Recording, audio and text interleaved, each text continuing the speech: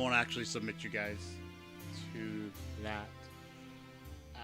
I should do a camera bit first. Hello, how's it going? How's everyone doing today? It's Monday, and it is.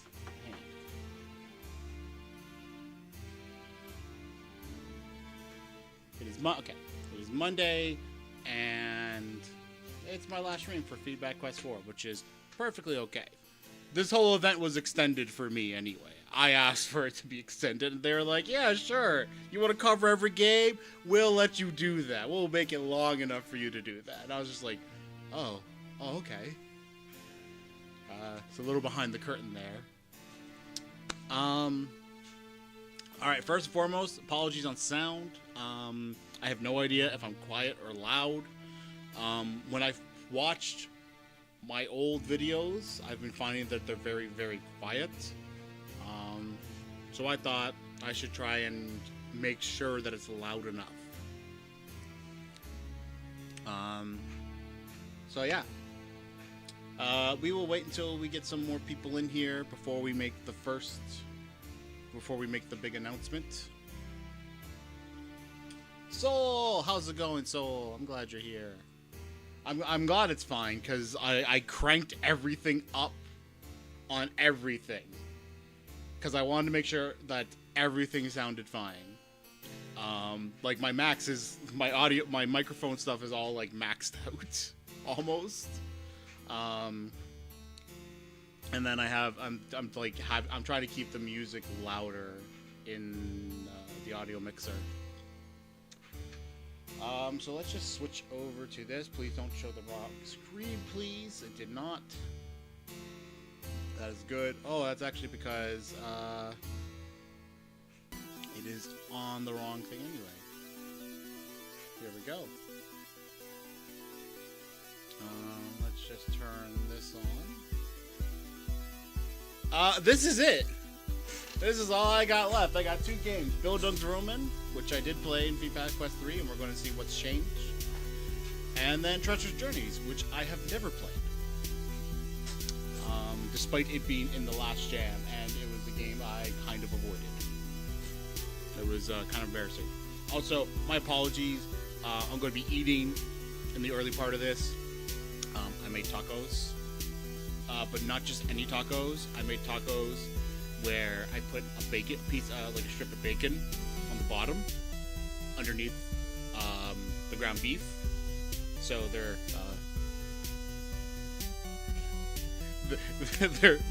bacon tacos. They're gonna call. Today I'm going to earn the achievement of artery clogger. They're also thick cuts. It's really silly. Alright, did I set those up? Okay, let me make sure that there hasn't been a new update.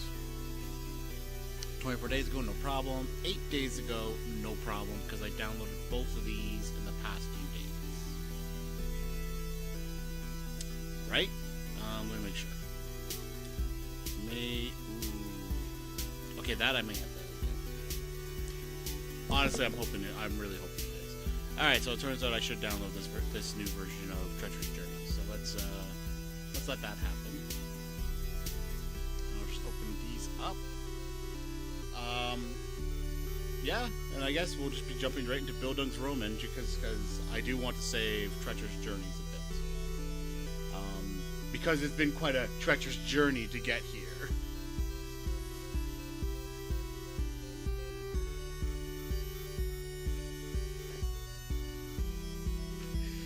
Oh man.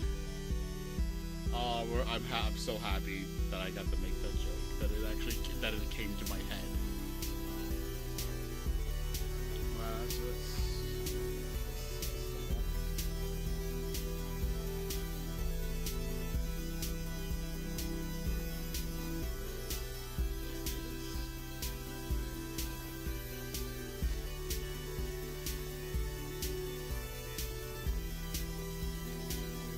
So stop that music where it is.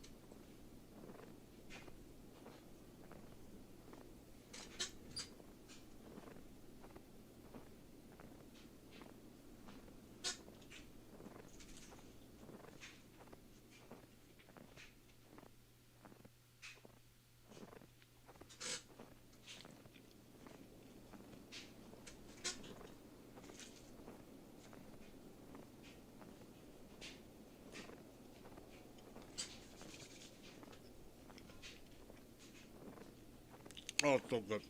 Oh, it's so good. Mm. I love it. It is absolutely perfect. I have to beware eating this. Um, no. You make your own. You go out and make your own. You don't get mine. Huh. My tacos are mine. So, we are going to start from the very beginning with this game. Just because, that's being fair.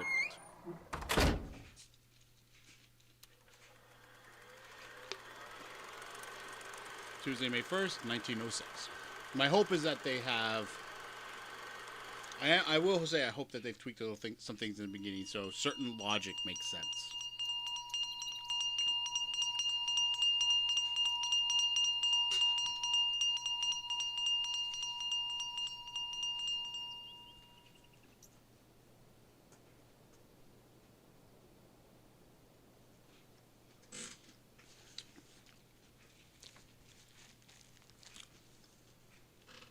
Oh, it's so good.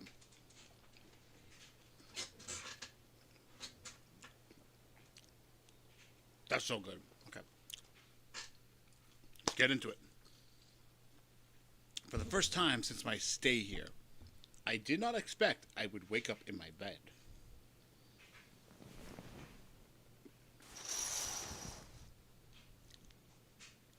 As I stuffed the thermometer in my mouth and slid open the curtains, allowing the newly formed fleece-like snow glare into my room.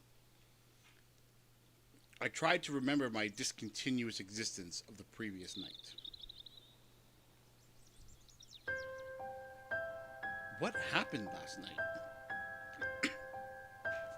I could barely recall the Walpurgisnacht party. I have no idea if I'm going to pronounce that right. What I almost forgot was my lighting of the fireplace, my swilling of the wine, and my running down of the labyrinth. Labyrinth? I don't remember that. My 1,000-year-long journey through hell, heaven, and back. Each step undoing the memories created by the previous. Each leap conjuring a brand new tier of the afterlife on top of the recently demolished layer. And yet, there was at least one sensation which I could recall clear as day. One which had sent both a major flush up to my face and a sudden shiver down through my spine. Oh no. Oh crap.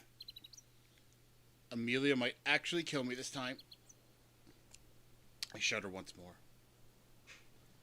None of us were aware of the Truth or Dare game we played. Yet I could still recall the warm kiss on my cheek by Princess Anastasia Konstantina.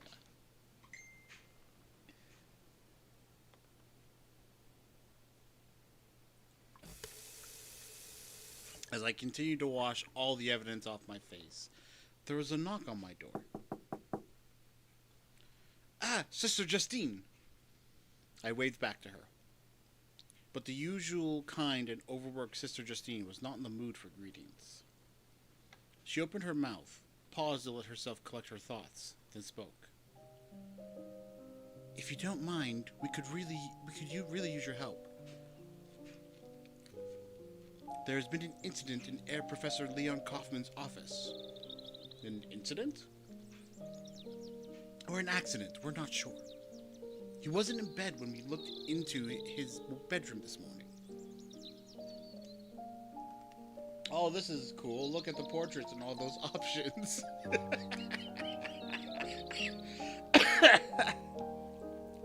We then went to his office, but his door was locked. We tried to knock and call out to him, but there was no answer. This most definitely was a concern.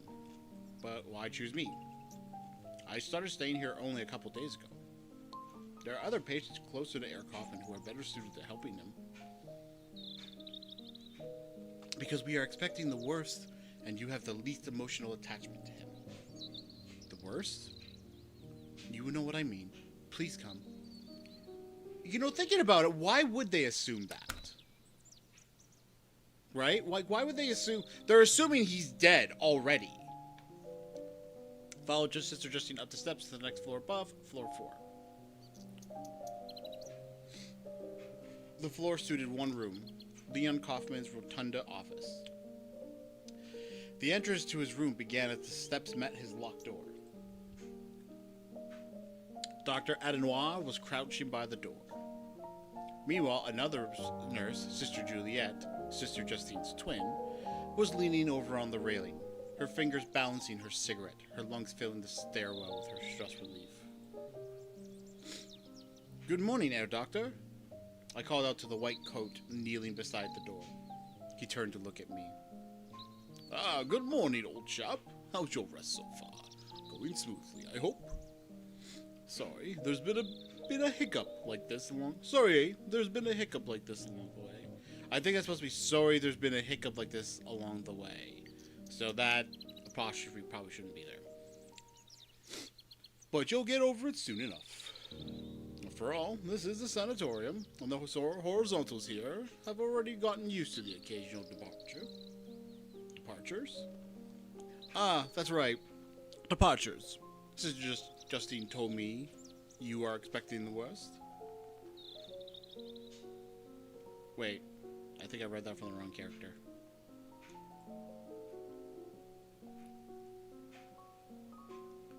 Oh, departures? Ah, that's right. Departures. Sister Justine told me you are expecting the worst. Yeah, okay, I did read it. Well, we were not wishing any ill will towards him, or any patients here, really. No, not at all. It's just that we should expect It's just what we should expect in a place like this. But there could be other reasons for his unresponsiveness. It's possible the old chum had a little too much to drink from the party last night. The worst case is, well, he's 70 years old. He might have died of old age or a heart attack. Not consumption? If it was consumption, I would have noticed the signs during his last checkup. But he looked healthy as a horse. An old, winning racehorse, that is. But I didn't call you I didn't call for you to determine if our old friend is alive. No, that's the doctor's task.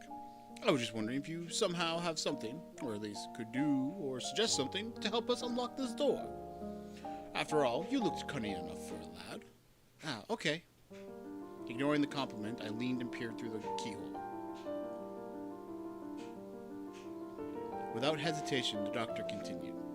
Strangely enough, none of the nurses here have a key to this room. Only our air professor has the key, so there's no easy way of getting in. I know, that's not what I'm concerned with. I looked through the hole and saw a good portion of the room. Most of the rotunda walls were covered with tall windows which could slide open vertically, letting the newly fallen snow shine the entire office.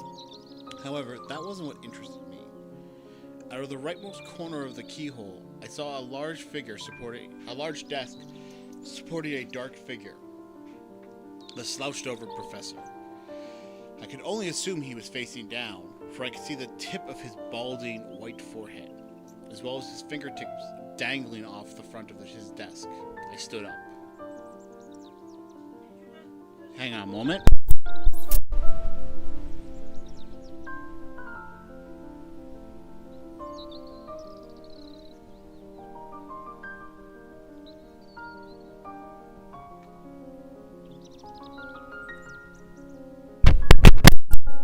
You might be right, Herr Doctor. Either he is very drunk, unconscious, or, in the worst case scenario, has suffered a heart attack.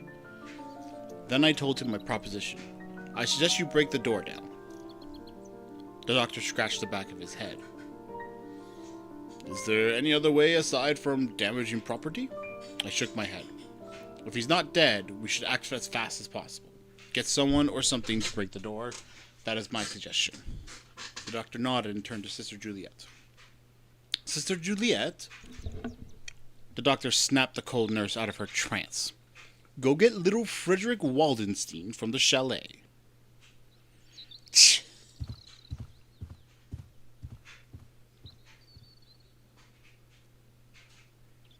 Sister Juliet, with a roll of her eyes, stepped sluggishly down the stairs. And I don't want to see you slacking off. Do you hear? Excuse me for 1 second.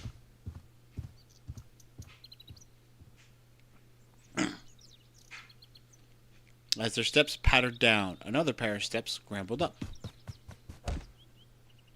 It was Amelia Balsamo and Princess Anastasia Konstantina von Lembke. Lembke, I think. Lembke. I have no idea. Her forehead is fucking huge. I just want to say that. Like, look at that forehead. It's huge. Look at it. Do it. I want you to stare into that forehead. Gaze into it. Let its shine come to you.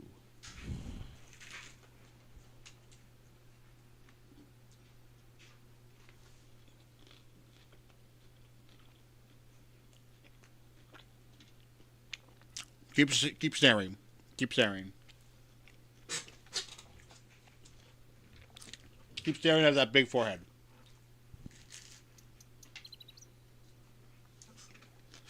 No. Don't look at the camera. Look at her forehead.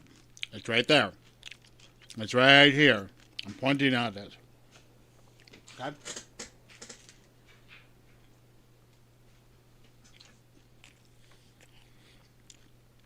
Hi, Allison. Look at the big forehead. Don't look at the camera. Don't look at the camera. Big forehead. She's got... Princess Anastasia Konstantina has a huge head. Look at it. Don't look at the camera. There's nothing to see in the camera.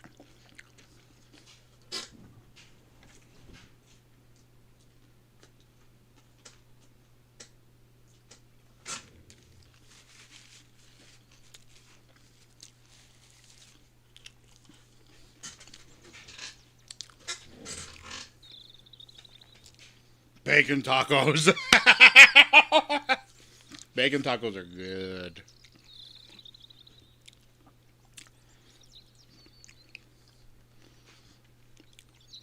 The little Russian was a student of Herr Kaufman. They likely noticed Dr. Adenoir's panicked voice coming from Leon Kaufman's office. What happened, Augustine? What happened? Is Professor Kaufman all right? Good morning, Princess Anastasia Konstantina, and Amelia. I don't know how to break this to you two. But Dr. Adenoir and I believe there's something wrong with Herr Kaufman. Either he is drunk or he had a heart attack. She shook her head in response, a frozen realization in her eyes. I do not believe he is drunk. He told me he quit drinking 5 months ago. She ran to the door and banged and called out his name.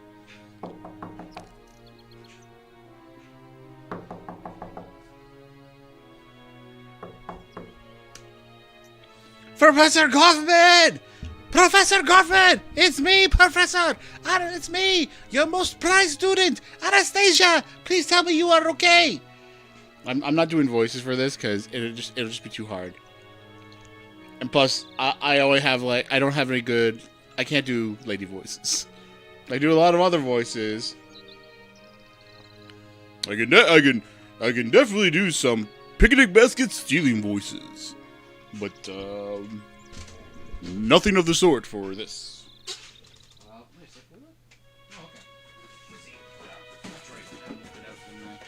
Sorry, give me a sec. I'm moving a couple things around just so it's all done ahead of time. When we hit, actually, okay, so it's only 3 at the moment. We'll wait till we hit like 5, and then I'll make the big announcement. Wait, did I miss something? Just then, Amelia capped the panicked noblewoman's mouth as she dragged her away from the door, both struggling in the process. Amelia turned to us with an awkward smile. My apologies. Amelia whispered in a soothing voice to her friend. The little Russian then took a deep breath and turned to Sister Justine and me. I am truly sorry for my disturbance. As a noblewoman, my actions were improper. She stared at the ground for a while. Then she continued. Herr Professor Kaufman was one of the few friends who saved my life. Oh, I have a cat visitor. Meow.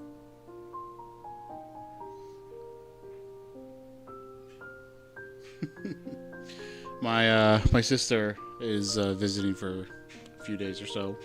I think she's trying to sell her town dominium. So she and her cat are here, and it's he likes to hang out with me. He was so full of life too, despite his age. I would never have expected anything like that to come so soon. If, assuming, of course, what happened has happened. Like how Amelia and Anastasia Constantina heard Dr. Adenoir's yelling. 3 other patients dashed up the steps after they heard Anastasia Constantina shouting. These 3 were Cecil Rhodes Smith, Joseph Patterson Roosevelt, and Celine Ribiroles. Cecil, too, was Eric Kaufman's student. What happened? Is Professor Kaufman all right? I don't. Augustine, what are you doing here? Yeah, what's going on? Good morning, Cecil. Good morning, Joseph. Hello, Celine. I don't know how to say this, but I think there's something wrong with Eric Kaufman.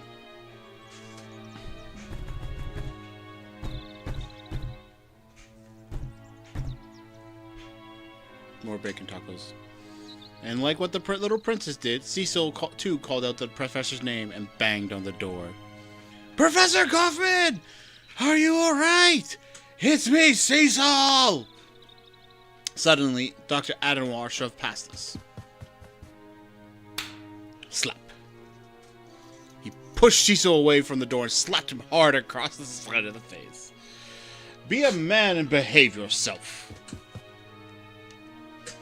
Just then, Anastasia Constantina rushed to Cecil's side. Cecil, are you okay? She gently rubbed his cheek, calming him down. Yeah, I'm alright. Thank you, Anastasia. Meanwhile, the doctor continued his scolding. I did not expect everybody here, and it is apparent no patient in this sanatorium behaves in a dignified manner. However, I believe every one of you still has at least some sort of human dignity left in your noggin.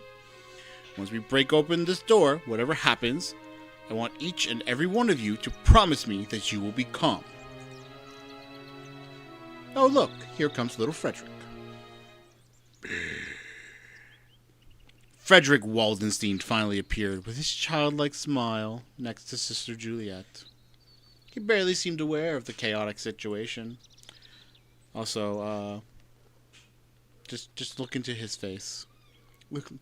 Look into his sweet, innocent smile. Do it. Go ahead. You can do it, right? Yeah, go ahead, do it.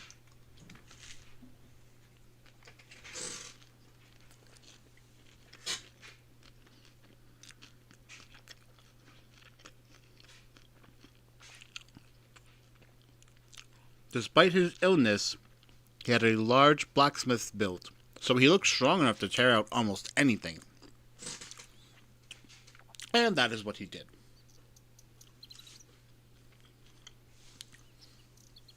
Everyone, stand back! Okay, little Frederick. I want you to wrap your right hand around this knob here. Good.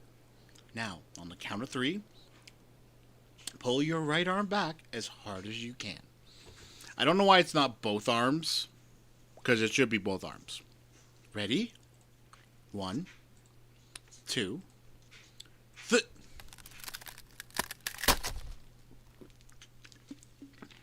With great strength and little issue, he pulled out the doorknob, along with its screws and splinters. Afterwards, we stepped around the remnants of the door and slowly filed into the room. And yet, we all failed our promises. For what we saw was a scene we also all failed to expect. There was stillness. Not the stillness of a breathing, unconscious person, but of a clearly breathless, indifferent object. An object whose late intellect had taught us last week about the immortalities of past martyrs and present consumptives. But I did not think he would die. But I did not think he would expect to die being immortalized like this. For his death was not caused by a heart attack or his disease, but by murder. Welcome, James. Welcome.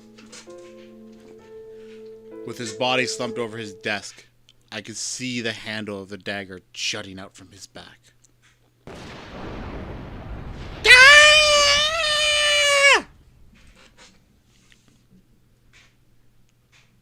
Amelia comforted the noblewoman then and there and let her sit down on a chair in the room. They said it was a rotunda, so of course it's shaped like a rotunda. The room itself was shaped like a rotunda, with furnishings expected of a respectable philosopher. History and mathematic books and East Asian and Egyptian artifacts littered the shelves. More piles of books were stacked at a grabbing distance from each side of the intellectual's leather desk chair. The chair itself having a lovingly worn-out, short backrest. I gently approached the body as I peered out the window behind him. The window revealed the steep, snow-covered sanatorium rooftop.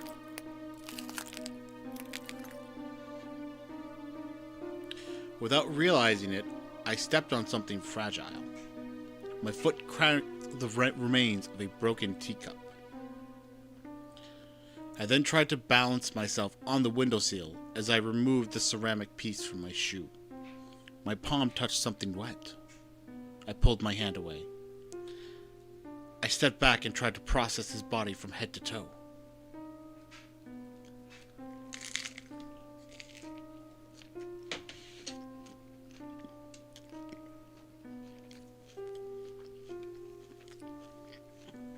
With the professor's body having slumped on his desk, and with the leather throne having stood in front of the westernmost rotunda, the room lent itself a peculiar light. Instead of the murder of an intellectual, it was the death of a king, the decadence of a nation, the burning of a library.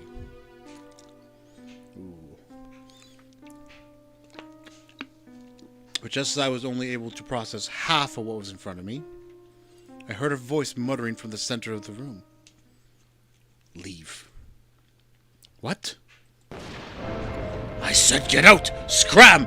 All of you! Instead of shock, Dr. Anwar was furious, his face reddening. Get out! Leave! Everyone, go take your breakfast. And you, what are you doing? Close the window and take your notes elsewhere. Celine let the window slam down and place her notepad away. With silence, everybody started to leave. But just as I turned away, the doctor tapped me on the shoulder. Except for you. And you, little Frederick. You too. We got a nice party going on. I need both of you to carry his body down to the morgue. Wait. It says we have 5 people in chat. Okay. Gotta pause for a moment then. We gotta pause for a moment. Let's get another song going. Yeah, we'll go with this one. Okay, guys. I did say that during the stream I was going to be making some announcements. But here's the secret that I've not been saying. There's going to be 2 announcements. I'm just going to give you the first one now. We'll give you the second one after. The first announcement... let me just pull this up.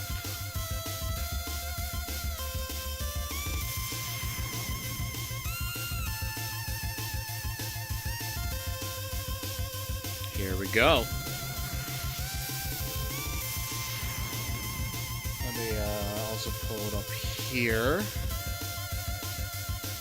The first announcement is that our first mini quest will be for pixel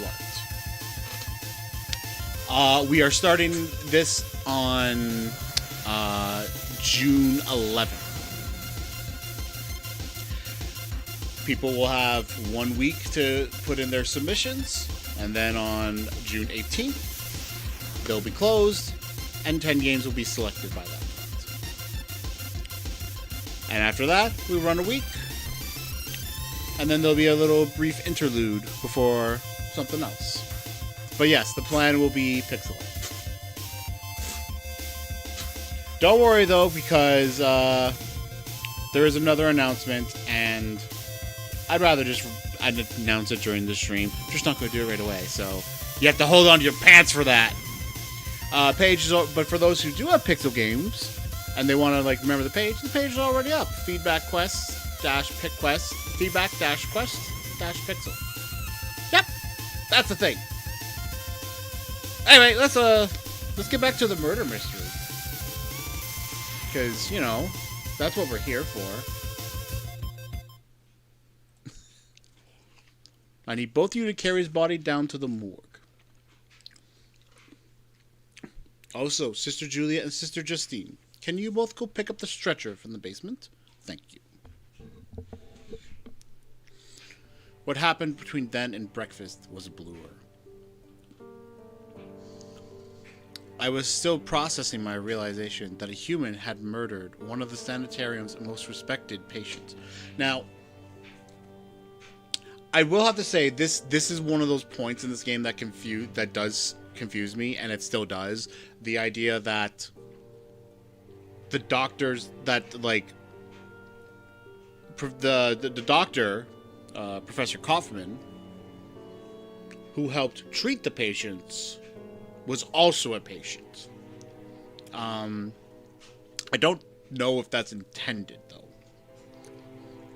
What I could recall was that both Frederick and I avoided touching the dagger while placing his body face down on the gurney.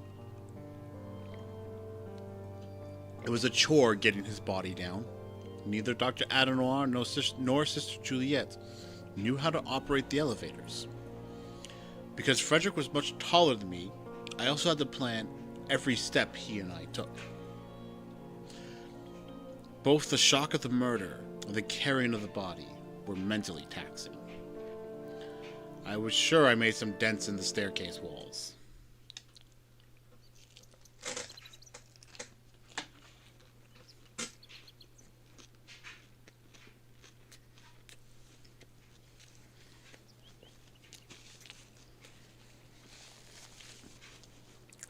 Aw, sheep.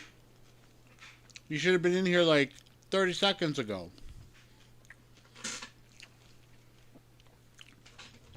That's okay.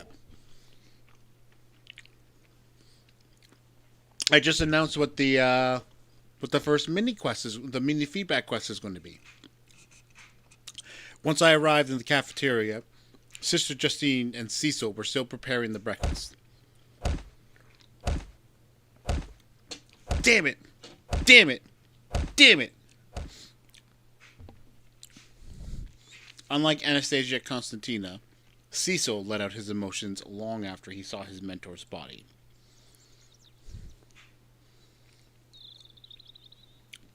I sat at my assigned table with Celine, Joseph, and Frederick. The next table over sat Anastasia Constantina and Amelia, with Amelia grasping the princess's hand to console her. Cecil and Professor Kaufman were also supposed to sit at their table. The professor's absence stared back at all of us. It was hard not to notice. After a while, how? Okay, wait. Hold up. Wait. It talked as if Cecil was in the room, but he wasn't. That probably needs to get fixed. After a while, Cecil appeared out of the kitchen with a sigh, a forced indifference, and a cart full of breakfast. Hey, Joseph, this is what you ordered, right? A cheese omelet with ketchup on the side? Joseph took in a deep breath. He was concentrated on a broken toy passenger train in his hands. And he still looks like a child. Yeah, that's fine. Cecil placed the dish in front of him. And for you, Celine?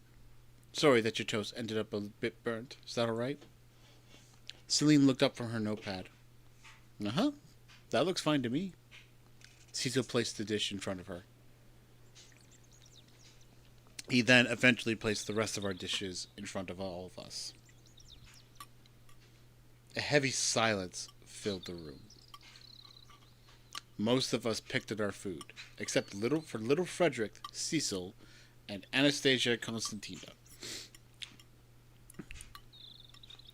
Frederick, realizing that nobody was in the mood to remind him about his table manners, started digging in. Cecil and Anastasia Konstantina, meanwhile, were left staring at their dishes. Anastasia, please, you need to eat. I will be happy even if you start taking small bites. The little Russian glanced at Amelia, then at her food, then took a bite and chewed slowly.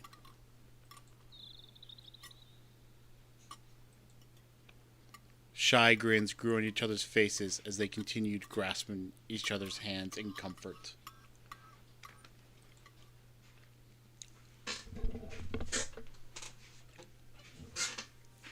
After breakfast, Dr. Adenoir gathered everybody up in the lobby. The doctor seemed to have calmed down, but judging by his face, his calmness wasn't a good sign either. He began with a shaky voice. Thank you for meeting today. As you might have seen, our distinguished guest is no longer with us. I'm not done with my autopsy yet, but I'm confident he was murdered. However, he hesitated, coughed, then continued. However, I do not wish to alarm everybody. As you may have suspected, it is possible that one of us have murdered Professor Kaufman. Although a sound reason, I prefer not to believe it. But I could not rule out the possibility that one of us is the murderer. And I also could not rule out the possibility that there would be any further murders. Further murders? Well, if that's the case, there shouldn't be any worry, right? We might as well just call the police right now and have them take care of everything. The doctor dabbed away his sweat. Well, that's the issue. If we can get in contact with the police. And I mean if. What do you mean, if? Call them right now. The phone lines were cut. The telegraph lines, too. Joseph gave out a chuckle, then his expression slackened. The doctor was serious. Dr. Adenoir swallowed and turned to the windows. There are 120 centimeters of snow outside. Because the phone lines were cut, we are all snowed in, and it would take miles to reach the closest city. I say the best we can do is wait. And wait. And wait. While the possibility of a serial murder looms behind our backs. I shivered. I heard murmurs around me. But the doctor cleared his throat, forcing a smile, showing his nervous optimism. But that is only the worst case scenario. Perhaps the murderer might not be any of us. Perhaps the murderer wished to delay any report of Leon's murder until the snow has melted, and that is why he cut the phone lines. Perhaps he had killed Herr Professor and escaped before the snowstorm began at 8:30 p.m. last night. And I most definitely prefer this reason. However, he let go of his smile. I have the responsibility of ensuring everybody's safety. Therefore, I am not allowed to let myself off the possibility that one of us is the culprit. But enough of that. What is important is I need everybody to listen and follow my instructions. Afterwards, the doctor launched into an explanation as to what was going to happen. First off, I wish to have everybody know that we have a sled. Joseph's eyes lit up. So we do have a way to escape. Yes, we do, but how should I put it? Sister Juliet, you are the only person to have ridden the sled, right? How big is it? Sister Juliet blinked. For your information, I did not ride it. That sled is for transporting dead bodies only. Wait, what? Bodies? You meant to say you use a sled to transport bodies? Only when there's snow outside, Augustine, and only if the morgue is full. Oop, didn't mean to click that, sorry. Hey, don't look at me like that. Listen, it's not as if a body could ever complain. Wow, since when did nuns started becoming so cynical? That should just be start. Just then, Sister Justine broke into the conversation. Sister Juliet, that is enough. You should not have made our newest guest worry. Tch. Oh, but wait. If that sled is used to transport bodies... Sister Juliet, how many bodies can fit on that sled? Sister Juliet narrowed her eyes at my question. I was getting around to that. 1 body per sled. What? Just 1? Why are you surprised? So far, we were forced to use the sled only once. I mean, yes, but that means we only have 1 sled. Only 1. For 1 person? Dr. Adenoir scratched his scalp. Yes. Now you see our little problem here. There is only 1 sled in one of the basement storage rooms, and this sled is suitable for 1 person. Joseph tilted his head. But there shouldn't be an issue if we only have 1 sled and if 1 person uses it, right? Why not nominate whoever is the least suspicious to leave and get in touch with the police? And what if we, by accident, elect the murderer? Then we... Oh. I keep hitting right-click, sorry. Dr. Anwar nodded and dabbed the sweat off his face. Oh, so that was it. Dr. Adenoir wanted to prevent the murderer from fleeing. Sister Juliet? Sister Justine? Do you have the only keys to the hallway which leads to the sled storage room? Yes? Yeah? Yeah, what do you need it for? Would you please be so kind as to lend those keys to me? Thank you. He pocketed the keys in his trousers and turned to everybody else. I forbid the usage of the sled, for I do not wish to have the murderer escape. Until the snow is melted, we shall all stay put. Just then, Cecil stepped in front of the doctor. But that's ridiculous. You are putting all of us in danger. Are you just going to let more of us die? But the doctor did not budge. I am not willing to listen to any more vacuous questions. Either you follow my instructions, or I will withhold your upcoming treatment. Despite his height, Cecil shrank from the doctor's threat. Now that I have the only keys to the sled, I can showcase what I was able to find from my autopsy so far. Judging by my amateur estimate, I can conclude that Herr Professor Kaufmann departed last night around 8 p.m., give or take 1 hour. Therefore, any time between 7 and 9 p.m. may possibly be the professor's time of departure. Now, as you are aware, the snowstorm began around 8:30 p.m., which means Herr Kaufmann's departed while this next party was still going, which means Herr Kaufmann's that's not a good typo. was still going on.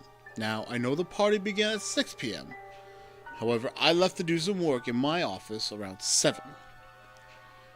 Thus, it would be a great pleasure for me if one of you could give a brief overview as to what happened in the party after I left.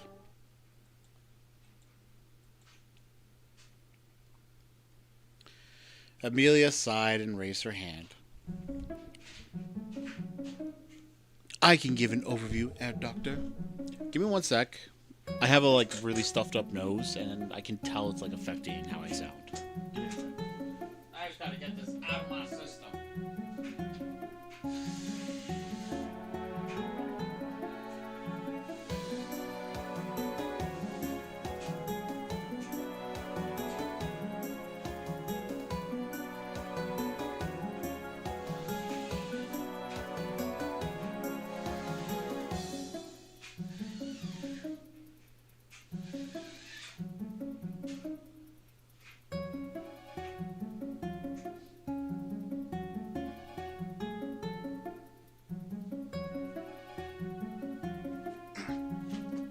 Okay, sorry about that.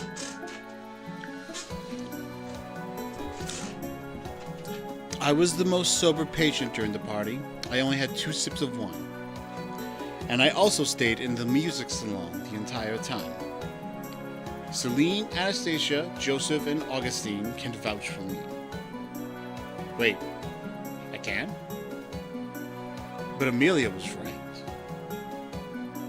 At the moment, my memories of the party started clicking together, forming a narrative. I finally remembered Celine's chemicals.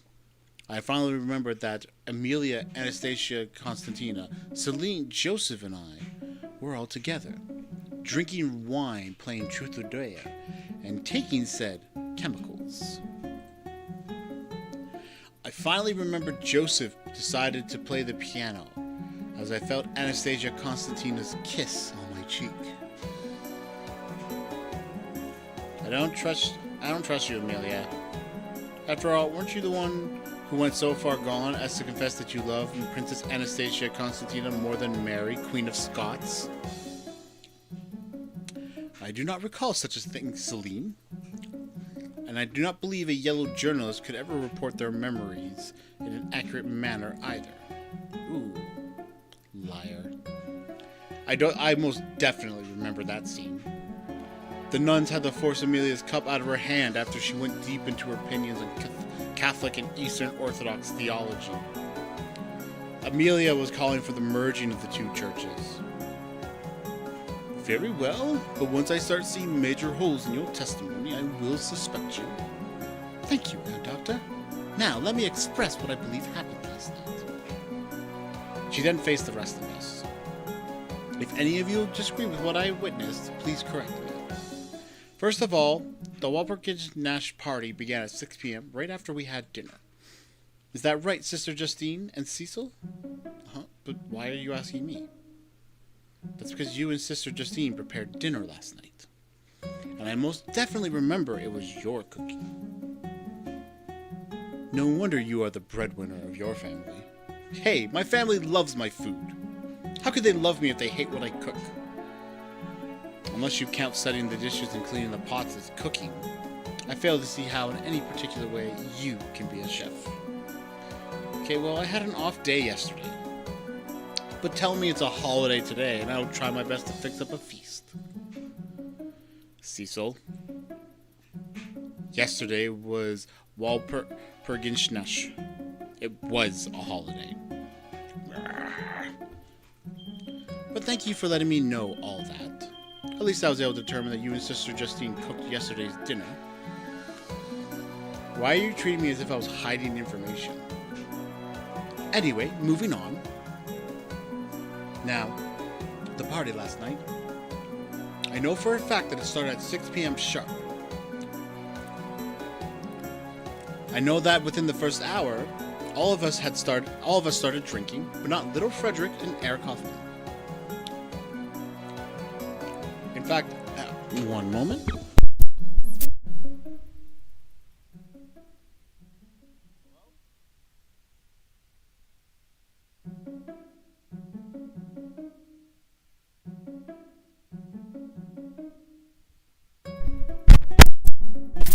okay, I guess nobody was there. In fact, I believe little Frederick was the first patient to leave the party. Is that right, Sister Justine? Am I correct, little Frederick? Little Frederick, with confused eyes, glanced at Sister Justine, motioning her to give the answer instead. Yes, little Frederick left the party early. He asked if he could go play with the train set in the basement. I said yes, and he ran off. Did you follow him to see if he went to the basement? Why would I? I believe he knows his way down there. That is not what I mean. I'm only wondering if you kept eyes on him while he was down there. Oh. Well, I did, but that was right after the party was over. Sister Juliet and I left the party early and stayed in the library for most of the night. After the party was over, we both found him sleeping on the ground, his body crushing his toy. And what was that toy? Oh, it was just his model passenger train. Mr. Roosevelt, did you find enough parts for the train? Joseph snapped himself out of his trance. Huh? Oh, yeah. I haven't started fixing his train yet. I'll let you know if I need anything. I glanced at little Frederick to see if he had anything else to say.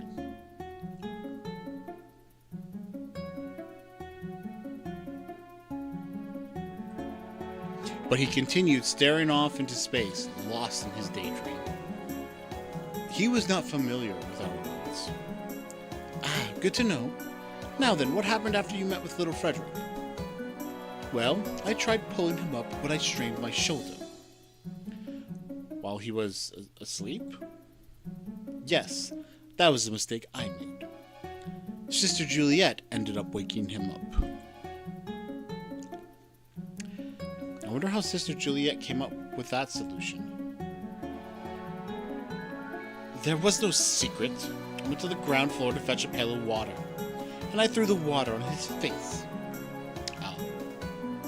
We scrammed little Frederick back to his chalet and locked his door. When we got back to the sanatorium, the clock said 1:20 a.m. So it was that late. Yes. By the way, the chalet, if you don't know, was a Swiss cottage which neighbored the sanatorium, built as a solution to prevent Frederick Waldenstein from escaping. After Frederick heard the death of his parents, he made many attempts to escape, until his family gave the sanatorium money to build a cage for him as a Swiss chalet. Thought I should mention this. Improv. Just then, the doctor interrupted. So little Frederick was unsupervised for more than 6 hours. That is most definitely suspicious. But Amelia ignored the doctor and moved on. Now, let's continue. The second person who left the party was Herr Professor Kaufmann himself. I believe Herr Kaufmann left around 6:30. Correct. He told me he wanted to continue a paper he had been writing recently. And after the professor left, Dr. Adenoir left 30 minutes later. Yes, I left around 7 p.m. I had some paperwork to attend to.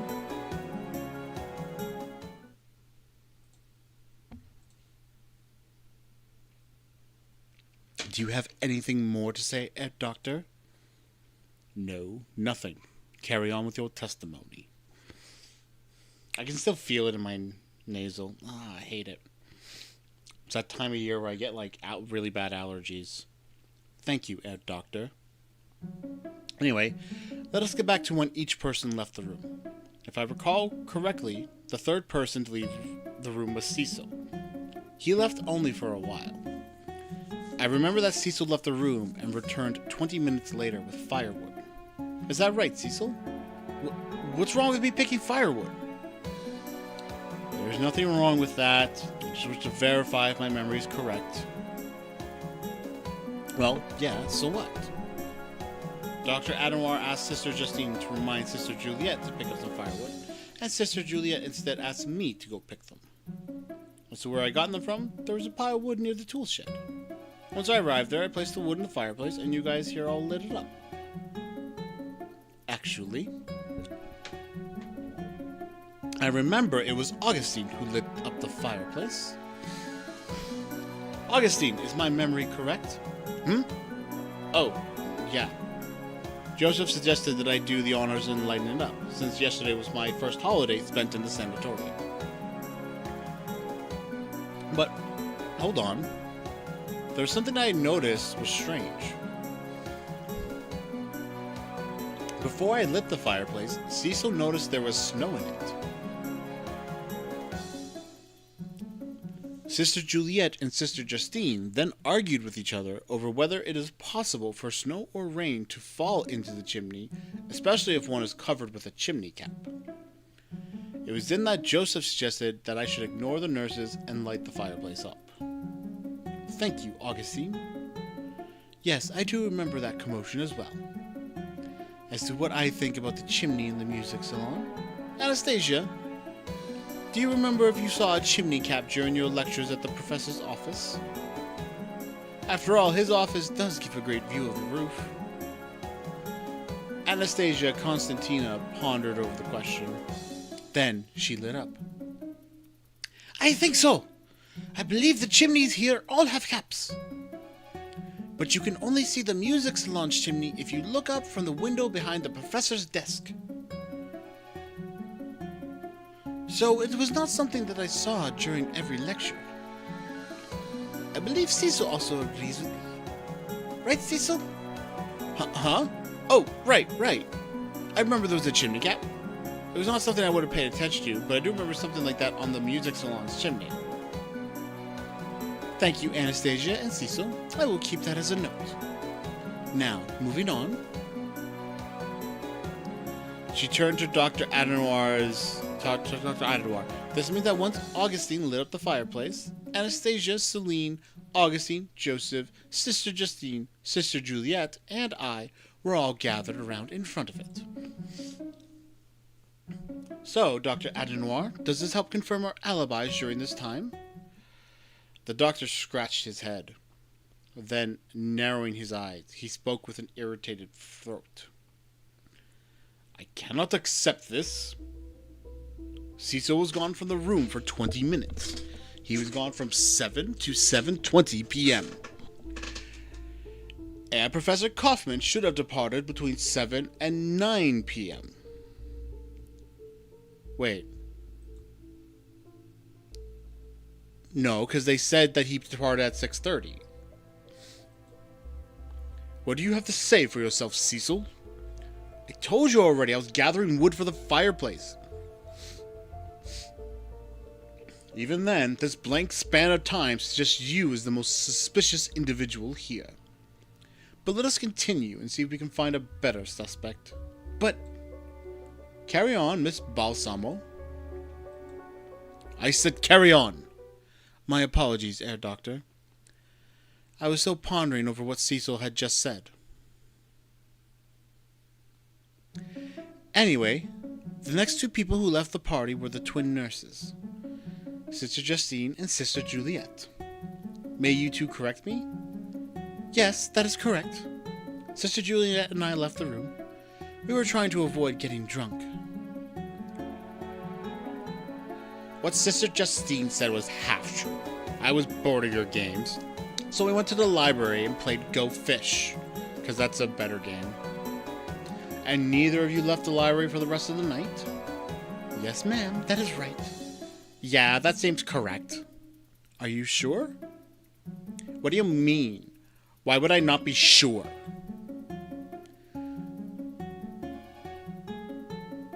Because Sister Justine said she left the library with you after the party is over. Sister Juliet clicked her tongue. You already know what I mean. Neither Sister Justine nor I stayed in the library during the entirety of the night. What I really mean is that we stayed in the library for the rest of the party. And after the party, you woke little Frederick up and sent him directly home, yes? To the chalet? Where else?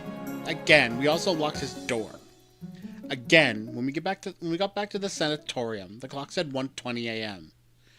Do you need me to repeat anything else, Madame Balsamo? Might I suggest you have some Earl Grey tea, so that the caffeine would help you memorize my words? Sorry. Might I suggest you have some Earl Grey tea, so that the caffeine would help you memorize my words better? If you weren't annoyed by my repeated questions, I would say please do. But personally, I believe you need the tea more than I do. Perhaps you should have iced it so you can cool yourself down.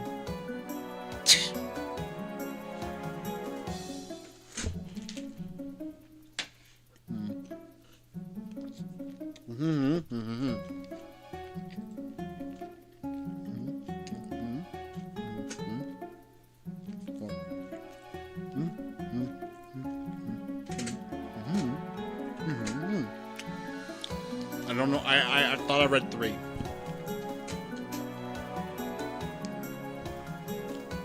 We were all playing Truth or Dare.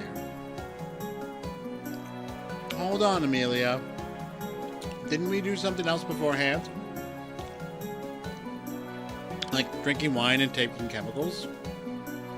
Yes, how could I forget that? The next person to leave the party was Cecil. That's not what I said. Cecil faced all of us. He sighed. He probably realized he was the most suspicious person here. How could he not be? He pondered how to carefully say his next words and took a deep breath. You might not believe me, but the reason I left the party was because I was struck with inspiration. By the way, the chemicals was cocaine. I injected some of Celine's cocaine, and this gave me the motivation to wrap up my epic poem. Just then, the doctor butted in. Of course, one of our patients here has a drug mania. No motivation is needed for murder in that case. Wait, I can explain. The rest of the partygoers also took chemicals. Augustine, Anastasia, Celine, Joseph, Amelia, they all did too. I just participated in the fun. Amelia glanced at Celine. Celine returned to look and nodded in agreement. Cecil is lying. I was wide awake. Aside from the wine, none of us here took any chemicals from Celine. Cecil personally requested a bottle from Celine. Yeah, and I can vouch for that. Cecil did ask a bottle from me. What? Cecil's mouth went dry. Anastasia, you remember, right? I wasn't the only patient who took chemicals, right? Anastasia Constantina thought hard, rolling the soles of her feet like a fidgety child. With all due respect, Cecil, I was hardly aware of my senses. Perhaps I was long gone from the drinking, so I am not sure if you were the only patient who took Celine's chemicals or not. Please forgive me, Cecil. One moment.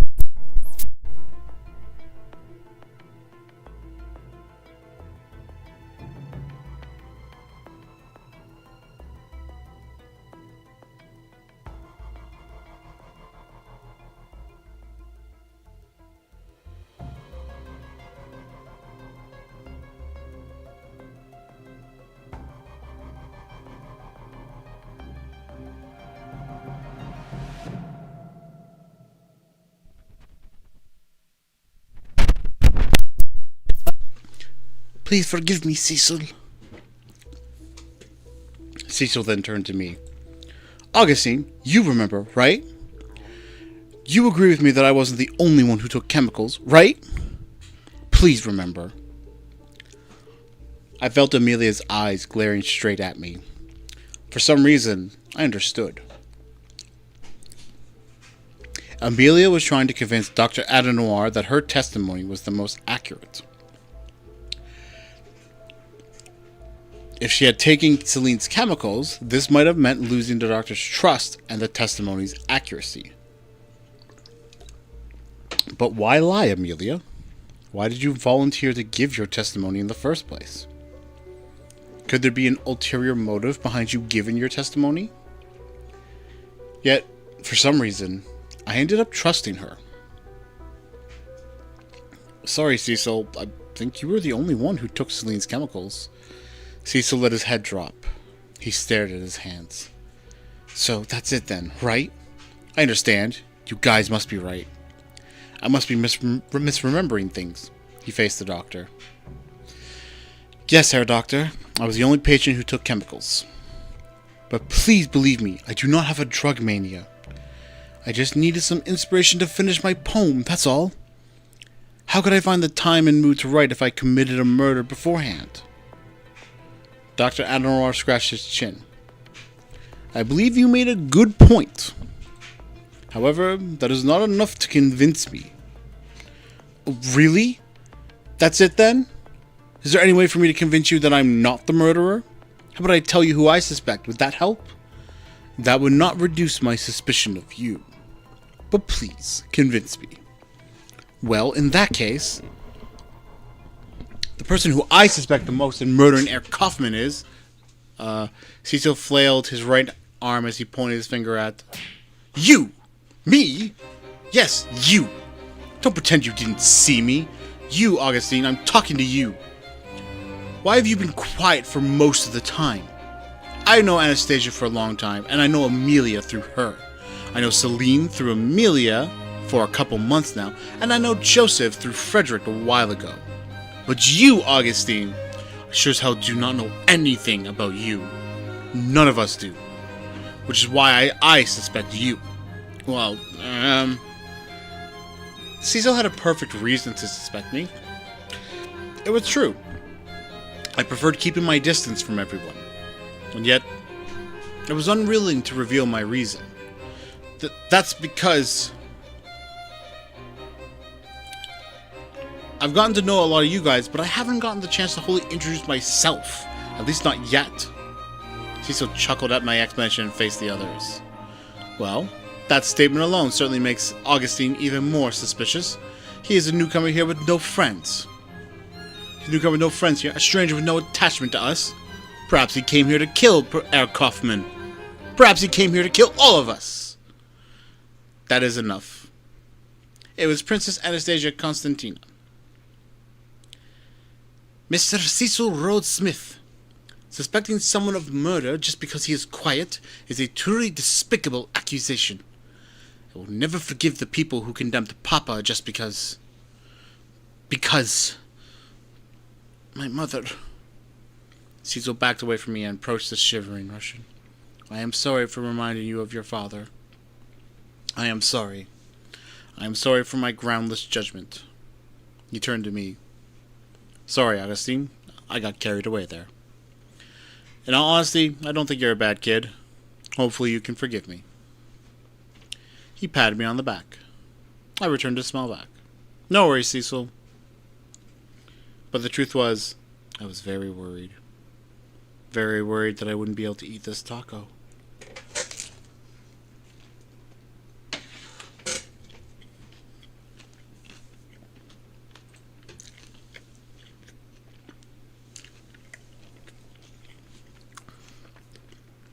The reason why I avoided talking about myself was I was afraid they might uncover my past. Uncover who I really was as a person. I wanted to leave France and Algeria. I wanted to leave my family and hometown. I could even consider my tuberculosis a blessing. Which is why I felt hesitant in confessing to everybody, even after a murder. I would rather die than go through all of that again. Thank you, Cecil, for your very valuable insight on Augustine. I am sure this will be very helpful in the near future. Anyway, let us continue, everyone. From 8 p.m. to 1 p.m., after Cecil left the music salon to work on his poem, the rest of us, that is, Anastasia, Celine, Augustine, Joseph, and I, were left in the party. I believe we were all in our rooms by 1 a.m. Is that right, everyone? Each of us remaining partygoers pondered over her question for a bit. Yeah, no qualms with that. I wasn't sober, but it did feel like 1 a.m. at least. I agree with Celine. I think I tucked myself in by 1 a.m. I don't see anything wrong with that. I guess I started snoozing way before then. And Augustine, what about you?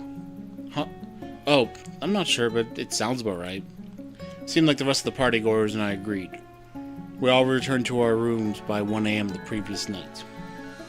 And as you know, after that, the nurses left the library to wake little Frederick up and send him home. The nurses arrived back at the sanatorium at 1:20 a.m. And I believe, Ed Doctor, that was the end of the party last night.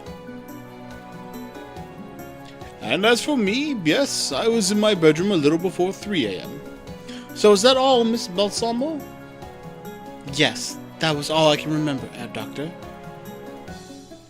Shall I wrap up all the testimonies up? Blah, blah, blah. Shall I wrap all the testimonies up and start from the beginning of the party last night? Go ahead, Ed Doctor. All right. And so Dr. Adenoir recited what he believed happened during the party last night. 6 p.m. Party begins. Within the first hour, all the patients start drinking except for Professor Kaufman and Little Frederick. Little Frederick was bored, and he asked Sister Justine if he could go ahead and play with the train set in the basement. Sister Justine agreed, and he ran off. Dr. Adenoir chatted with Professor Kaufman for a while. 6:30, Professor Kaufman left for his office to work on his paper. 7. There is possible time for Professor Kaufman to be murdered. Dr. Adenoir left his office to work on some paperwork. Before leaving, the doctor reminded Sister Justine to tell someone to help gather the firewood and set the fire in the fireplace. Sister Justine then asked Sister Juliet to start gathering the firewood. Sister Juliet then asked Cecil to go outside and gather the firewood from the shed. Cecil then did just that. 7:20. Cecil came back with the firewood. When Cecil went to the fireplace, he noticed there was some snow in it. He asked where it came from, and Sister Juliet said some snow probably had fallen in. Sister Justine then said that's not possible. She never saw any snow or rain fall into the chimney. They both argued whether snow could have fallen in if the chimney had a cap over it. Joseph then suggested that since Augustine was spending his first holiday here in the sanatorium, he should do the honors of lighting the fireplace up. And thus, Augustine lighted up the fireplace with a match. Soon, the nurses, realizing how tipsy they were, and realizing that they should instead leave the party to avoid getting drunk, then escaped to the library to play and played Go Fish. 8 p.m. Cecil took chemicals from Celine. He left for his bedroom to work on his epic poem. 5 patients were then left in the party. Princess Anastasia Constantina, Celine, Amelia, Augustine, and Joseph. 9 p.m. Latest possible time for Professor Kaufman to be murdered. 1 a.m. The remaining partygoers were all in their bedrooms by then. The Walpurgisnacht party had officially ended. So, I just want to say, there's a big blank in time in that. Like, okay, so 9 to 1 a.m. Oh, but they were all in bed by 1 a.m. I'm sorry, wait, what? How does that prove anything? That proves nothing. You literally proved nothing. The twin nurses, realizing the party was empty, decided to meet with little Frederick, who was sleeping on the ground with a model train crushed under his back. Sister Justine then tried to drag him up and almost strained her shoulder. Sister Juliet poured water on him to wake him up, and they all were able to send him to the chalet. 1:20 a.m., the nurses arrived back at the sanatorium.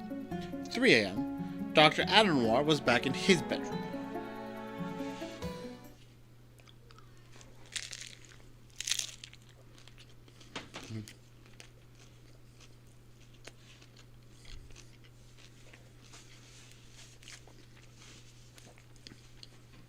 Now, after going through everybody's testimonies, I can only come up with 2 suspects.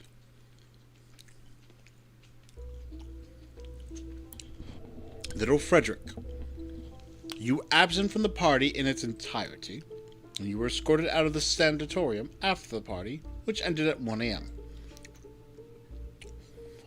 You had ample time to meet with Herr Kaufman alone. But...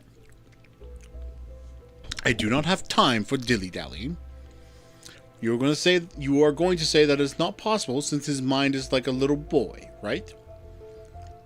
And his heart too, Air Doctor. He doesn't have the heart to hurt anyone. Is that so? But what about all the pets he had? Didn't he end up killing all of them? How could you say that? He didn't mean to crush them. Just like he didn't mean to crush the toy train last night. Little Frederick, please say something. Dr. Adenor is accusing you of murder.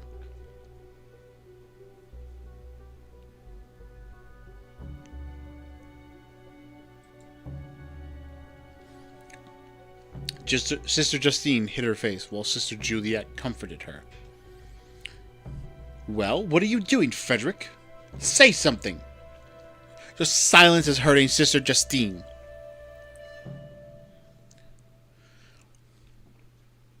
Little Frederick didn't face Dr. Adenor with a slightly confused smile. He didn't seem like he knew what was going on. He seemed to realize he was not the bystander at the game everybody else was playing, and that this was serious. Little Frederick, did you or did you not kill Professor Leon Kaufman? Little Frederick paused for a while and glanced at Sister Justine and Sister Juliet. Then he returned to Dr. Adenor with an answer. Nah, I did not kill, Professor Leon Kaufman. Professor Leon Kaufman! Little Frederick returned the name of the murder victim with a large smile on his face. He'd have no idea. Is that enough, Herr Doctor? Little Frederick is innocent. Please, let him go. Dr. Adenor scratched his head. I'm so sorry, Sister Justine. I can't possibly let him go. I still suspect Little Frederick, but he is not the only patient here with no alibi. The other person who I find equally suspicious is Cecil. Is Cecil Rhodes Smith. You were gone 2 times during the party. The first time is between 7 and 7:20 p.m. Which I will note, when you look at the story of how everything's put together, it was probably more like he was gone between 7:05 and 7:20 p.m. But, you know, we're not going to talk about that. That was when you were gathering firewood. Is that correct? And then the second time is when you left the party after 8 p.m. Is that also correct? Mr. Smith? Cecil threw his hands up in the air. I heard you loud and clear, Doctor. I know that whatever I will say will not change your mind. I did not kill Professor Kaufman. I loved him like a father. Ask Anastasia. I know she believes in me. Anastasia Constantina wrinkled her nose. She took a breath and sighed. Well, I wouldn't say you loved him like a father. I most definitely loved him like a father. You, however... Anastasia, please. I'm sorry, Cecil, but it's true. If he really is a father figure then you must have had an uneasy childhood. Are you accusing me of killing my own father? In an Oedipal, literary, not literal sense.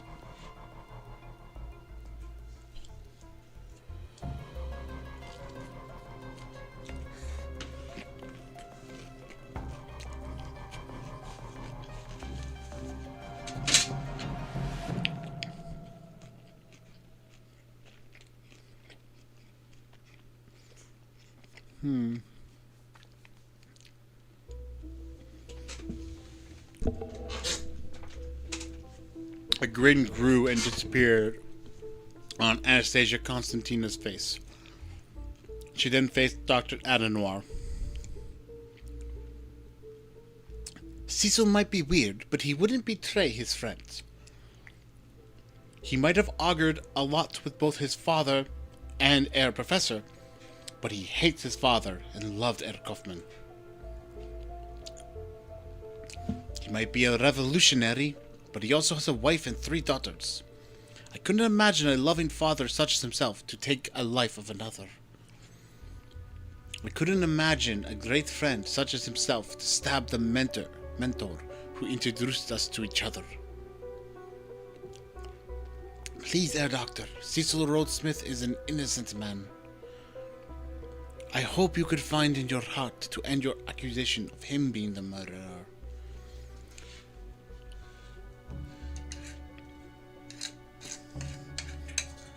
In all honesty, I now kind of suspect Joseph.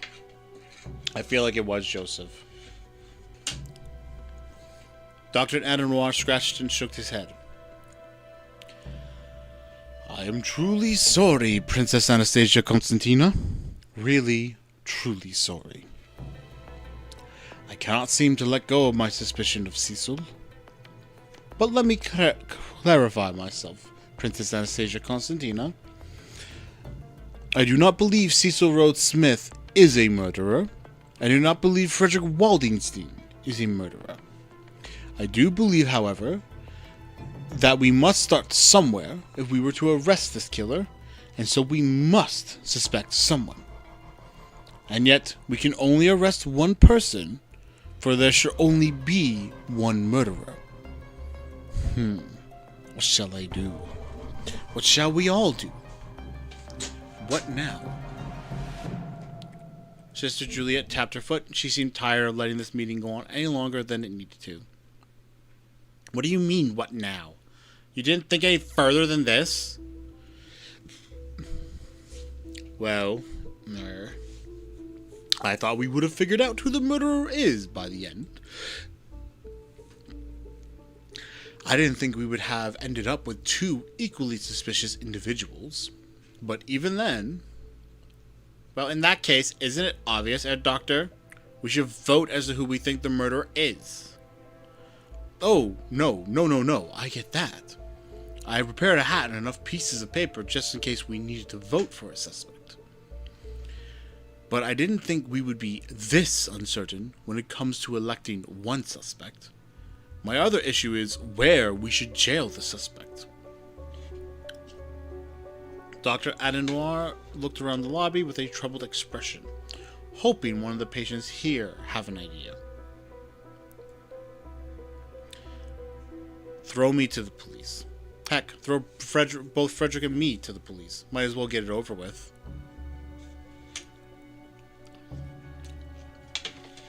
But the sanatorium is completely snowed in. We wouldn't be able to go to the police today. In the end, none of the patients had an idea. Instead, Sister Juliet stepped up with a solution. Oi, Frederick. Sorry.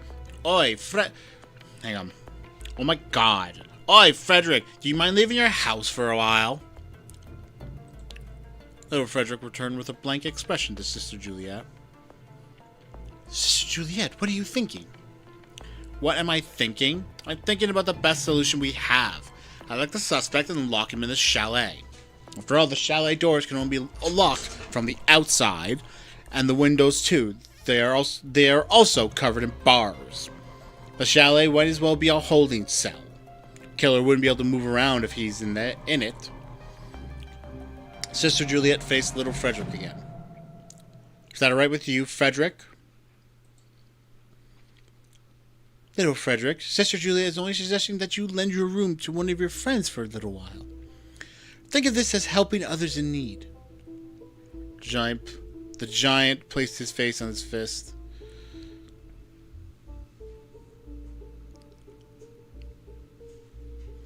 Then his eyes lit up. Does that mean I can sleep in the... Hang on.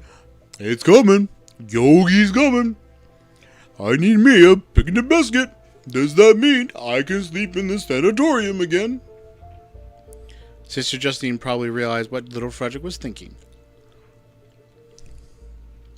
He had been locked away from sleeping in the sanatorium for a long while now.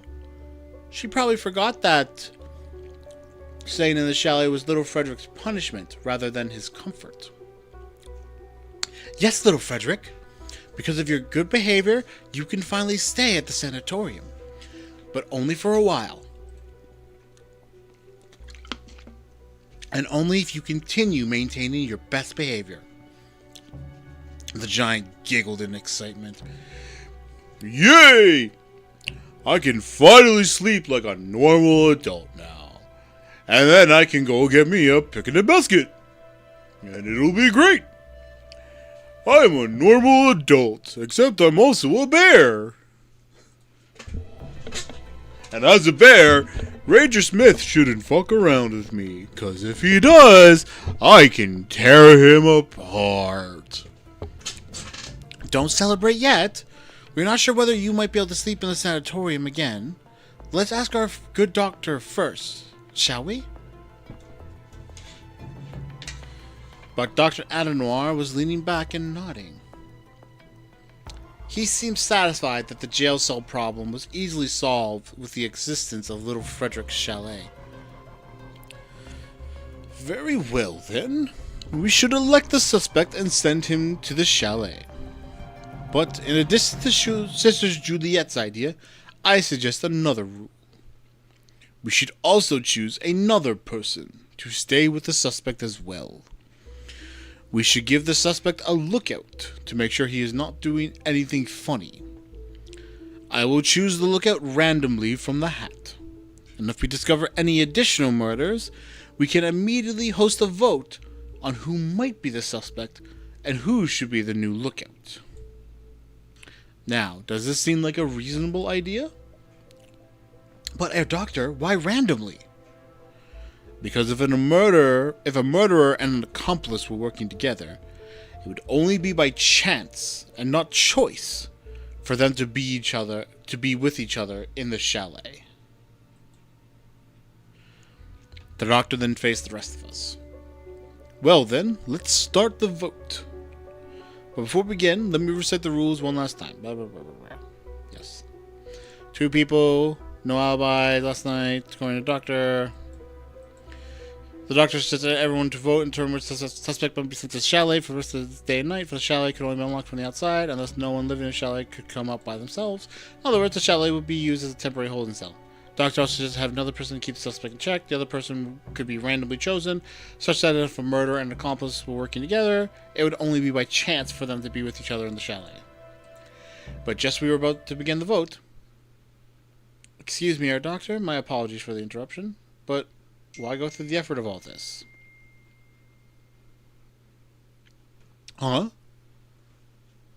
I believe it's Amelia. Yep. Everybody turned to the voice. It was Amelia Balsamo. It had been a while since she last spoke. Let me be clear. Why do we have to vote? Why do we have to decide on who the suspect is now? And why do we have to lock them up? Dr. Adenoir folded his arms. He didn't seem to like how a stoic daughter of a famous historian was interrupting him in an implicit, haughty manner. But he answered anyway. Because it wouldn't hurt holding little Frederick or Cecil and a watchman in a cell overnight. After all, if no murders happen over the coming night, then there would be a higher chance someone in the chalet was the murderer.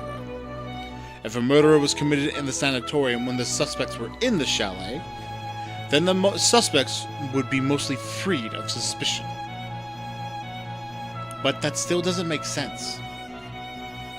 Why suspect Frederick and Cecil, but not yourself?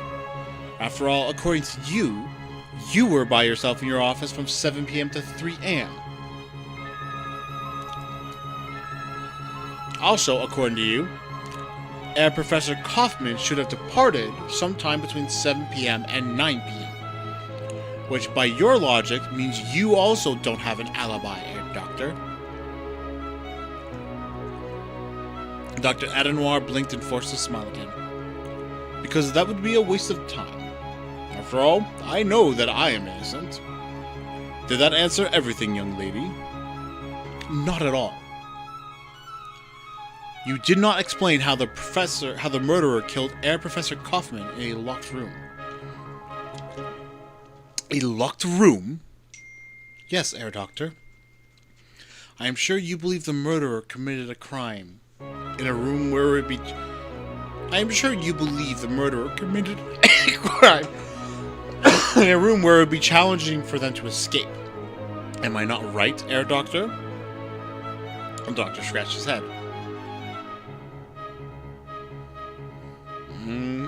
Yes, I do believe his autopsy was strange, but... Yes. Herr Kaufman was most definitely killed in what you call a locked room. Oh? And how did you figure that out, Herr Doctor? Well, yes. You see, the only person to have the key to Herr Professor's office was Herr Kaufman himself. And I found the key to the rotunda in his pocket. Because the key was on Herr Kaufman when he was murdered. The murderer killed him in a locked room. Now, did that answer everything you wish to know, young lady? Nope. My apologies, Herr Doctor. Now you made me more curious. Since we know the only key to this room was on the body itself, you need to explain how anyone could get into the room. Or rather, how could Frederick or Cecil get into the room? If no one could get in, then no one should be suspected right now. The doctor tried to force a smile. It was obvious he was trying to hold back his anger. I disagree. I see no reason to explain any of that. We can determine his magic tricks later once we, of course, capture the murderer himself. Our focus should be on deciding who to first suspect. Really, Herr Doctor? Well, in that case, I can't trust you. What?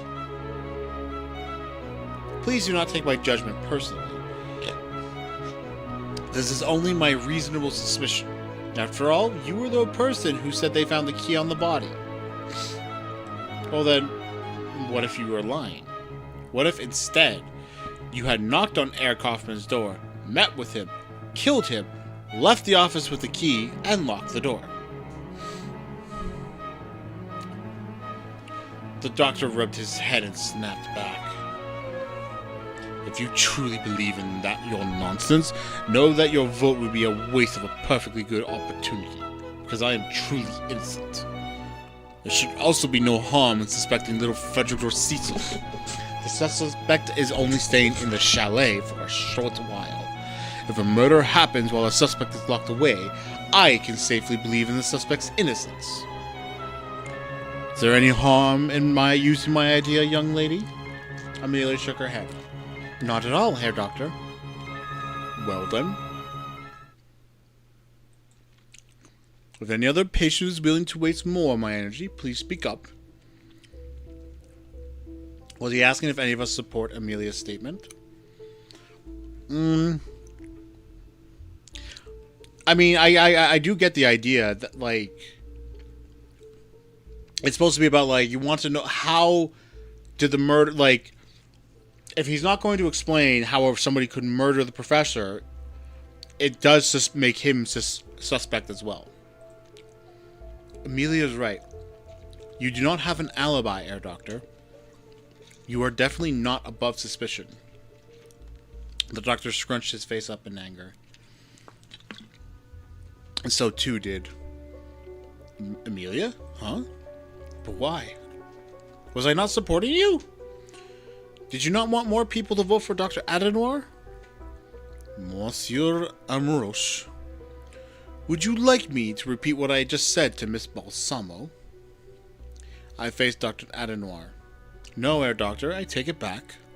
Thank you, Monsieur Amouroche. Now, is there any other patient here who also shares a similar concern? There was a strong silence. Very well. If no one has anything to say, then let us not waste any of my time and begin the vote. And thus everybody started writing down their own name and their vote on the same slip of paper. But I was still not sure who to vote for. Doctor suggested two options. For the past couple of days, I became acquainted with both, and to be perfectly honest, I just could not picture either of them committing murder. Frederick was obvious. He had the heart and brain of a 6-year-old. The capacity for him to ever kill with intention should have been probable, if not impossible. In addition, Amelia said the murderer was in a locked room. Could someone like Frederick ever murder somebody, let alone in a clever way? But wait, there was the fact that Frederick was great with puzzles and games. Despite his large build, Joseph told me he was well known as a hide-and-seek champion. He might have known his way around the sanatorium through his hobbies. And then there was Cecil Rhodes Smith. Sure, he was a communist, but very rarely did he ever show any hatred towards the bourgeois patients here. Especially Professor Leon Kaufman, to whom he became one of the philosopher's favorite students. And Professor Anastasia Constantina, to whom he bonded, not just through their discussion of the professor's lectures, but also through their taste in Lord Byron's and Alexander Pushkin's poems. There was no way a revolutionary would commit murder, at least not like this. Then there was Dr. Adenoir.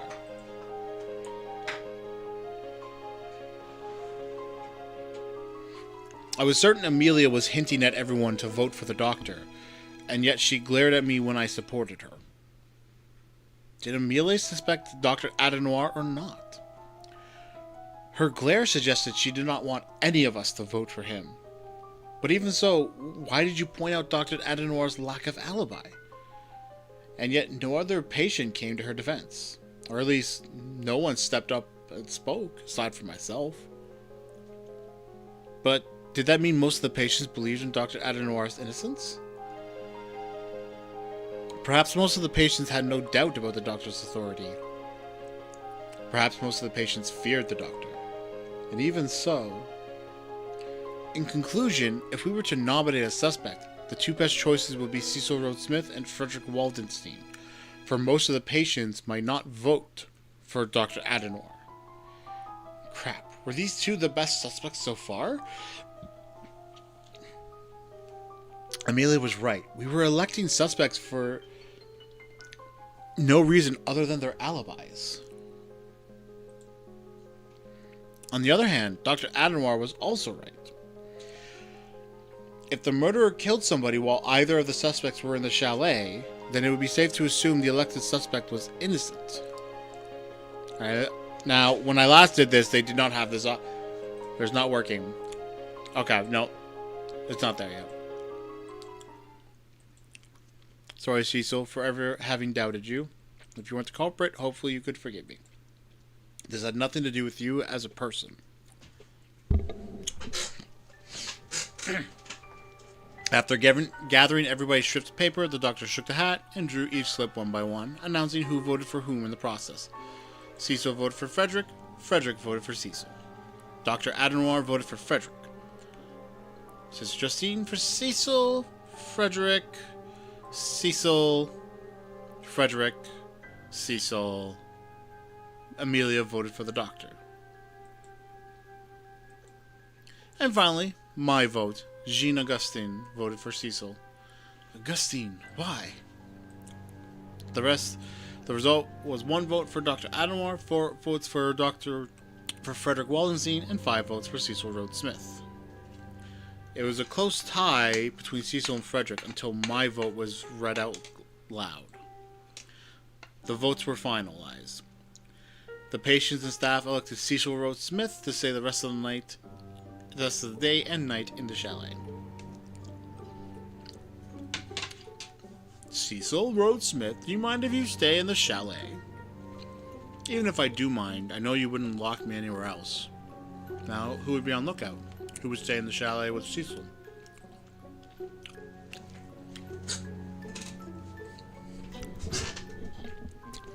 After Dr. Adenoir gathered all the vote strips again, shook them in a hat, and took out a strip of paper with Cecil's name on the back. Instead of reading the vote's name, he read out the voter's name.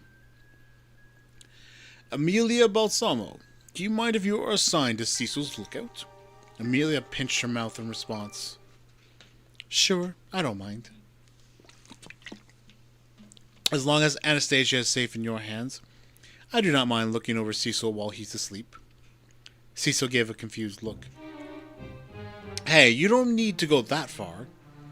I won't do anything weird, I promise. Let me correct myself. I wouldn't be able to sleep anyway. Joseph told me he could hear you snoring from 2 rooms away. What? For the first time since last night, Celine and Anastasia Constantina burst into laughter. Joseph joined in too.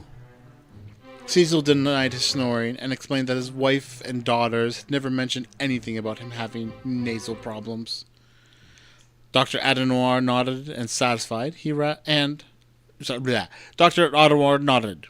Satisfied, he wrapped the meeting up without issue. Well, that's that. Originally, I thought to send you two directly to the chalet after the vote, but we can start doing that tomorrow. As for now, you two could start packing once we finish shoveling the pathway to the chalet. Oh, one more thing. Don't forget to take your morning cure on the balcony like always. We know it snowed last night, but I can rest assured you, especially you, Augustine, that you will warm up to the idea of sunbathing in the cold air soon. The cold just takes some getting used to. Other than that, I have no more words to say. Meeting dismissed. Was that like how they would try and cure tuberculosis in the past? Was that a thing they did? Couldn't rest well. It wasn't just because of the recent murder, but also because of the chills from the air. Here I was, under layers of blankets, each layer wrapping tightly around me in my lounge chair, and I still couldn't adjust to the below freezing weather.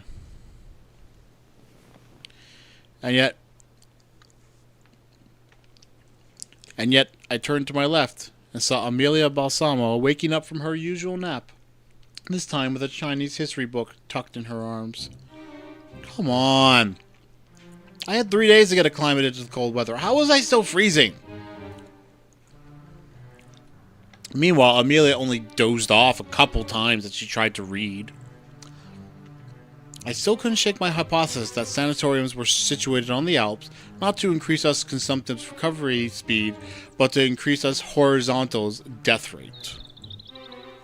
Either way, sanatoriums make money. Perhaps it was because I grew up around the Mediterranean. But even so, I also grew up around the Jura Mountains, where my grandparents' families lived, where snow falls just as much as on the Alps.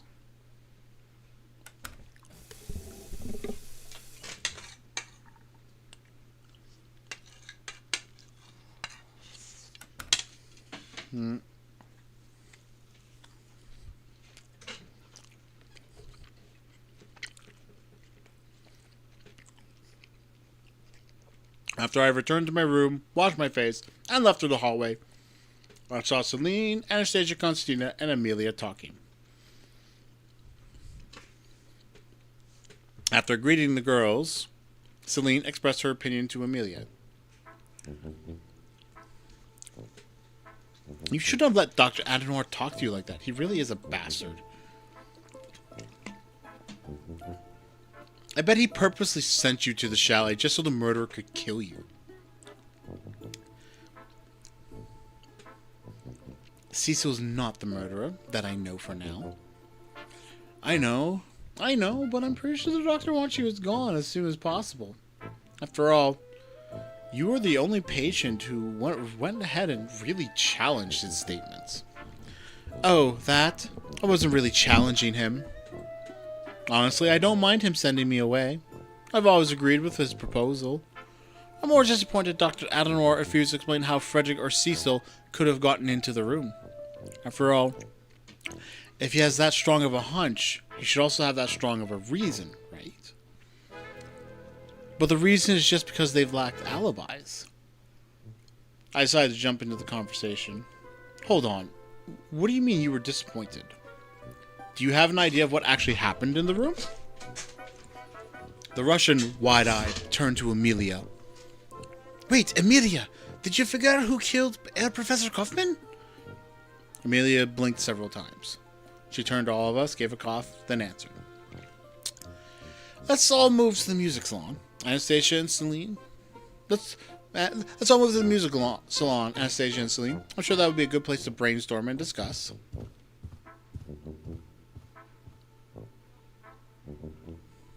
As Anastasia Constantine tailed Amelia to the staircase, Celine moved her eyes at me, then back at Amelia. Hey, wait a minute, what about Augustine? Can he join? Amelia returned and squinted hard at me. Augustine, say something. Hello? Good. She didn't forget how to speak. What? As she walked away, she gave me another look. Contempt? Curious? I couldn't tell what she was thinking. Then she sighed. Okay, Augustine, come and join us in the music salon. You can express your little idea there.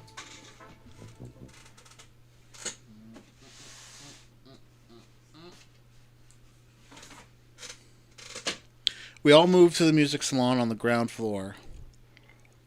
This is where we partied last night while the murderer attacked the professor. We all got down to business. Amelia first requested Celine's notes. What notes? Don't play dumb with me. The notes you took when we were in the office. Oh, that? It's mostly just a map. I wouldn't say I took notes. Please, Celine, you drew a map on a notepad. Show us and explain what happened to me. Why is this music so good? I don't remember this music being so good. I think it might be because I didn't stream this game while like letting myself consume cannabis. Well, okay. Celine did just that. According to Celine, Professor Coffin's body was found on the 4th floor rotunda with a knife in his back. He had been dead since the previous night.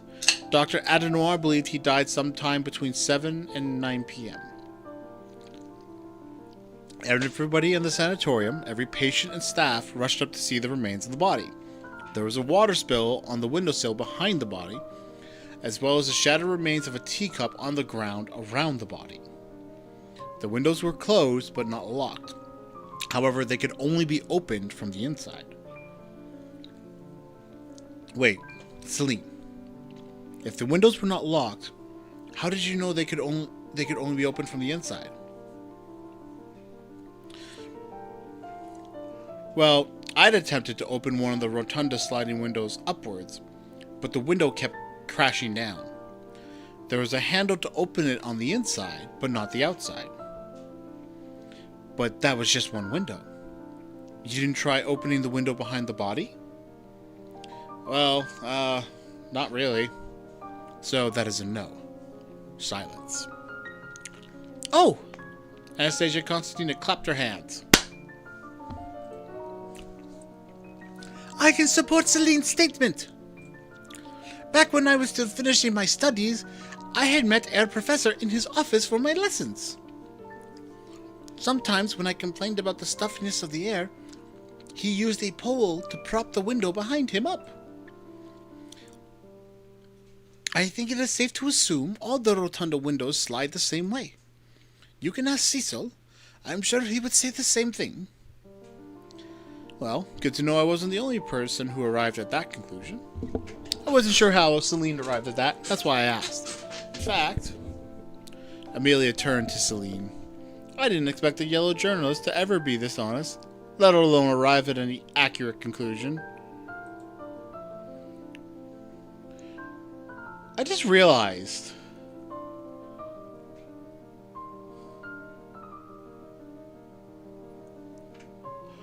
So, one issue I had when I first played this game was that Amelia Balsamo, despite her name, is supposed to be Indian,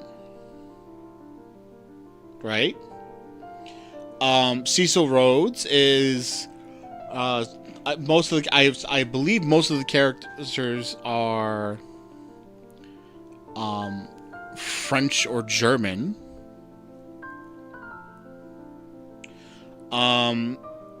Although Princess Anastasia Constantina is Russian, and so hang on, I need to look at the artwork here.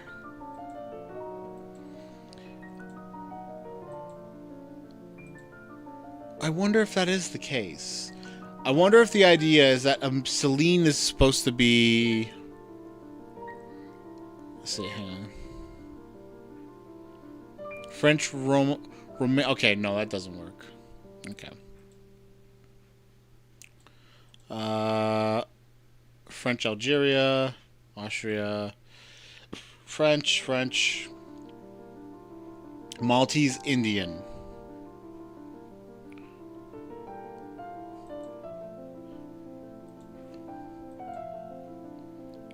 British Rhodesian. Okay.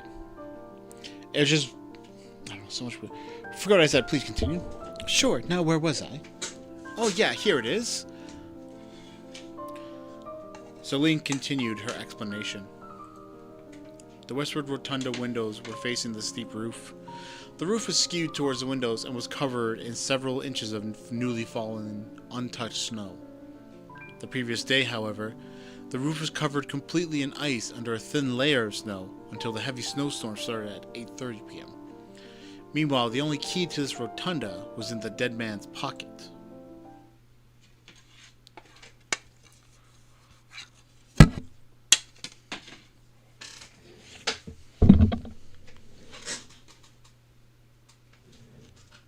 Sorry, don't mind me. That was as much as I could explain. Now it's your turn, Amelia. The explanation we've all been waiting for. Do you know who killed Herr Professor? Amelia blinked in response. What do you mean? I didn't say anything of the kind. I only have an inkling as to what happened. But I can't say if it's true. It's just a vague idea. Well, that's still something. Spit it out. Amelia took a deep breath. All right. Let us go back to my discussion with the professor. I suspect the doctor had some reason to accuse those without alibis, so here's my explanation as to what I believe his thoughts are. So let's go over the map again.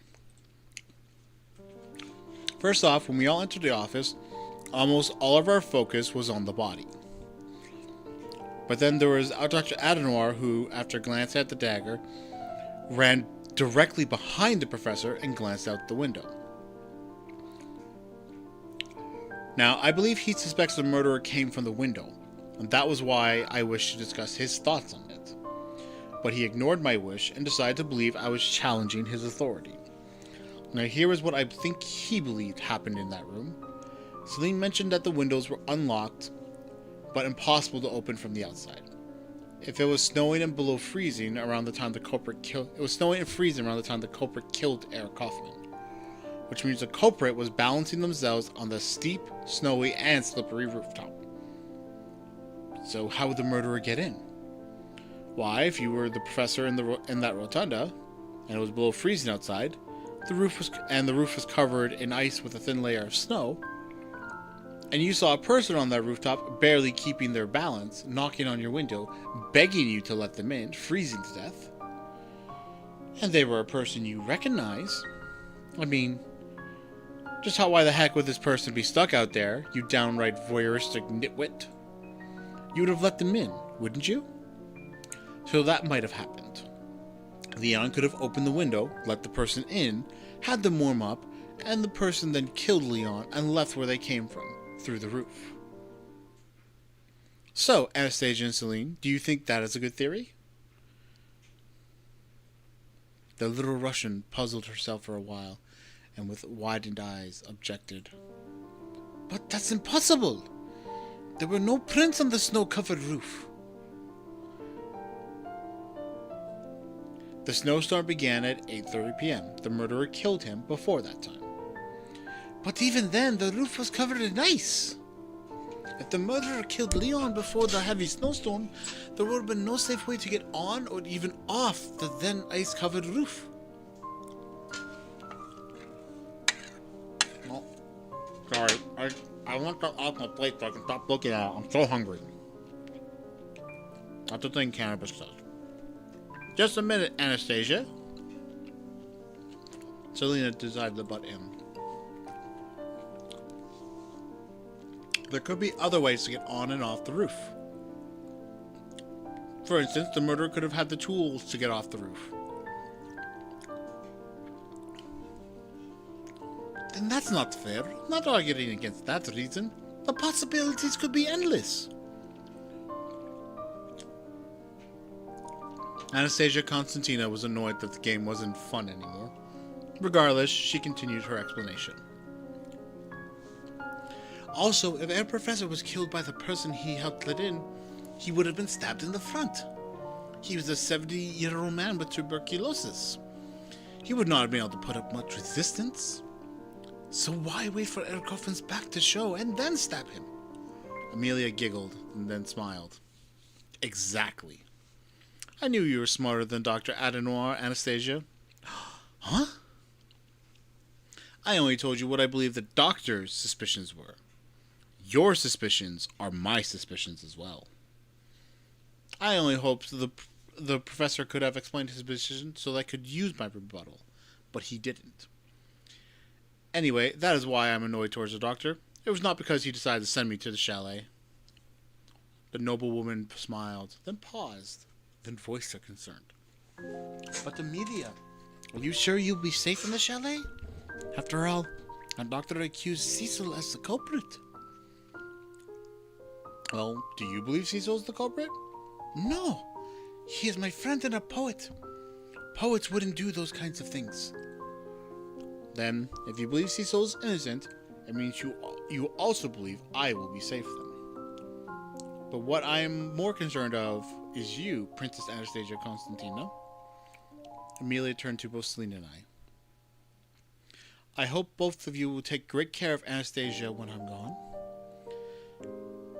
Especially you, Augustine. I don't think you realize how easy it is for harm to come to her. Celine let out a laugh. Don't be like that, Amelia. Amelia, you're only staying there for a night. Okay, I'm gonna pause at this point. Up to this point, I've not seen any changes in the story. I don't know what has changed, if anything, with this game. Let me go to the game page. Let's see if they have a developer log.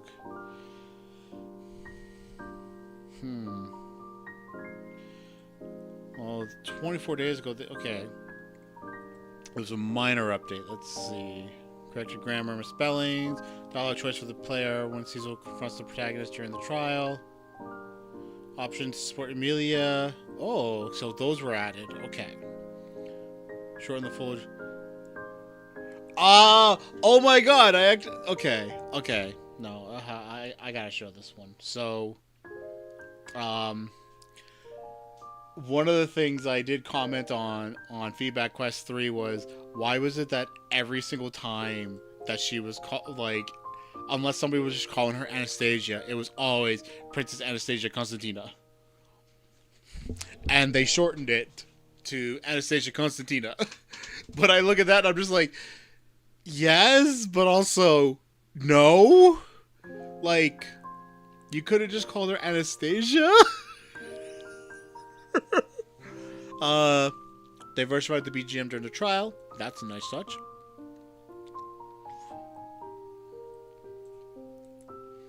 Characters now address each other based on nationality. Jean Augustin Amrouche is now addressed as Monsieur Amrouche. That's a nice change.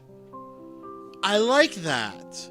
Remove the height requirement of NVL mode entries and increase the maximum number of NVL mode entries that can be displayed on screen from 6 to 8. I have not gotten anywhere near far enough to know what NVL mode is.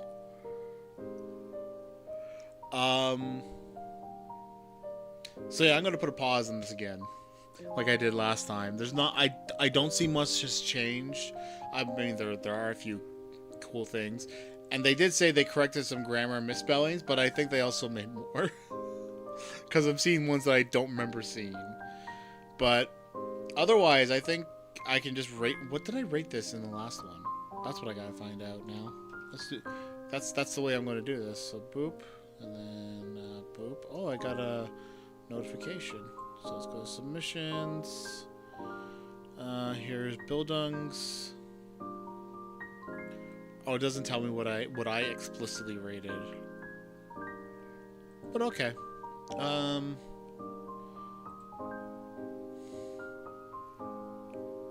See what I remember. So sound music, okay. Because they did a little more to diversify things, so that's even better. Control UI. I mean, it's a visual novel, not really hard controls, and the UI, like the way they do. Let me bring it back up. Like the dialogue boxes. Look, look, this is cute. It looks. They got a little book in design, and it almost feels like it's outside of like the space here, which is kind of like a stylistic choice. It almost looks like it'd be like a leatherback book, right? And then if I bring up, like, this is all very simplistic. Maybe change this font. That's probably the only thing I can think of, because that font there in particular is thing. But I can't complain. Art, same thing. Can't really complain. It's all really well done. And from what I see, fucking. I don't remember what I voted last time, but we're just going to do that now. All right, so that means that we are. Let's just hit this. Close this. We're down to 1. This is it.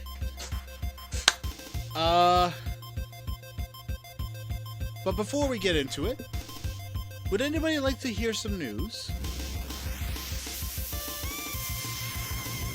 If you want some news, please let me know.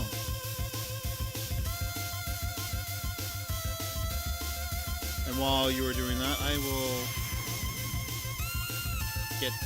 make sure I have this all up to date. Well, Sheep wants some news, so that's good enough. Let's do this. So, earlier in the stream, I announced what the first mini feedback quest was going to be, and that was that it's going to be pixel art. So we're right away starting off with the idea of a specific theme rather than like a specific genre. Just because like that felt like the best way to start.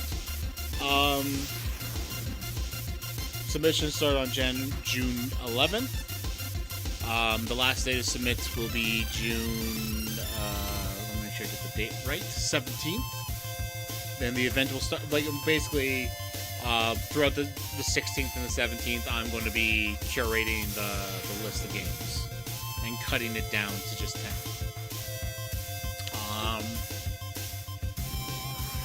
And then on the 18th, event begins.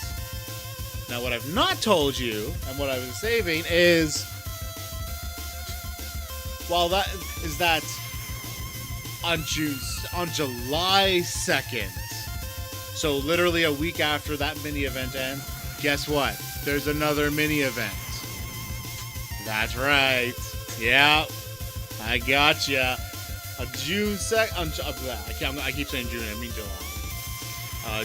June is the pixel art mini event, but July, the first 2 weeks of July, are going to be for action games. So we're taking 1 week from when this event ends in a couple of days, so like a week and a half, launching a mini event. 1 week after that ends, another mini event.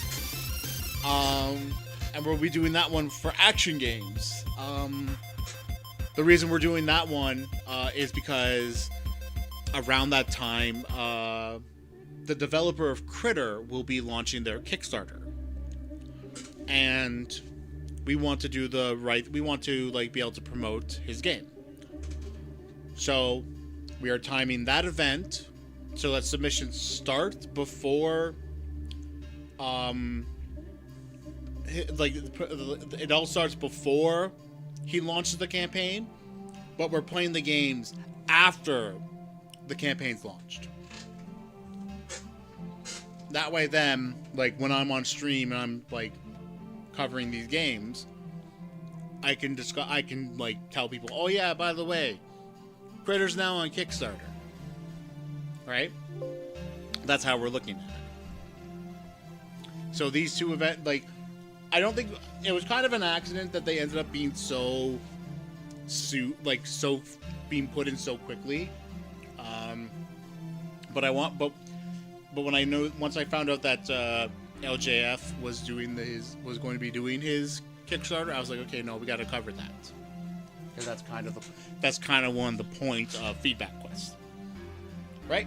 So, with that said, 2 mini quests coming, and now we can turn our attention to the very last game that I've not seen, and I'm probably going to have a moment of panic as I open this up. Treacherous Journeys. I'm going to hope this does not immediately throw a spider at me. Just in case.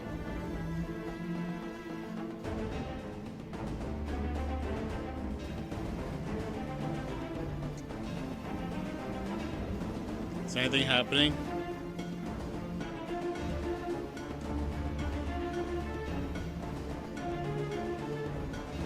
Okay. Whew. Alright. Immediately, is it here? Arachnophobia mode.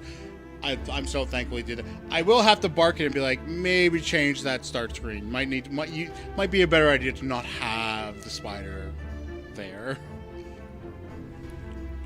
Full screen window, just because I want that looking big and nice for me. Wait, that's not... No. There we go. Wait.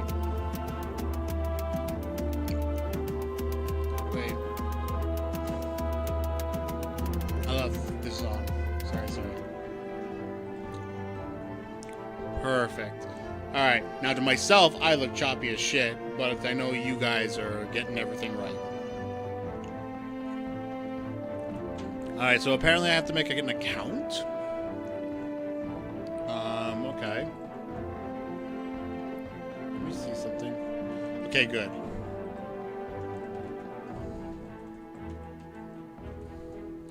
Wait, I just realized I don't want that scene. We're just gonna fucking, oh shit. I'm gonna go to this. Here we go. No, now you can't see what I'm doing. Shit, why did I type that out in front of everyone? I'm stupid. Oh my god. This is gonna live in infamy on YouTube.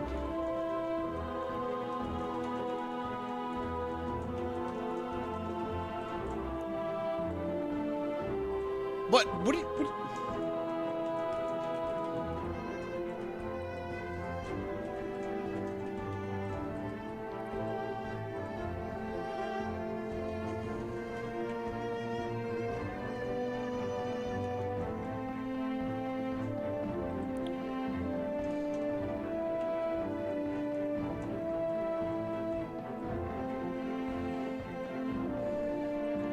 God, that took way too long to actually work.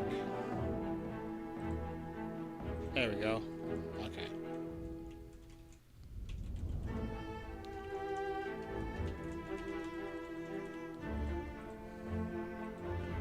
Don't.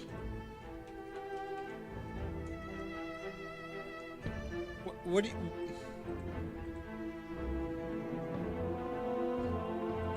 Oh, fuck. Well, to be fair, I do leave, I do now have my DMs open on, Twitter.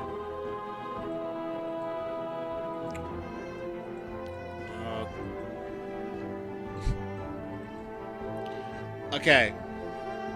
I need to be honest for a moment. This model, this looks okay. This is fucking Gollum. This is She-Gollum. Okay? I just gotta start with that. Okay? Green eyes, I like green eyes. How about, no, we'll keep the black hair.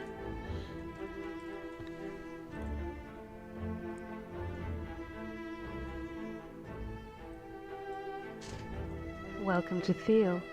where the art of adventuring runs in the blood of the people, and daring adventurers have kept the land safe for longer than most care to remember. In the absence of danger, though, what was once a respected profession is now viewed at best as a silly, harmless pastime, at worst as a terrible waste of time. Still, every youngster dreams of danger and adventure. The Wanderer's Circle, an association so old that the roots are believed to have been long forgotten, still manages to attract a few hopeful adventurers to their cause. Here, in the Rocky Hills, near the village of Hearsay Hamlet, they assemble to complete the trials of the Circle, hoping to be accepted among their ranks. You too have travelled to their campsite to prove your worth. Embark on your journey now. I love that. It's actually a world. They do the same thing that like what Final Fantasy XIV does. They create the adventurer type and make a story around how that works in the world. Oh, so you're an adventurer. My name is Gerhard, and I've been watching hopeful youngsters come and go. When I was young, the world was indeed a dangerous place, and only the strong would dare join our ranks.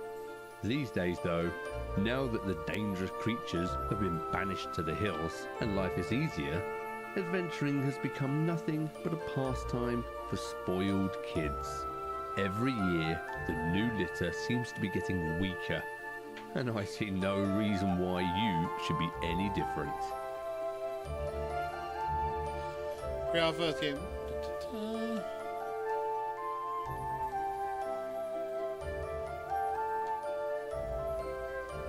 Oh. What brings you here? Did you...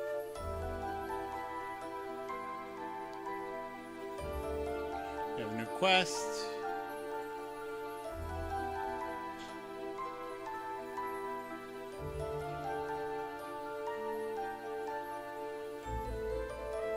What brings you here? Did you come for fame and glory? Did you come for the loot? Or perhaps you were just a little bored? Well, sorry to disappoint you, but there won't be any adventuring for you right now. You have chores to do. We've got quite a rat problem in our storage cave. Make yourself useful and do something about it. The last adventurers I sent there ran home to their mummies, screaming all the way. Okay. So where is...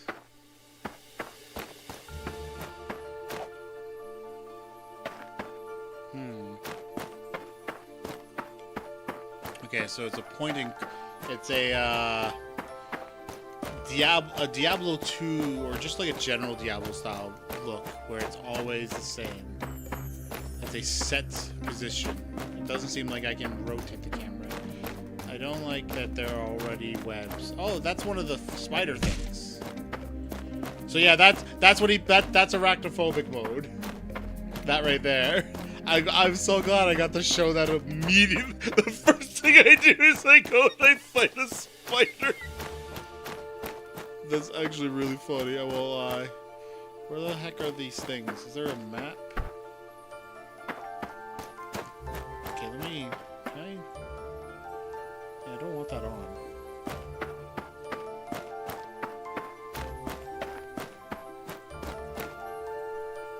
Ah! He still got drawings.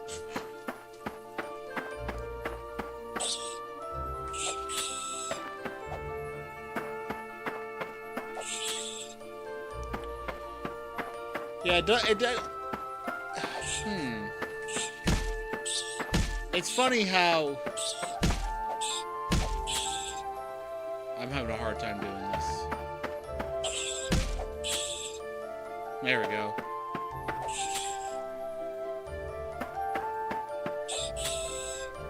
I like how the rats do run, though.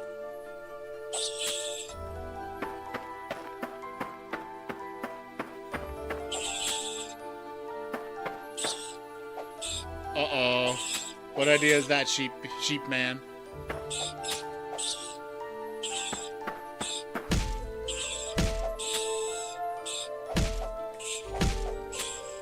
Fucking love the sound effects. Okay, anything else here I can loot? chest. Did I get anything?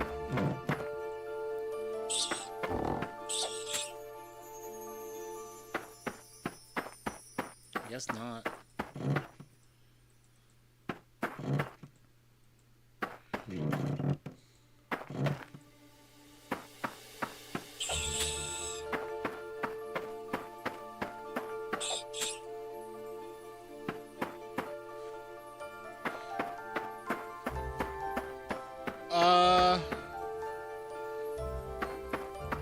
I mean, not really, because you wouldn't be using the stick.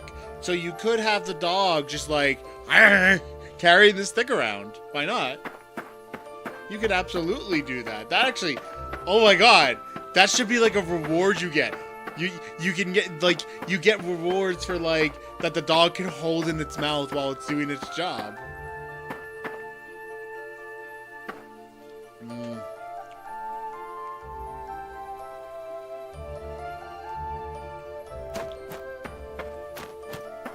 Okay, I'm also going to... I will do this, though.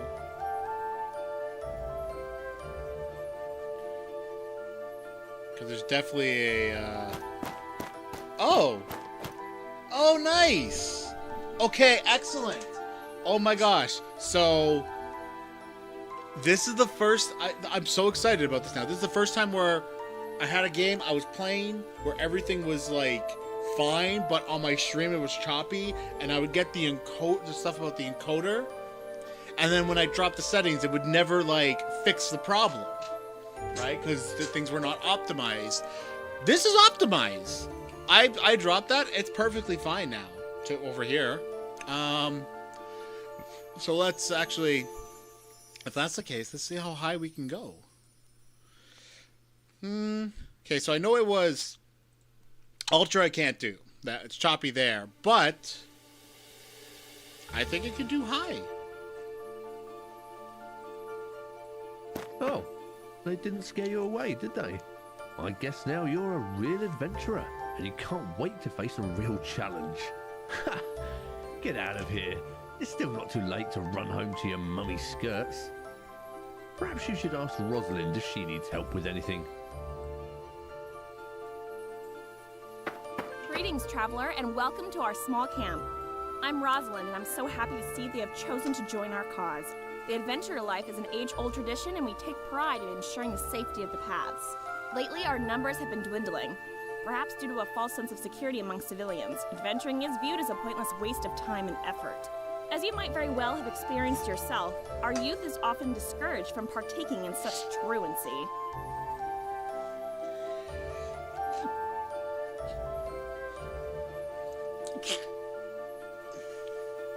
Sorry, the jalapeno in this finally got to me. That is a stark difference in their voices. I just want to point that out. Few understand that true security requires a constant vigilant effort. The many animals of the wilderness would surely be a lot more troublesome if we didn't occasionally remind them that they need to fear humans. Other beings lurk out there too. Rest assured that some of the stories of unspeakable horrors you may have been told in the light of a cozy campfire are more than just myths. We humans tend to be even more forgetful than the beasts. We need to remember. Oh, did Gerhard send you to kill the rats? That's his job. But although he's actually a fierce warrior, I think he's a bit scared of those little critters. Anyway, thanks for ridding us of those pests. Now I think it's time for a little more challenge, don't you think? Outside our camp to the north, we have spotted several large spiders. They're normally shy, but have been encroaching on our paths lately. They must be dealt with swiftly before they turn on us. Please don't venture too far, and report back to me after completing your task. So, she has, like, the most dull, non-accented voice. Like, the most, like, I'm somebody who's doing a fill-in. And then this guy's like... Oh, so you're an adventurer. Complete with a fucking accent and anything. And it's actually, like... It's got something else to it. I don't know, maybe that's wrong, and I'm not right. That's not accurate at all, but I'm just saying. All right, here we are, back to the fucking. love it. Oh, they're so cute now. Look at these spiders, guys. Look at them. They're so funny. Yeah.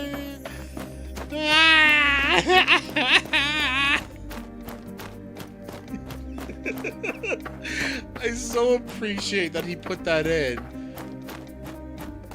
I just gotta give him a reminder about his loading and title screens. Huh, they have already started showing aggression, you say? I'm happy you have managed to overcome them. If you find any more, please kill them on sight. You can now train your attributes C and a new skill T. Okay, let's open these up. I want to cast Magic Missile, but it won't let me. Okay. Oh. Huh. So it's also literally a let you build how you want game. Can I reset?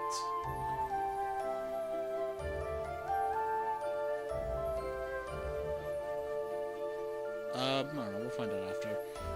For now, I'm actually going to buff this. In the future, increase spell damage.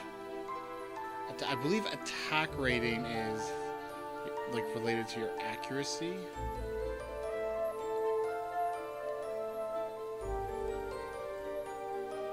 Oh, it doesn't matter because it's not working yet. Goodbye to you too. You do seem a bit more determined than most of the other aspiring adventurers we've seen lately.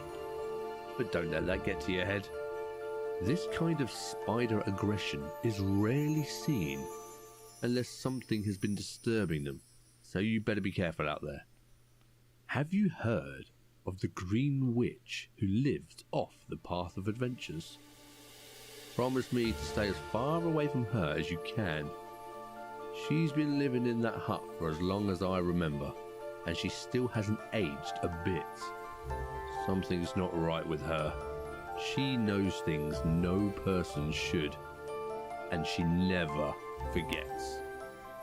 You stay away from her, you hear?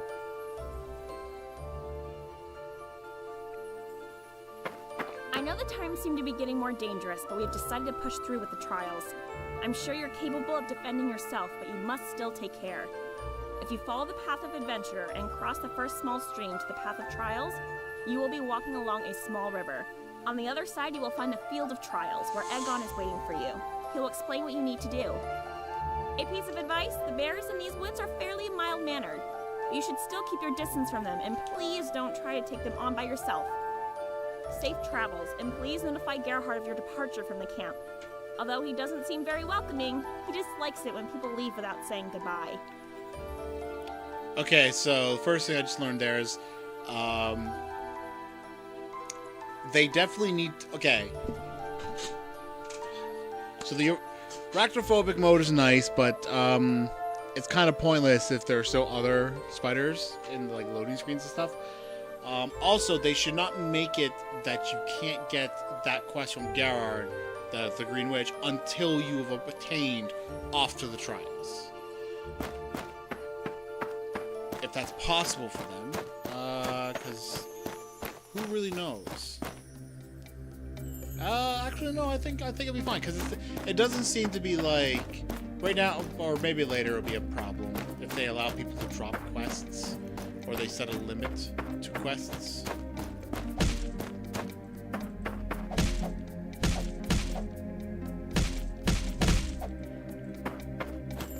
I'm just gonna do this.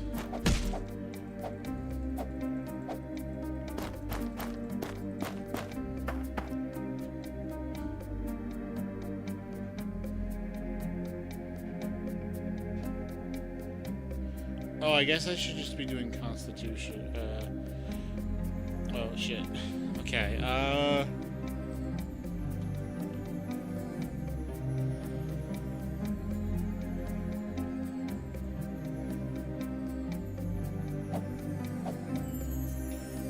Can I change my equipment?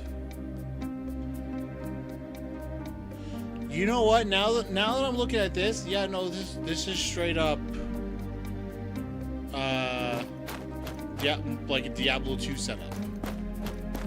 So in that regard, there is not really an ability to drop quests.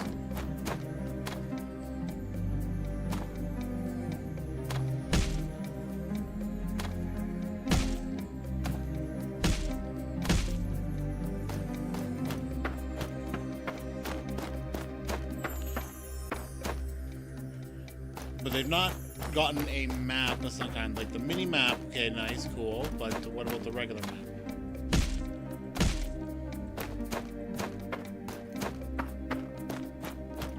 You're not. Hello, adventurer. I'm aware that the people around these parts call me the Green Witch. It doesn't bother me much because I do love green, and you might also call me a witch. But my name is Ina, and this is what I prefer to be called. I have decided to live out here because I enjoy waking up by myself to the sounds of the wildlife. Also, the citizens of Hearsay Hamlet aren't amused by the smell of my concoctions. So, Gerhard warned you against me? I remember when he and his friends were just snot-nosed kids with wooden swords, peeking through my windows and calling me names when they thought I wasn't listening. They would always run away screaming in terror as soon as they saw me. Next time you see him, tell him Ina is going to turn him into a toad when she finds him. I would love to see the look on his face. If you could please do me a favor, I would be much obliged. Usually it's not a problem for me getting the ingredients for my concoctions, but lately I have had many run-ins with goblins. I need just a few vials of hornet honey for my salves. The entrance to their nest is usually found between rocks, guarded by an aggressive swarm of hornets. Do take care, their stings can be deadly. Okay, so... Go away. No, how dare you.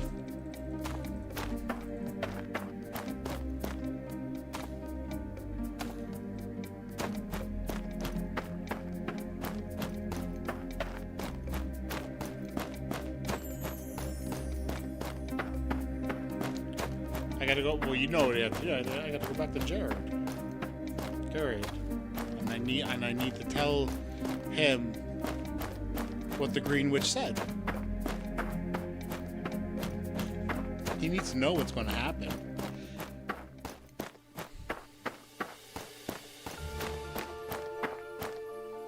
Why is it not there? Come on! Come on! No, that should be an option that appears. Ah, that's a missed opportunity. Alright, that's number 3.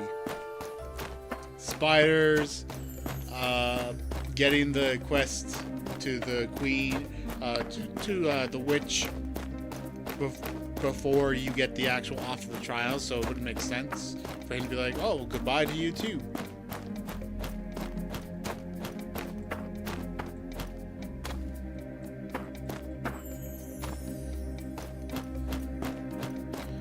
Okay, so I believe I'm supposed to go this way.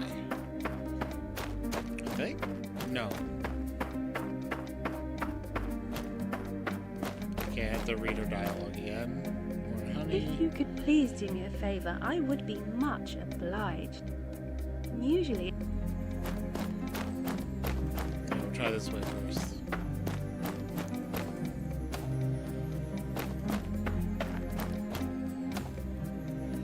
There's a lot of these.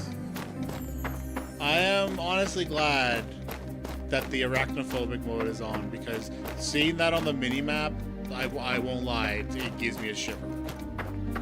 It's not fun. It's not a good shiver either. Alright, I think I'm going this way. Ah, here they are. Where?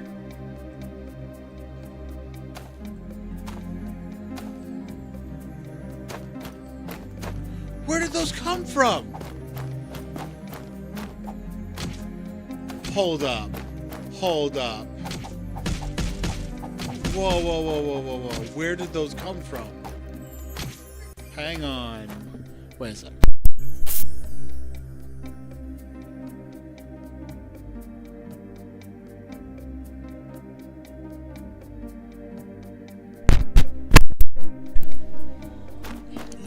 Honey, a hole in the... There it is. It's gone. And the thing is, I don't know how long that screen is up, so I'm just always like, oh, I should wait.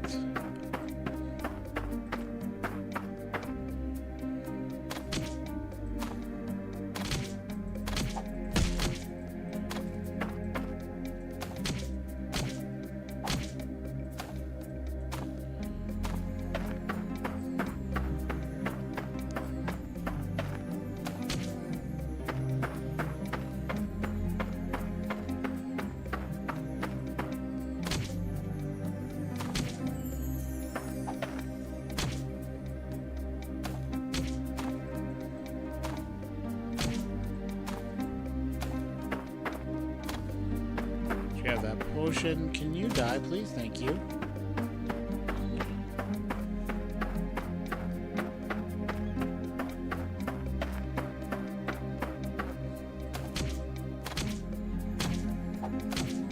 Come on.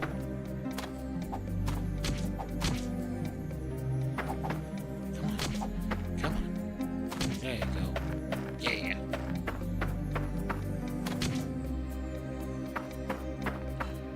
Still haven't found what I'm looking for. Where's the honey? Where's the big jewels? The kajujaboos? Where's the honeymeister? The whip bap bibbida bap. The zip zap zoobida zop.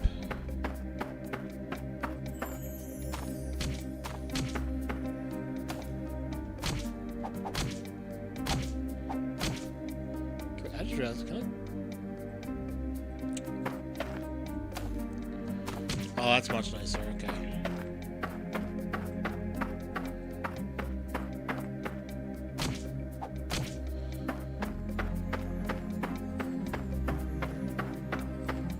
Where is honey?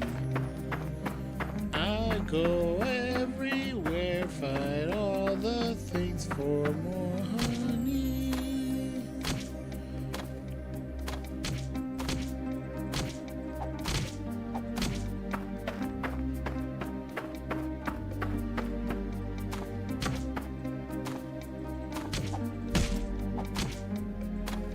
I have gained a gurn.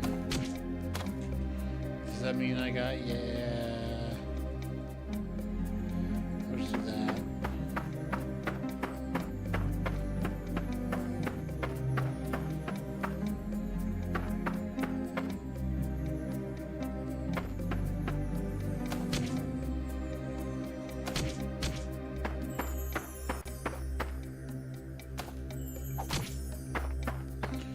There it is. I got the honey.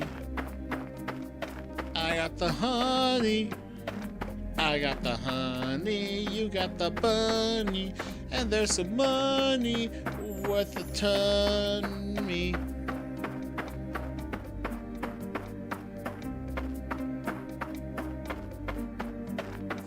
Funny. That's what I was missing.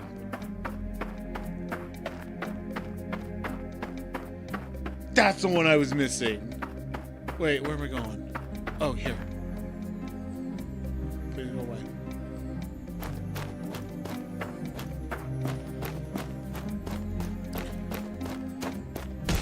Can you guys just not? Listen, I'm already beyond you punks. Thank you for the honey, honey. Ha! I like that. Did I just hear you ask me if I need bat wings? Are you trying to be funny? Yes. My stock of bat wings is indeed getting very low these days. If you come upon some caves on your journeys, could you pop your head in and see if there are bats? my clothes? Yes, I know my attire is not quite appropriate for this game. The developer has promised me another set, but I suspect him of being on the lookout for a new me too. Okay, first off, I like that. That's cute. That's a cute little fourth wall break. You keep her. You keep her. If you do not keep her, I will never, ever tell people about this game. In fact, I'll tell them the opposite. I'll be like, no, it's a shitty game. 0 out of 10. I'll do it. Don't tempt me. You keep her in the game.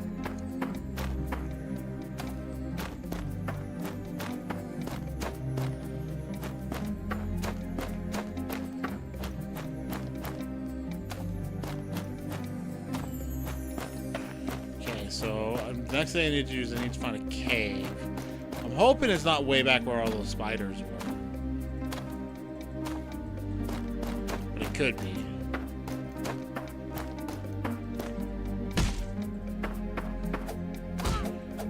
Goblins! I don't know why something about their animation got me. It was something like with their, like the way their butts were swinging. Okay, no, I'm gonna have to go back. I feel confident that the Batwings quest has to be near her.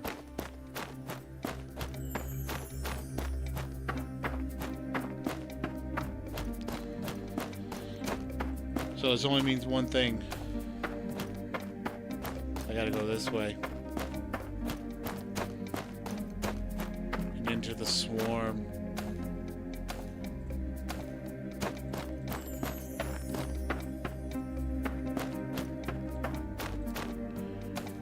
Kitty's come to visit me again.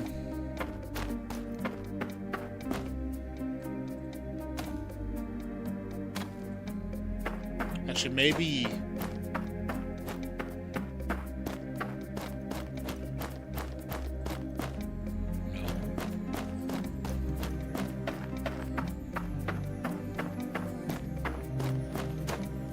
Like, why would it not be near her, though? Unless I'm missing something.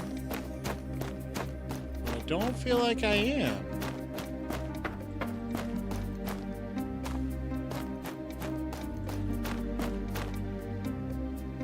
Did I just hear you up?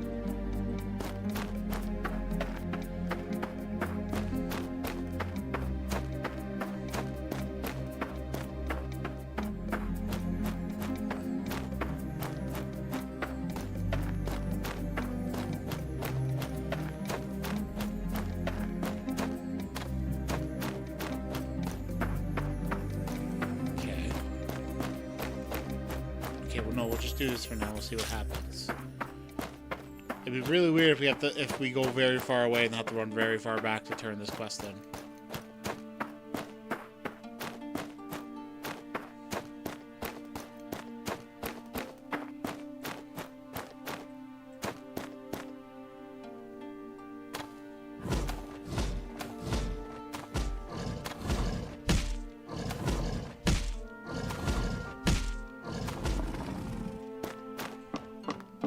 Well met, adventurer. My name is Egon, and I'm in charge of testing adventurers aspiring to join the Order of the Circle. Have you already completed the task given to you by Gerhard and Rosalind? I just want to say the fact that the voice actress for Rosalind said his name is Egan, not Egon. And even I was like, oh, it's Egon. It's like to myself. And it messed with me that he, like... I know you came here today expecting to prove yourself in the trials, but look at this mess! We spent all day yesterday preparing for today. Now all the training props are scattered all over the fields of trials. The goblins you see out there must be responsible for these shenanigans, and they're not going home unless we make them. You know what? Gerhard will probably not approve of this, but this kind of situation is actually exactly what we're training for. So perhaps you could help us out. Seeing how you handle those spiders, I don't think a few goblins will be much of a problem for you. Just don't let them gang up on you. We need to clear this mess up before those pesky goblins destroy even more of our property, or even harm someone. Run out in the fields of trials and try to salvage as many of our training props as you possibly can.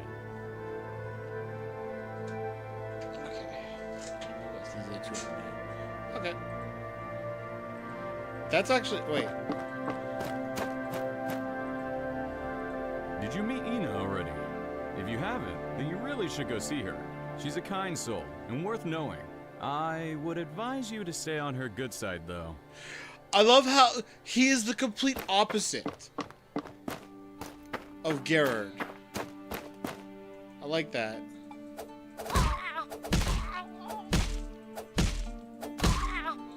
There we go.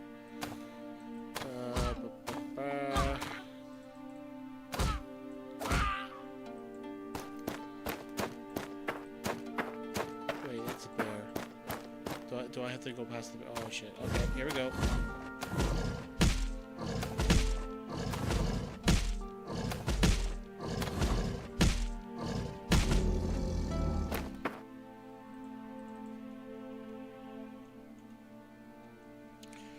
Okay, I got, wait, it's good. Required, level 2 required. Oh, I see what it means when it says, okay. Quest journal, yep. How do I now set...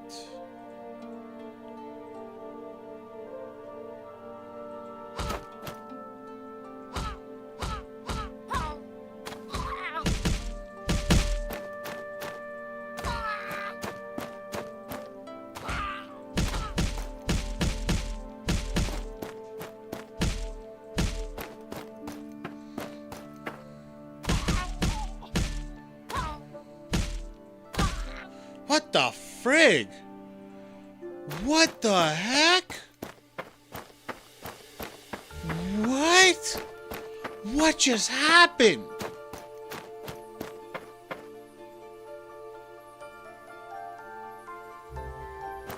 What the heck just happened?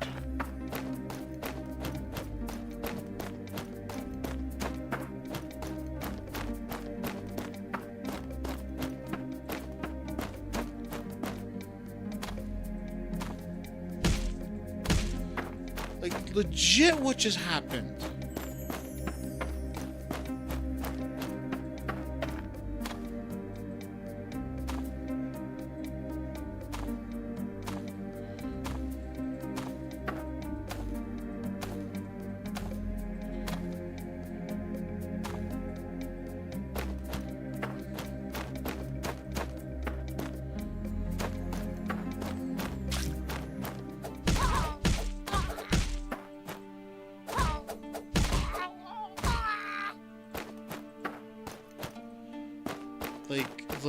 Like seriously, what happened a moment ago? Like, how did I just melt like that? Oh my gosh.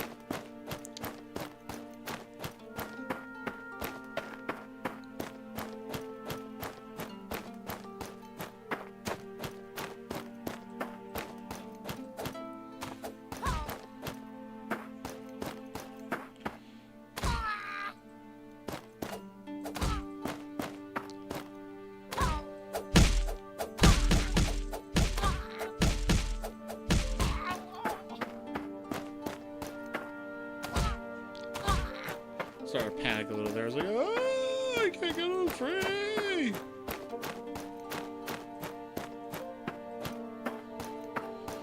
Okay, here we go. This is going to be a little rough, I think, though.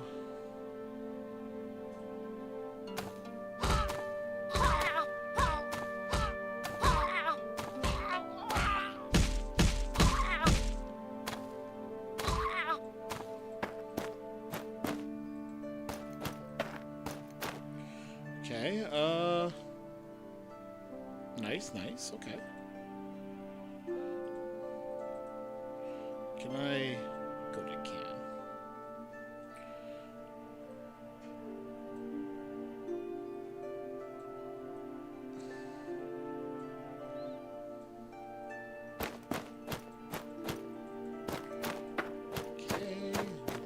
another longbow. Nope, I officially don't have room again.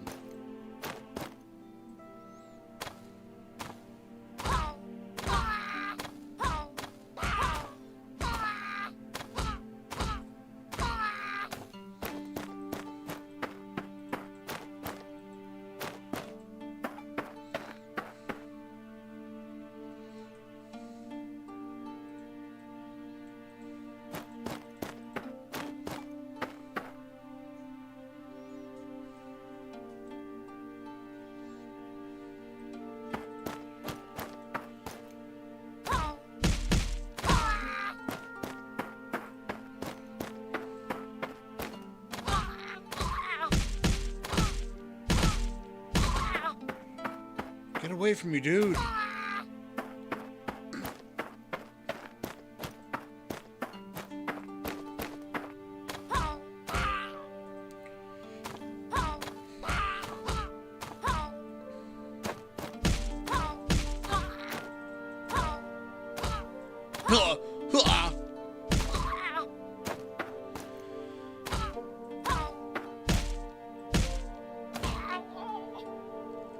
Okay, well,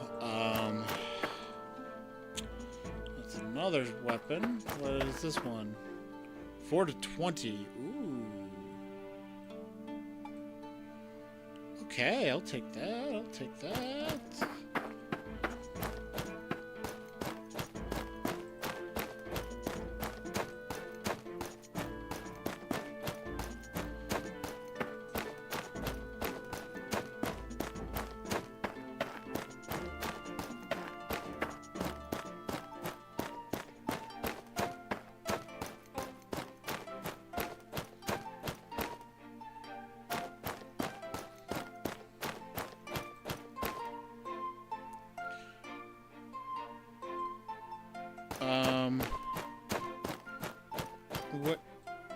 What? Did I just do this wrong?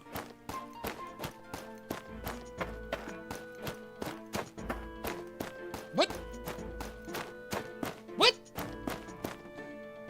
Did I mess that up? How did I mess that up? You, get open. I still gotta do one more thing with you, but yeah, like fucking, let's go. What did I do wrong? That's not the way I was supposed to go? Oh god, there's so many of them now. Oh my god, oh my god, oh my god.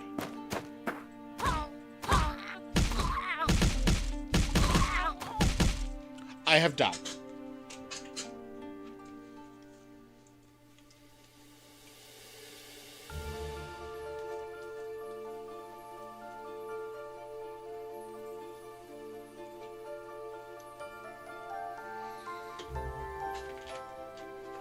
I actually forgot about these things I had here. So another thing that was requested was in fact this right here.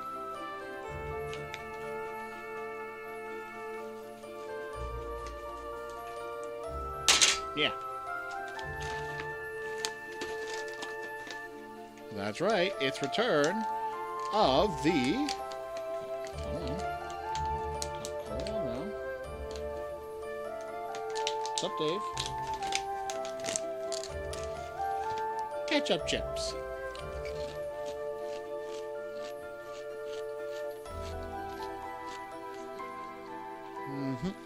One moment.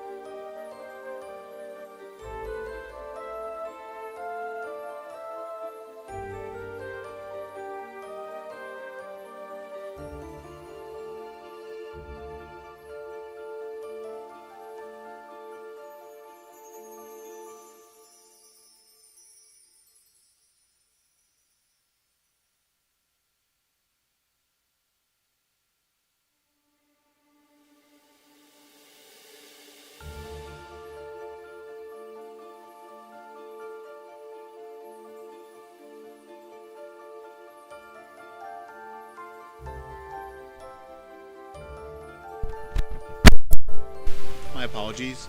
My sister's here, and she wants to spend time with her cat, but unfortunately, her cat wants to spend all his time in my room. What a rascal. It's because I lived there for a few months last year, so the cat was very familiar with my scent. So of all the places in my house, the place that he is going to feel most comfortable is where that scent is. It's really cute. He's a very nervous cat, but we're actually not surprised.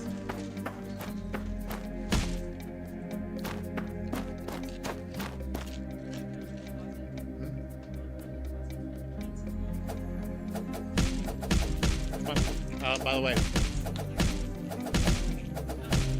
oh, look at it. See what it is? Yeah. Oh yeah.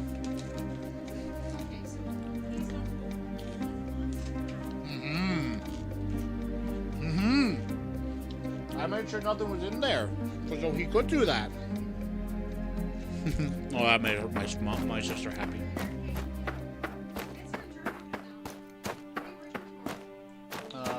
Like the evening. Yeah. I think he's mad at my sister right now.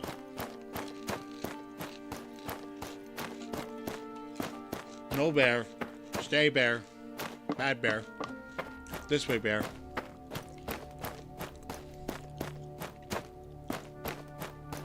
So was I supposed to go this way first? No, it does look like that. Oh my god. I'm just seeing those dots.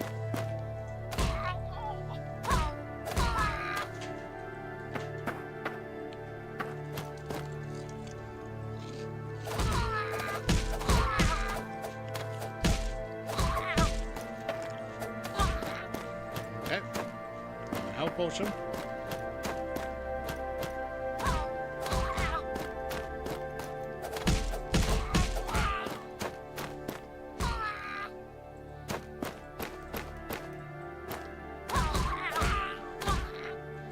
This music's kind of dramatic.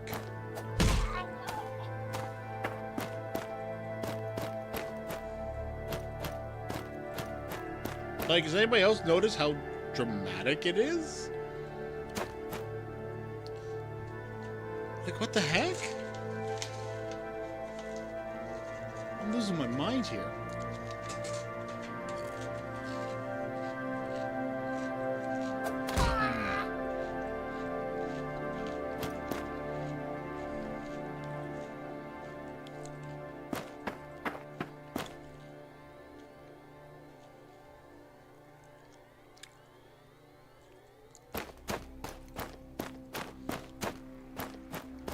I think it was glowing red because it was mine.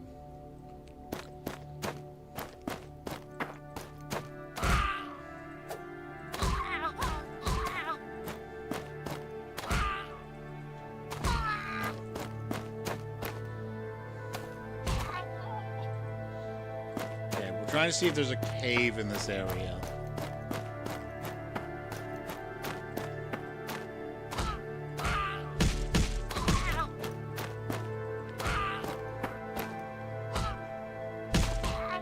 Die. Uh-oh. Uh-oh.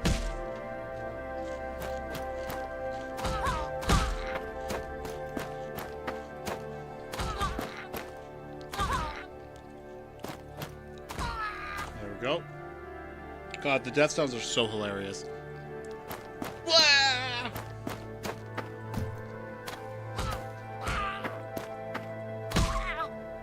Wow!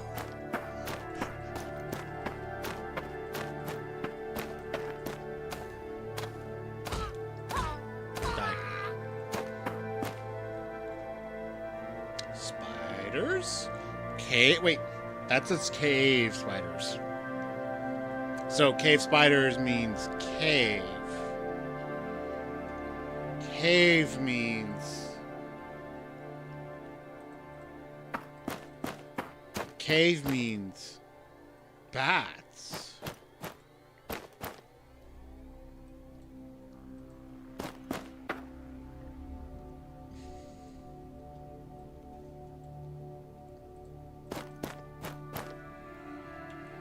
Bats mean bat wings. Oh shit. No. What I wanted the chips. Hope you're ready.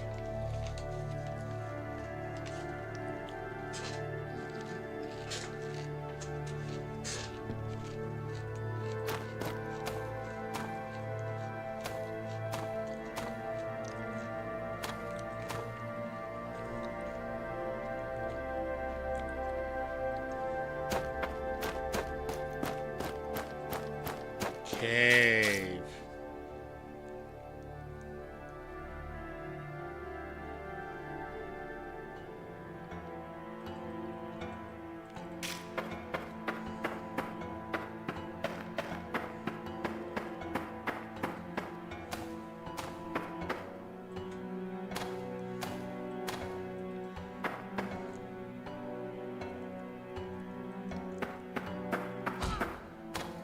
Wait.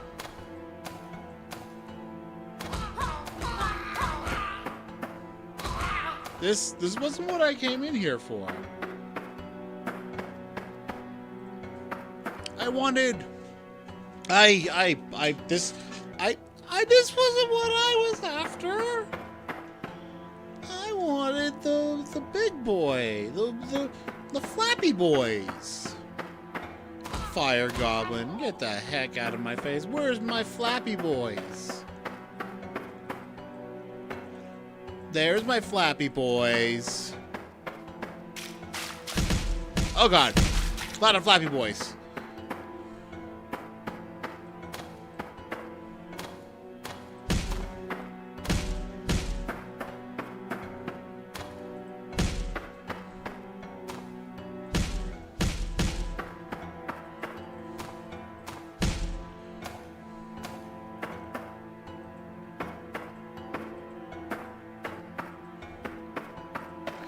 Oh, that was fun.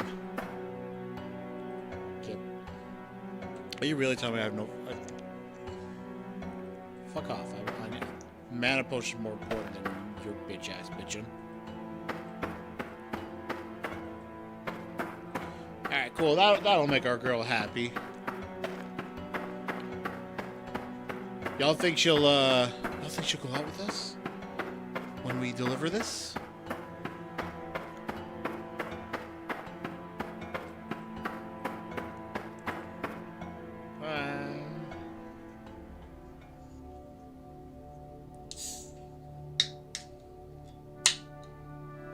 Alright, now it's time to get back.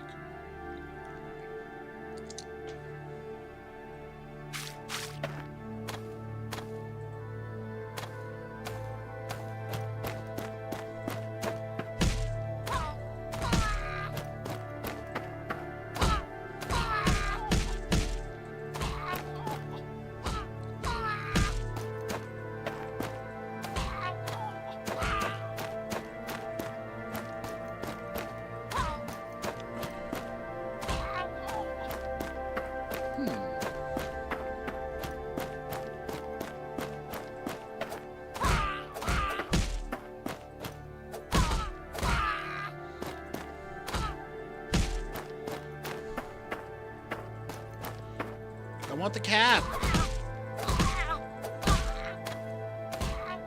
Is that why I have some dirty linen cap? I can't get the nice linen cap? What the frig?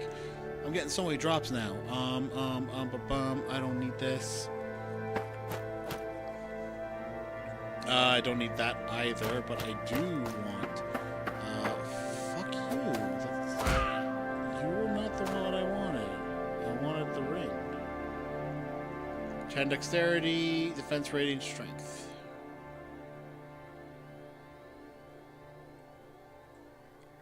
Let's do that.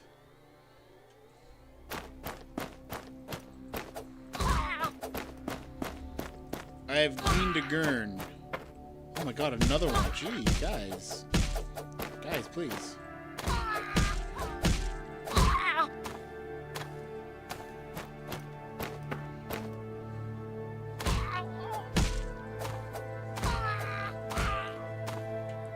Oh my god, guys.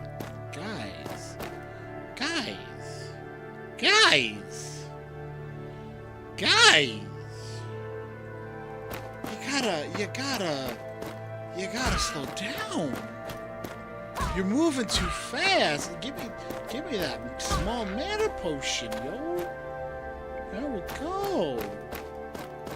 Guys,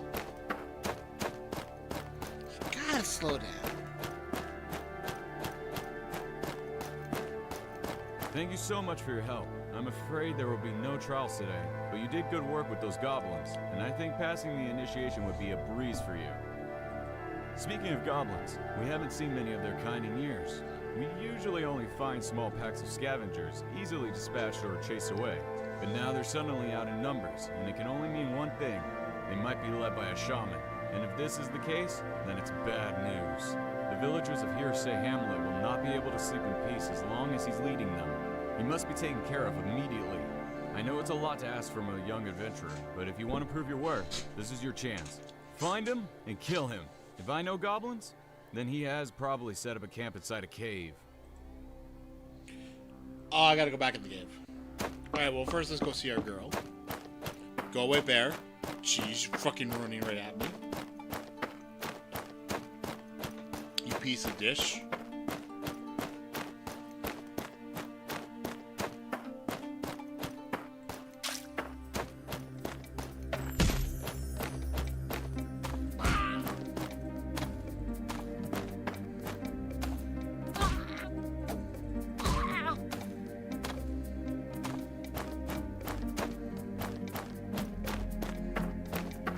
See our girl. Ina.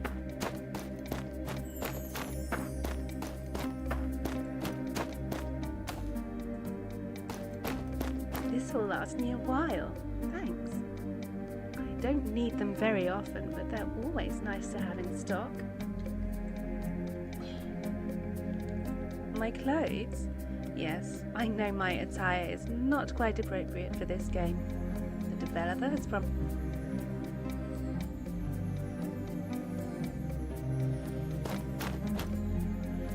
I'm trying to figure out what's wrong with her outfit. Instead of maybe her head, like that headpiece, right?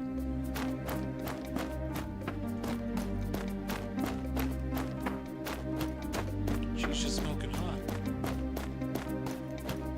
If only I could ask her out on a date. That's another thing I gotta put in then.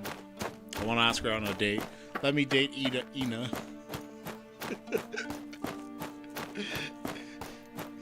You put that in, I'll be very happy. Okay, we gotta go back in the cave.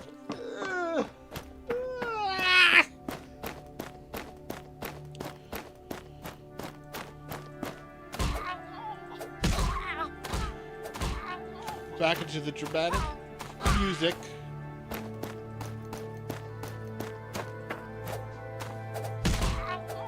Please, game.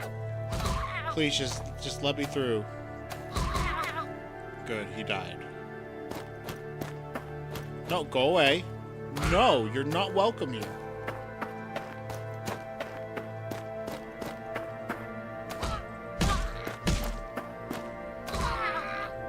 Oh my god!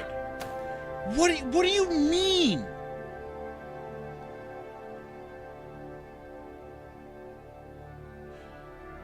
What? I haven't even ever gotten to a town yet that's where I could sell things. Hang on. Attack speed, dexterity, attack rating. So this one is less damage but better rating. And it has attack speed. Yeah, okay.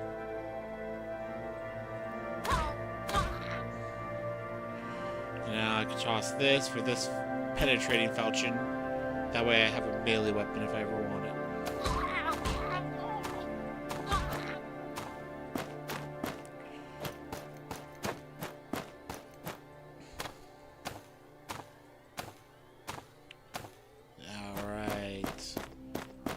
we go into the cave once more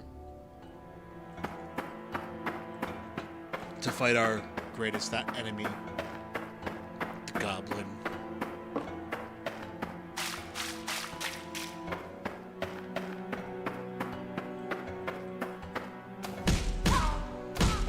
Watch as they swarm us. Oh god!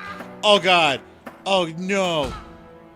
Oh no, please go. No. Oh my god. Oh my god. No. I was making a joke. I was making a joke. I was making a joke. Oh my god, please. Oh my gosh. No, no, no, no, no. No, no, no. What the heck? What the heck? Why is there bats with them too?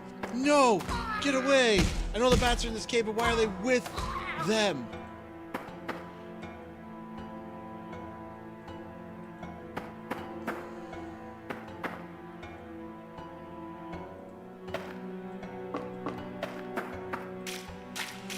Oh my god, that was so terrifying.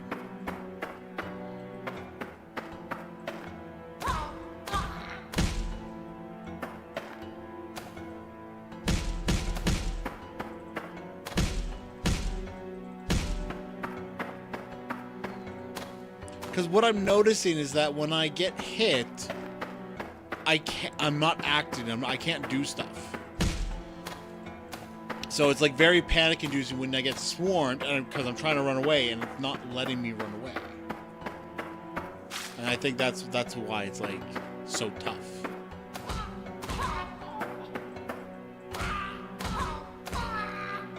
Ah!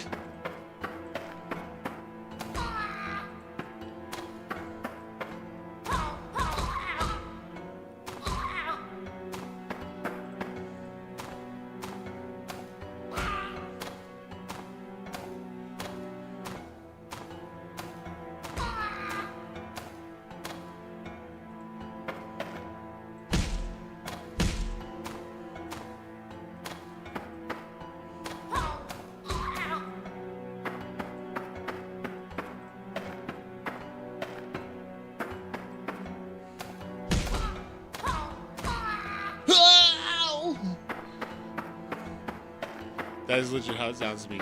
Well.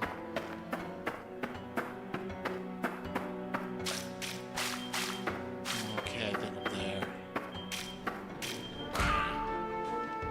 Oh, the music changed. I'm definitely where I should need to be. This is it. My first mission. My first step to becoming a true adventurer. Kill this goblin shaman. The trial of adventurers? No. I will do more than that could ever ask of me. I will kill a goblin shaman. Look upon me as the true hero that I... Oh god, no. Fuck off. That I am! What was that? Penetrating recur... Okay, that's definitely...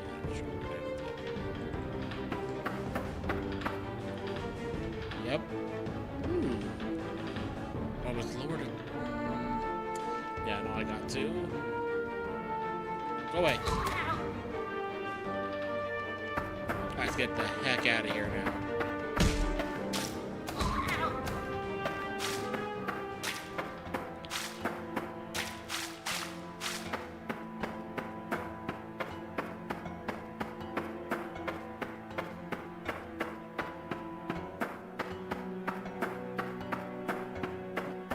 This way. Nope, that way. Nope, bip bop. Zoop zop.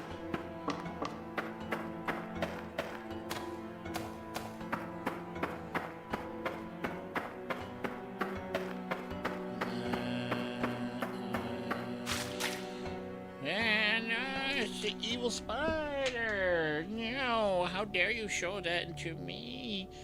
Why in the world would you do that to me? What have I done to you? Oh my god, it's this music song again. Ah! It's so weirdly dramatic. Why?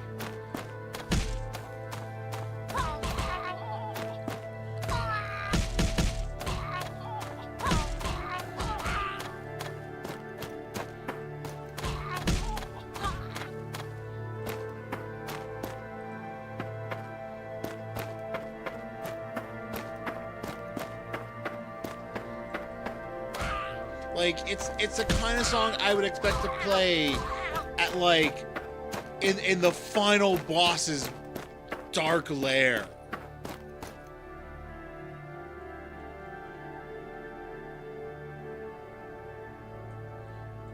Like, that's what it is.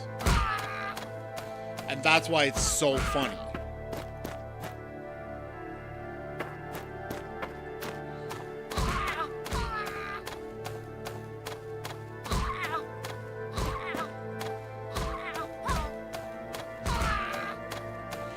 And yet, they're goblins making the sounds of... like the funniest freaking sounds I've ever heard. The shaman is dead, you say? Well done! This might be a bit irregular, but your fight in that cave shows more than hitting a few training dummies ever could. Trial or no trial, you have definitely proved your worth, and I'm honored to welcome you into the Order. You will probably find that not everyone respects our way of life, but we still have friends all over these lands, and you should seek them out.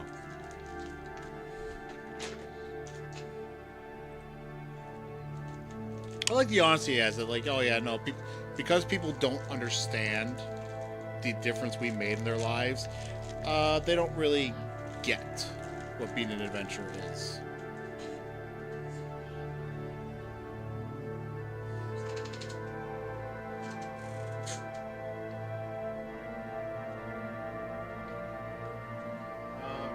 Maybe it's not the closet.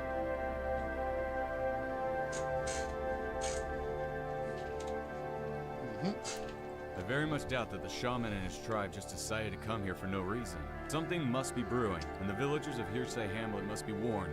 Run fast and deliver the news to their elder so that he can tell everyone to keep their eyes open and their doors locked. He's a stubborn old man, so he probably won't listen. If this is the case, then you must find someone who does.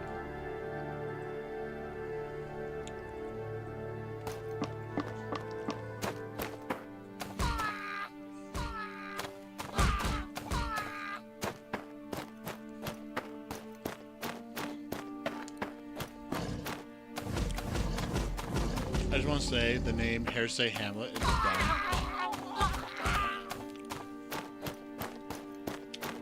Like, of course, in a place called Hearsay Hamlet, they're going to say you're not telling the truth, and that's what's going to be spread to the world.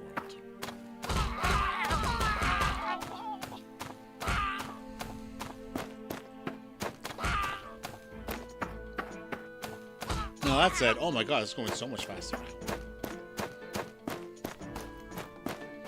Who'd have thought going into that other cave and fighting the goblins and the shaman and all that would make doing that sequence faster?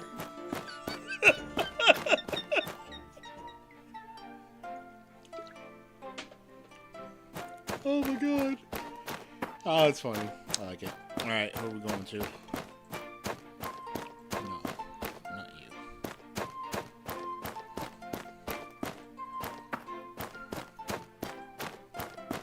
I am Carl, the elder here in Hearsay Hamlet. And you are? Oh, another adventurer. Good night. You people should really find better ways to pass the time than running around with swords in the forest. Try working for a living. The Wanderer's Circle? Huh. Nothing but daydreamers and scouts.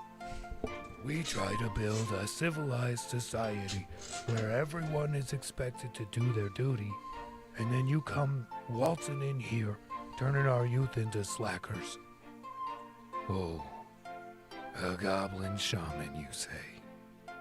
Right at our doorstep. And you killed him and his gang, all by yourself, too. Please don't bother me anymore with your nonsense.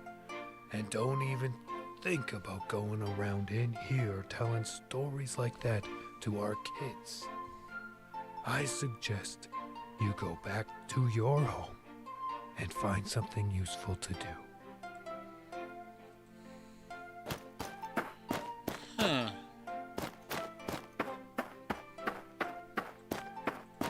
Welcome, stranger. What will it be? Oh, you must be an adventurer. How did I know to go here? I can always tell. We used to serve a lot of people from the Wanderer's Circle here at the inn back in the day, but I haven't seen many of your kind lately. You're always welcome here whenever you need a mug of cider or something to eat. Goblins? Just south of here? Oh no, that's not pleasant news. And giant aggressive spiders too? I'm not surprised though that Carl and Hilda wouldn't listen to you. They're a bit grumpy and not too fond of strangers, especially adventurers like yourself. Thanks for letting me know. I'll be telling everyone round here to lock their doors at night. I'm afraid we only have mutton stew today. Nia usually comes by with fresh salmon that her husband Walton catches, but I haven't seen her yet today. Could you pop by quickly and see if they have any? It's just across the bridge and up the river towards the east. You'll see their house when you cross the small stream coming from the Field of Trials. My oven-baked salmon is known far and wide, and I hate disappointing my customers. I like that one. Alright, so we're going this way. And then I guess this way. And keep going this way?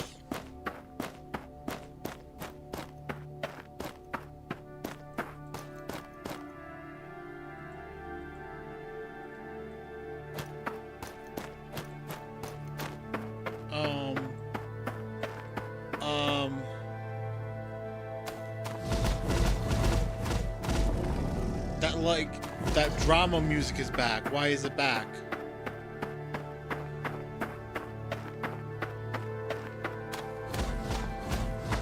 I don't know, but I'm killing these bears, yo.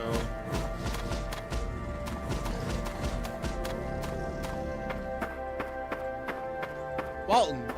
Hey, name's Walton. Please be quiet around the fish. We'll scare them away. And don't tell anybody about this spot. I want it to be a secret, okay? Okay, so that's Walton.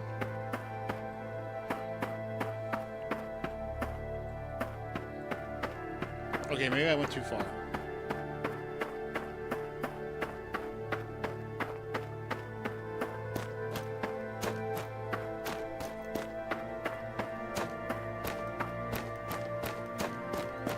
Maybe Nia's like right here. And I ran past her. Oh my god. How about people check? Can you share a bit? Worried about my husband. He hasn't returned from his fishing trip. So I'm concerned. If you have the time. Okay. So, Nia's missing a voice.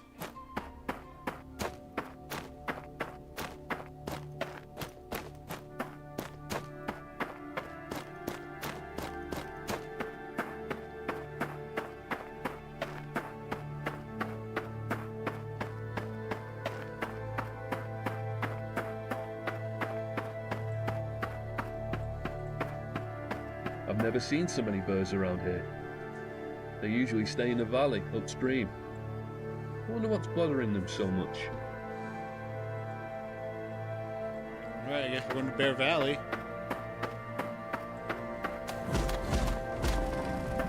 With the super drama music going. It is an orc!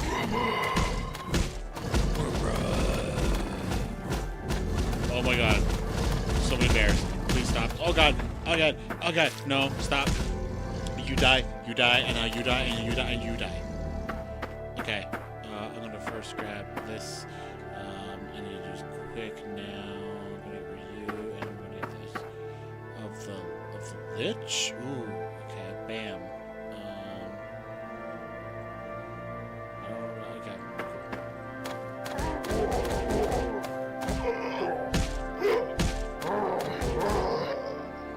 Okay, so now we don't need this. This is the story of the other helmet with the west. So it's just better. shape, and form. Awesome. Bam, bam, bam, bam. There we go. I don't know my sister. She's like talking to her cat. And yet,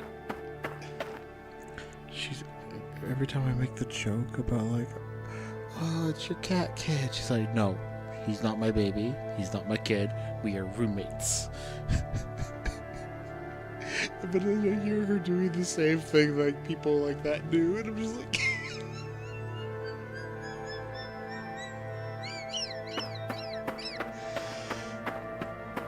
And I don't think she realizes it. Oh, I'm gonna bring that up to her at some point.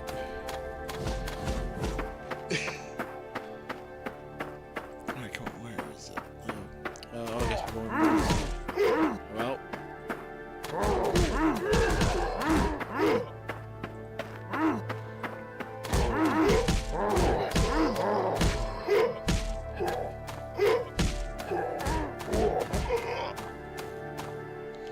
Okay, penetrating recurve, penetrating longbow.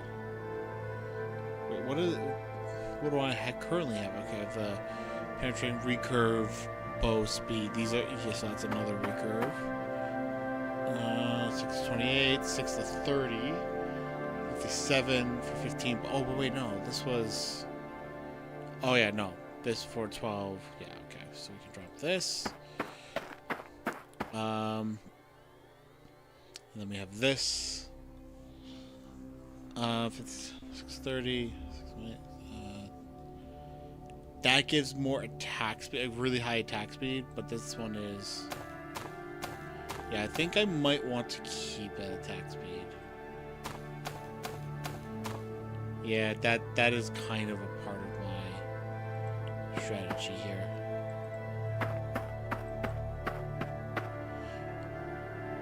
Okay.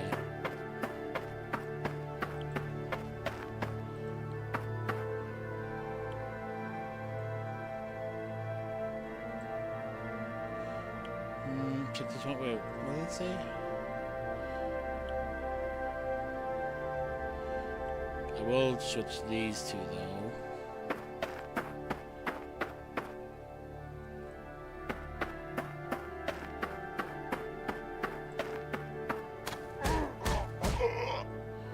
Ooh, a buckler!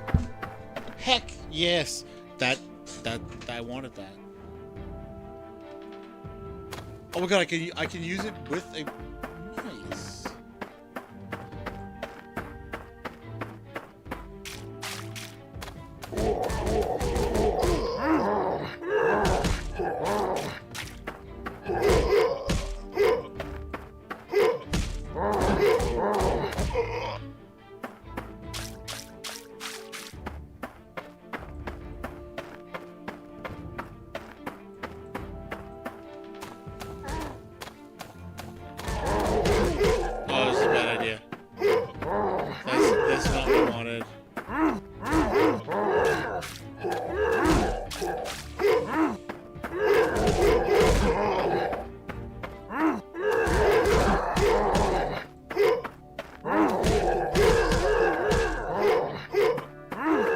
Wait, what? No! They're spawning! No, no, no! Oh god. Oh god. This is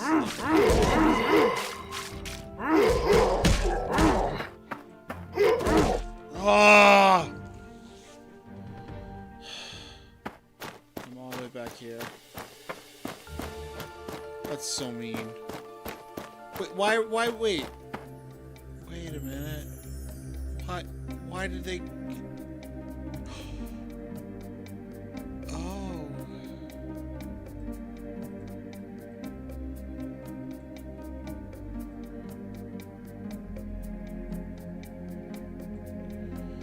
Okay. That needs to be fixed. Because you should not be required to have to fill them manually. There needs to be a quick way to fix. Okay. So you know what? We're back at the beginning of this game, so we can now judge this fair. We can now go through this. So the first thing we had was, we were playing around, and arachnophobia mode, but there are still images of spiders in loading screens and the title screen. I'm gonna write this all down because I want to make good on this one. Because he did put in this mode for people with arachnophobia, and I felt very touched by that. So I was like, okay, no, I gotta make sure I play it, and I gotta make sure I do as much as I can to help improve this game. So that's the first thing. Title screen, loading screens. The second was the quests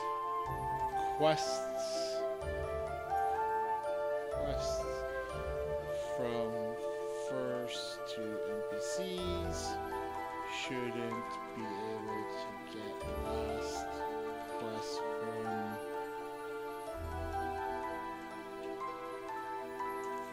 Garrett. And then as we were playing it, I was like, okay, cool. Oh,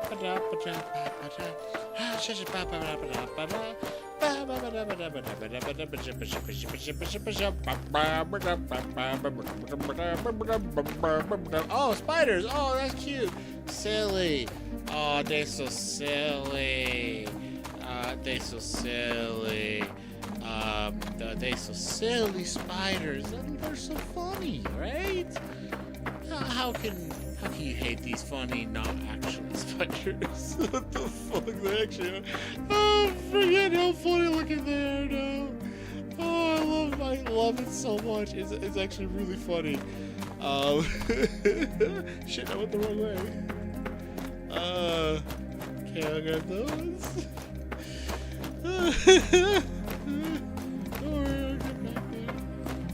We'll get back to the point. Don't worry. I just legitimately made myself laugh. Okay, here we are, and then we got to meet lovely Ina. So next thing is, don't mess with Ina.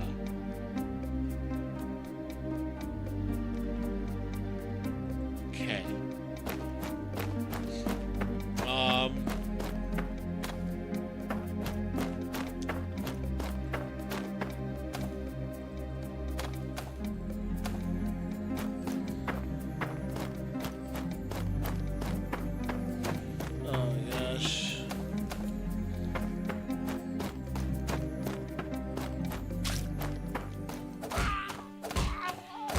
And then we got to the goblins. Oh, yes. The goblin deaths. I forgot. Yeah. That's definitely got to be in there, too. Because I want the good. I want the good and the bad. I want them both. That fucking bear. Stop running at me. Okay. So... I can't comment on going the other path and how hard it is because I wasn't supposed to go this way, but this music is 100% on the list. This music though.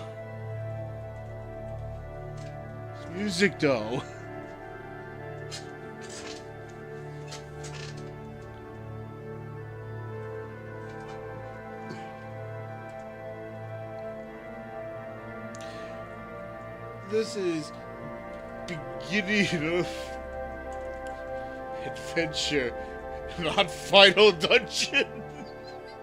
That's how I'm gonna put it. Now we'll move on to the next issue I encountered.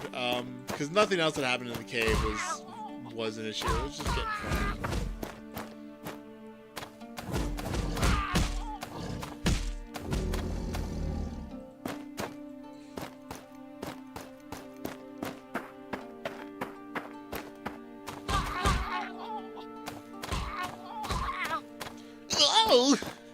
I can't help it. It's so funny.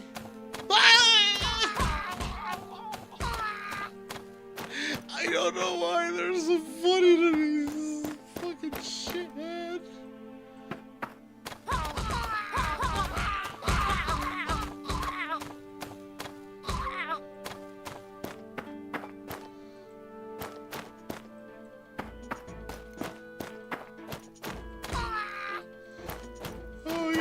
much easier. It's so much easier now. It's so funny. Oh man. All right, so get back into the village. We'll start with that. Yeah. No, don't get stuck. Now, I was the dumb for going past Mia, but what I need to know is, can I stop myself from being sent all the way back to the beginning? Like, was I also a dumb and like missing setting the next grave point?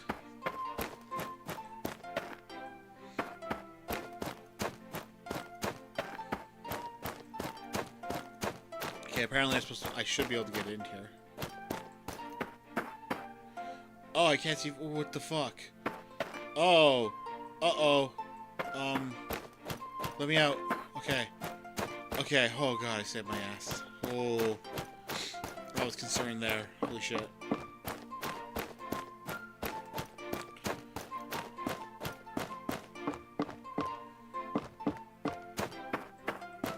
No?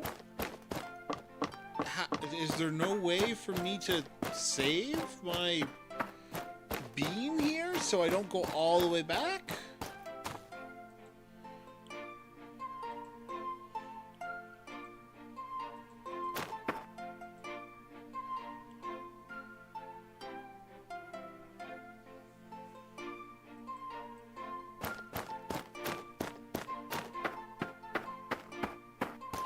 Okay, hold up.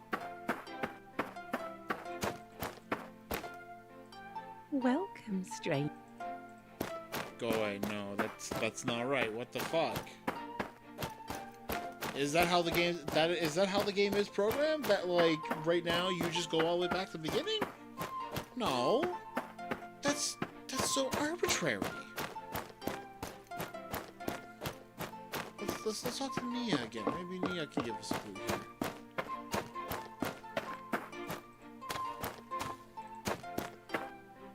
No.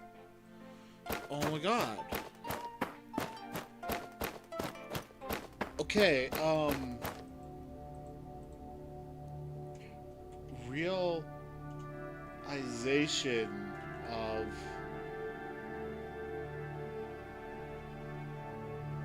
respawn of no other respawn points.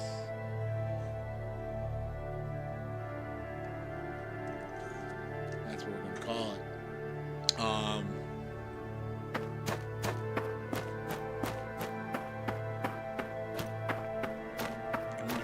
It's just more drama music. Oh, that's a spider. I'm going the wrong way.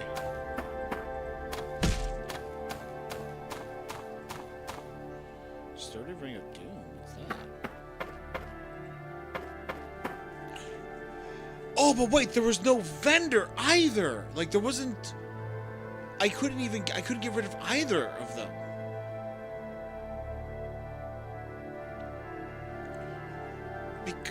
Right? Like, I couldn't.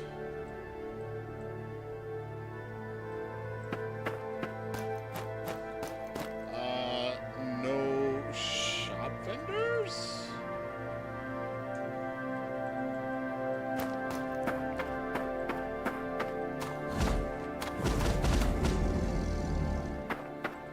Like, there's multiple problems with no shop vendors. There's no currency.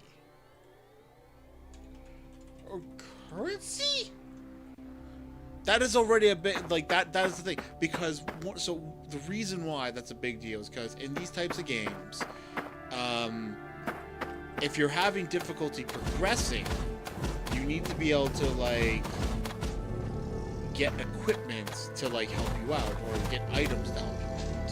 Right? Like, you're like all health potions, you're supposed to be able to buy them, not just collect them from enemies, because that wouldn't make sense realistically.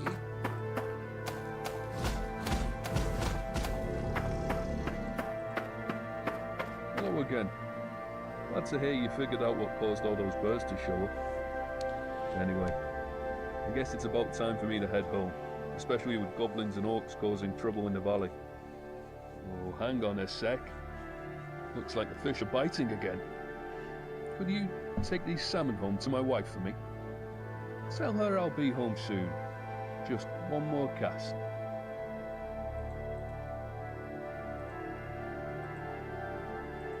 Hello again.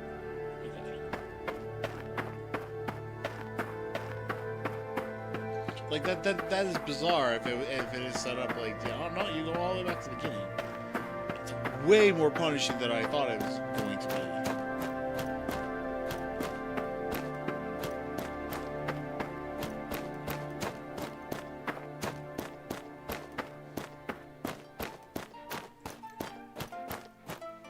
Oh, thank you. I'm leaving to know my Walton is safe, but did you say just one more cast? I was worried sick.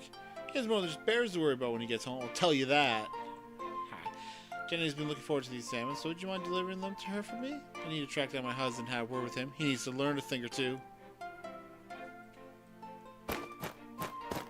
I like those. Ginny and Nina and Walton. No, they're funny. Like, he understands. Oh shit, danger's coming. But oh wait, hang on. I see one more cast. First spiders and goblins, then hungry bears, and now orcs? This is even worse than I thought, but I'm relieved to hear Walton's safe. We all owe you thanks for this, and thank you for bringing me the salmon. Imagine what would happen if those brutes came here whilst we were sleeping. I heard the old folks telling stories like that when I was small, and I could tell they meant it. You must try talking to Carl again. He has to listen now.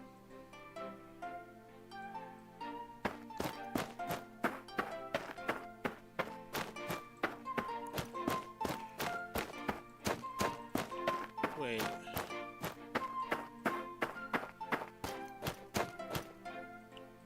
So, is that what I do? I just go talk to Carl?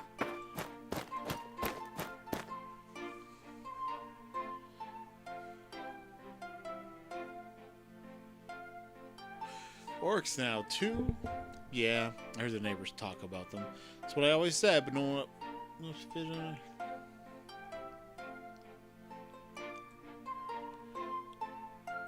Don't you go filling our boy's head with your crazy stories. It's bad enough already. No matter how many spankings I give him, it's not working. I always catch him faffing about with his stick like it's some kind of sword. So, wait, is that the end of the quests? Is that the end of the demo? Am I missing something?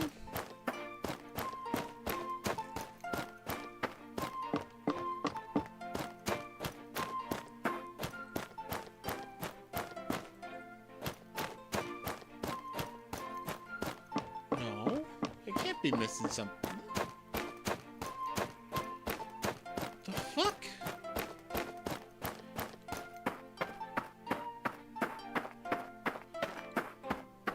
What the fuck is this?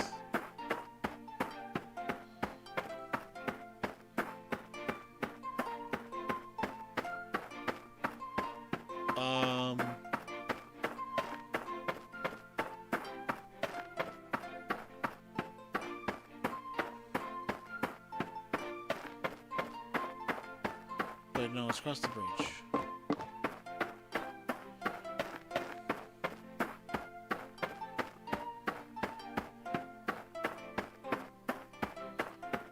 Oh, there's a person here!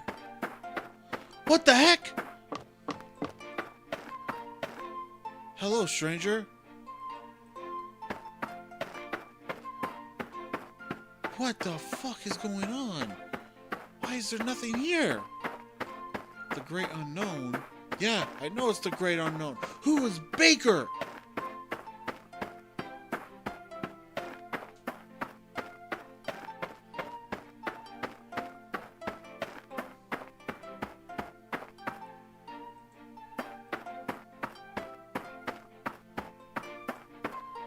Who the fuck is...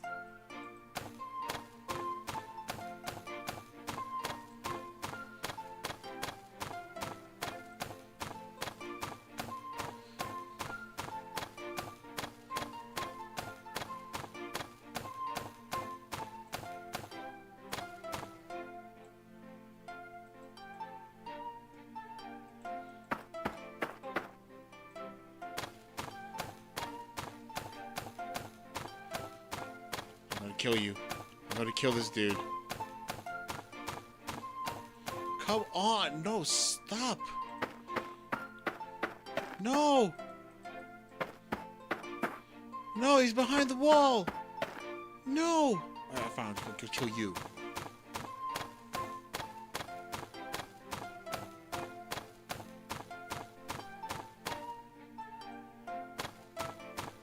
Now I'm going to kill you. What do you drop? Sturdy Ring of the Wisp.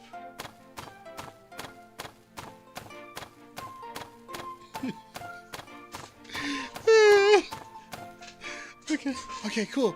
Oh, he drops something too. What did he drop? A recurve bow. Awesome. Alright, let's keep going this way. Oh, now we're having fun exploring the great unknown. I wonder if they remembered that this is why it's so. Oh my god.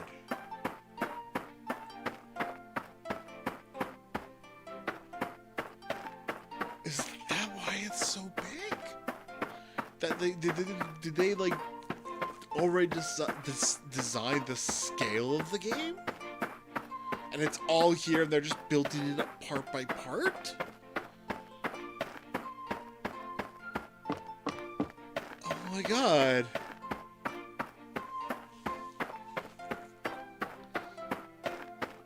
Wow. That's a smart idea.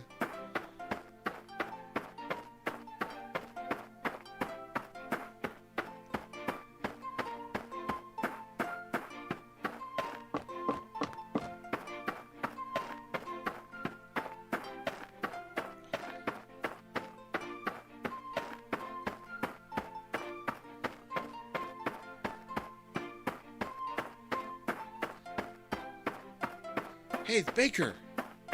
Hi, Baker. We came back. Okay, we're going to keep going back now. Now, the fact that this is called Red Moor tells me that this is like an area that they're working on next. So they've thought about what this area is.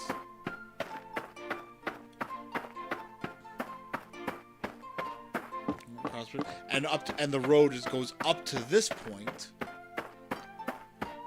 So that's how much the pathing has reached here so far.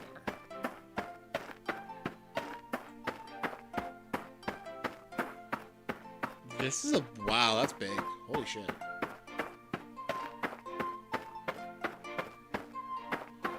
Now we keep going, keep going. This is now where it starts to get like, oh, things are a little weird.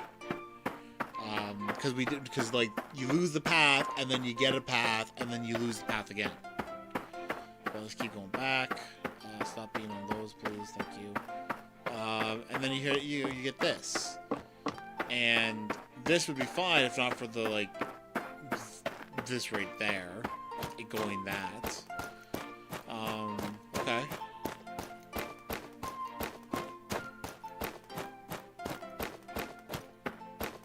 Anything like, is that it? Just like, oh, you see the orcs and that's it?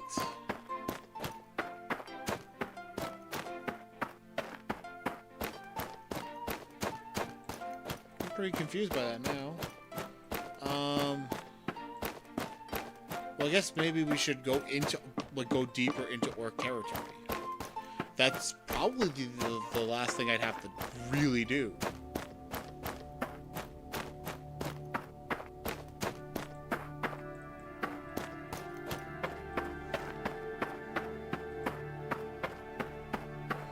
Also, I gotta go this way, right?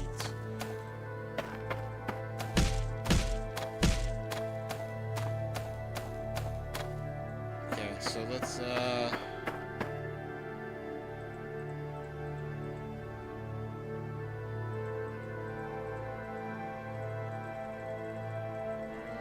I'd say, like, just in general, it's probably the most important thing right now. Let's go here.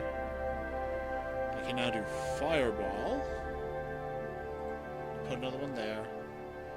We'll also set this to Firewall.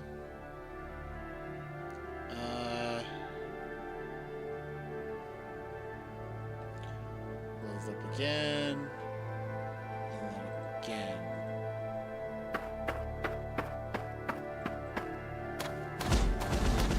Oh my god, oh my god. Oh my god, oh my god.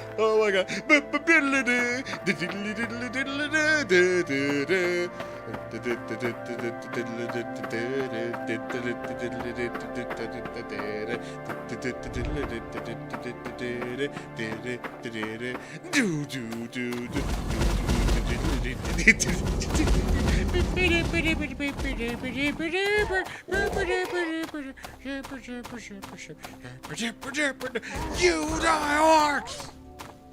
Oh my god. Oh my god. This is. Oh my god. Yes. Yes. Look at him die. Look at him die. Oh my god. That's so great. That's so glorious.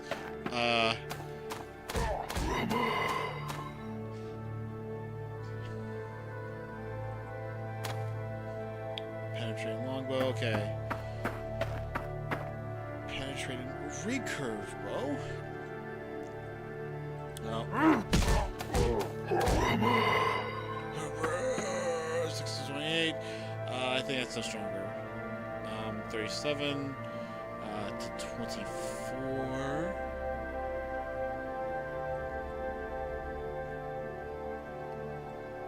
That's not the one I wanted. That's the one. I'm still keeping this one. No, fuck it. Nah, fuck it. We'll just move on. We're still going through Alts Valley.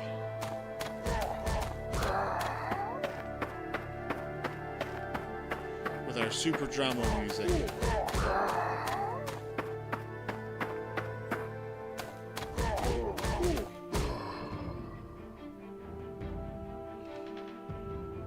Sturdy chainmail at the wisp. Sturdy chainmail at the wisp.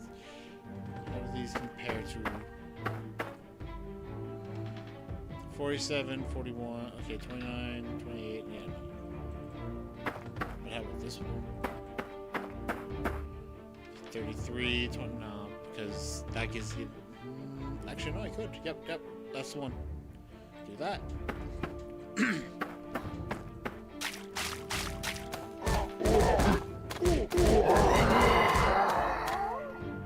A sturdy buckler. I have another sturdy buckler there. Cool, let's check this one. 30 to 34. No, you are trash.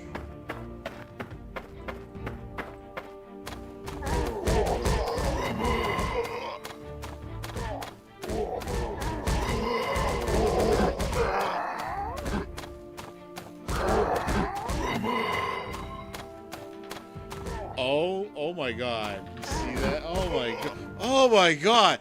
Oh my god. Oh my god. That is some decimation. Oh my god.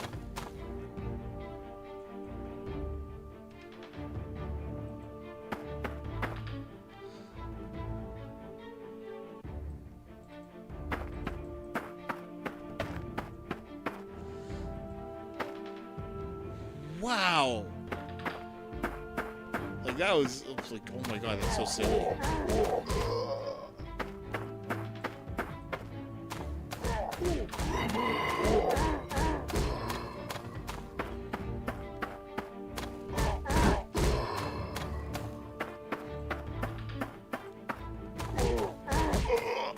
There we go.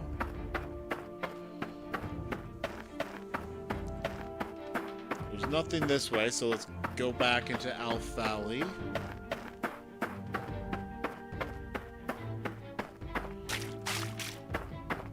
We'll head towards these dudes.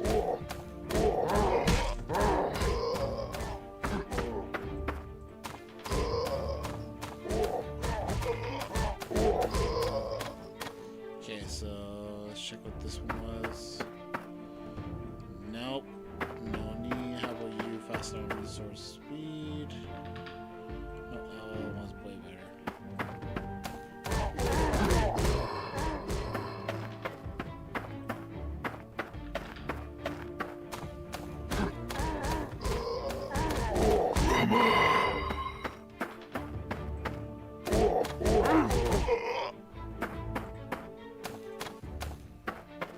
Interesting.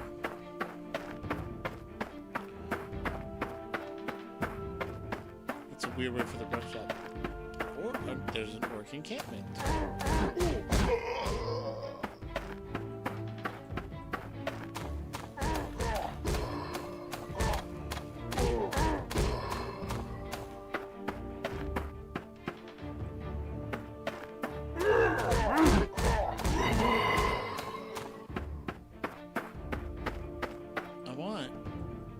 Okay, I gotta get over there.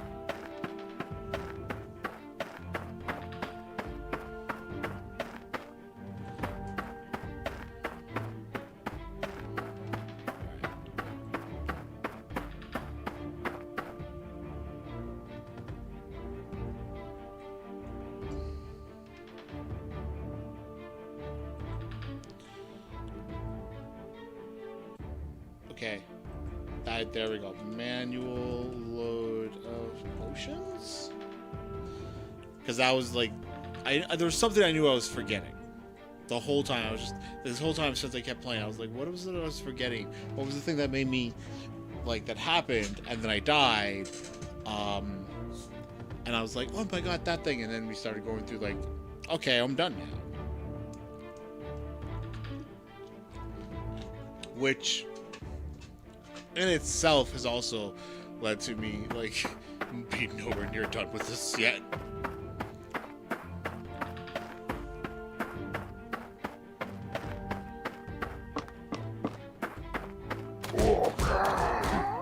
Because clearly there's so much more for me to see right now. Let's do it. I will just shoot my way to victory. Pew pew pew pew pew pew pew pew.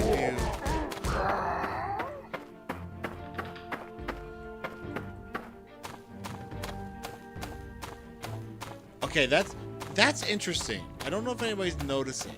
So look where my mouse is and the angle. Now watch as I get closer to me.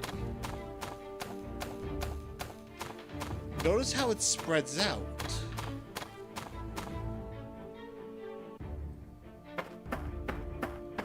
That's really interesting. Why does it do that? Also, we're going to cross this now.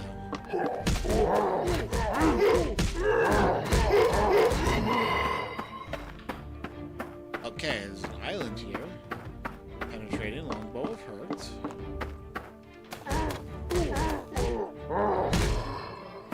Another sturdy buckler. Okay, cool. Oh, there's that helmet. Get that helmet. Get that helmet. Oh. It wasn't better.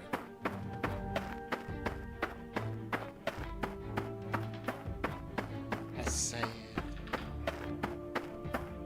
It wasn't better. Why wasn't better? Well, I want to be better.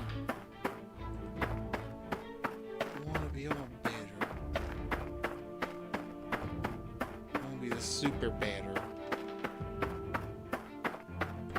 And then get me some peppers.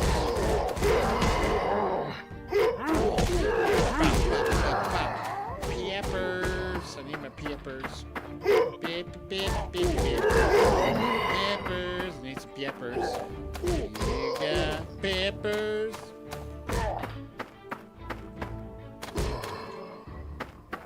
Peppers. I need some peppers.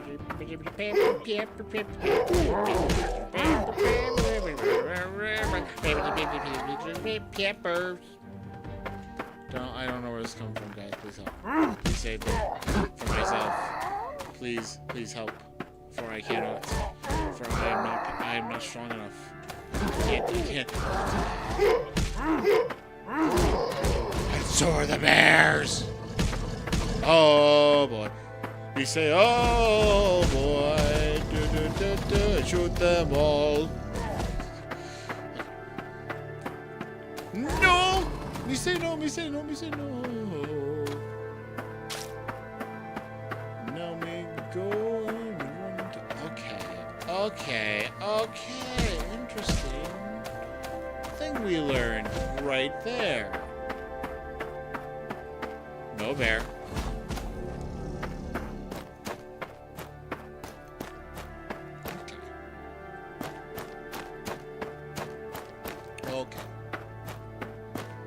So let's get out of that creepy ass music. I think that's everything. Oh, gee. What the heck?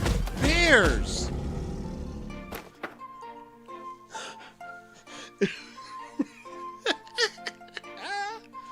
Oh my gosh. That's actually really funny. It's really funny. So this seems to be as far as the game, as the demo goes. So yeah. So the only things that whole extra sequence is added, actually no, it added a couple. Realization or respawn points and the no shops, no currency, no vendors, which is really weird, right? But yeah, no, let's get out of here now, because we can do that, and I'll open this up and just hit play. Okay. Now, with the exception of the super dramatic music, I have to give it for the music. Actually, I gotta give it for all the sounds. As much fun as I'm poking at them. I like them both because, like, you know, they're there and they work, but also they're very funny. Like, it works for what you would expect a death wail for a goblin or an orc to sound like, but they're still funny, right? Like, they're still funny. Controls and UI, I love it. It did take me a bit with what was it? Changing skills, and actually just anything regarding skills. And then right near the end, I just realized, oh fuck, spam this. Alright, it's graphics. I'm going to give it for the graphics too. I made fun of the goblin models in the very, very beginning, and then nothing has looked like that since. Overall, of course I have. This is great. This is a wonderful game. I like this game. Yes, we're going to save that there. And now it is time. This is it. The promised hour is at hand. Please, join me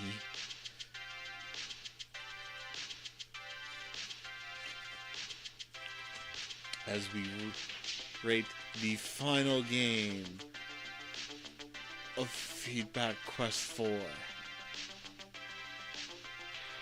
live.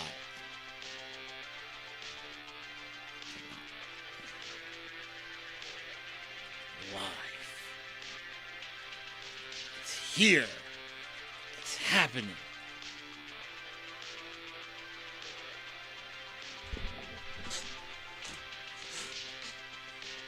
My fear was abated.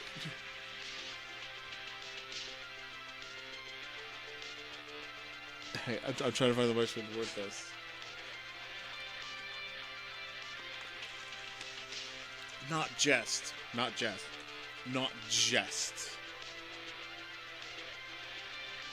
the rating of the final game. Not just the feedback of the final game, but it being a game I actively chose to avoid back in Feedback Quest 3 because of something that shouldn't, because of something that is no fault of the creators. Just my own fears. But now, the noble work of the developers, this is no longer the case.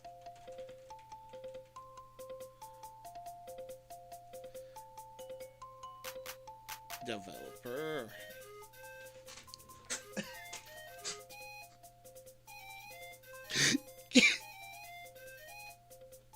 Why did this have to come on now?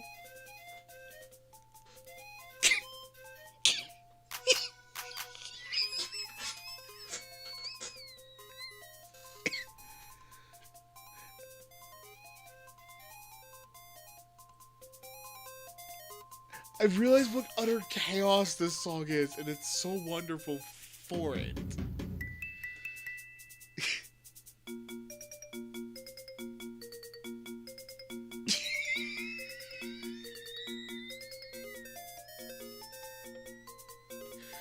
Oh my gosh.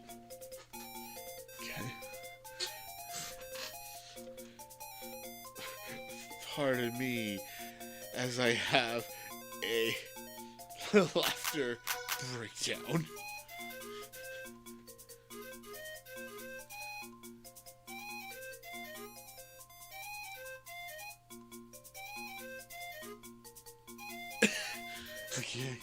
Okay. So, I will name everything I either loved or felt needing, or felt needed. Look, it's LMG. Yes, hello.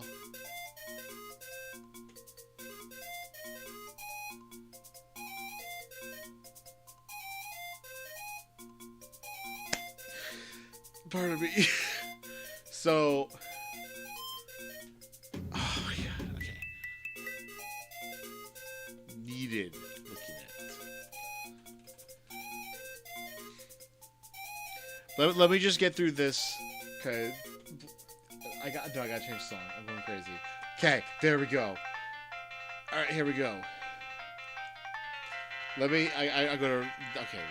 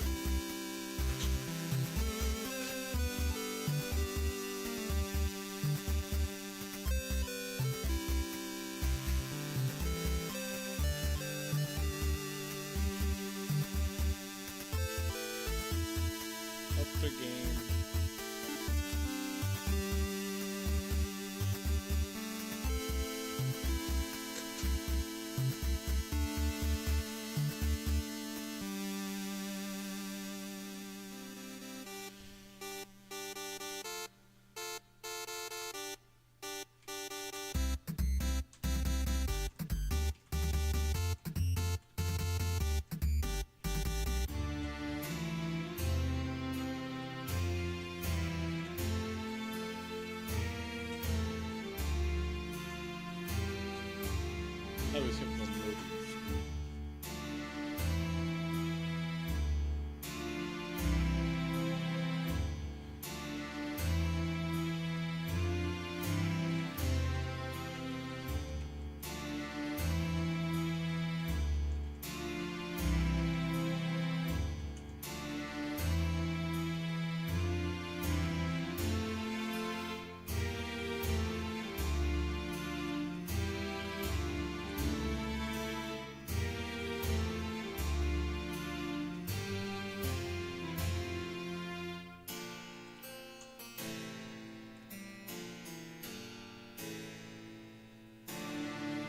Okay.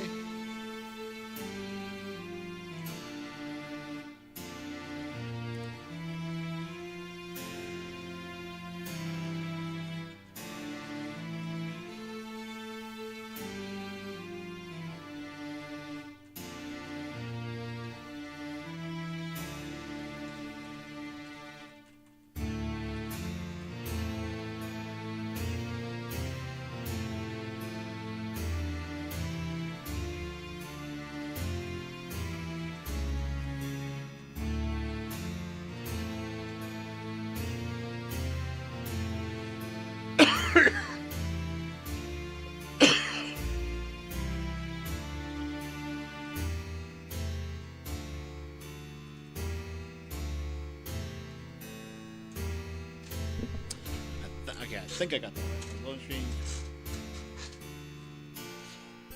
That I feel like that would let them keep. They get to keep. Like so, the only thing that changes then is the title screen, but they still get to keep the original image, like the line art version of the original title screen in the loading screen, if a person doesn't turn on arachnophobia. I think that works, right? Doesn't besmirch the entire thing, and probably even could put in a thing where like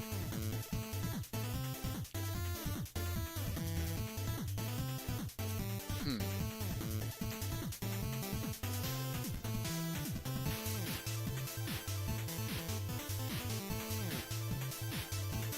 alternate.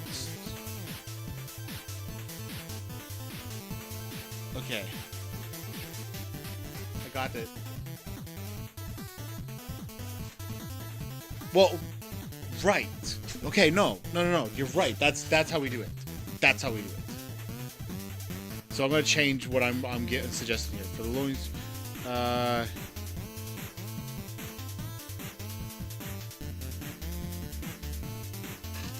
would suggest including a warning about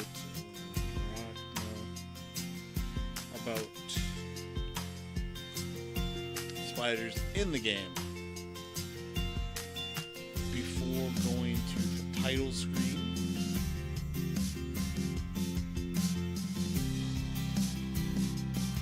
After including a warning about spiders in the game. After this, you then put in a first time launch screen that has no slider. The spiders in the game and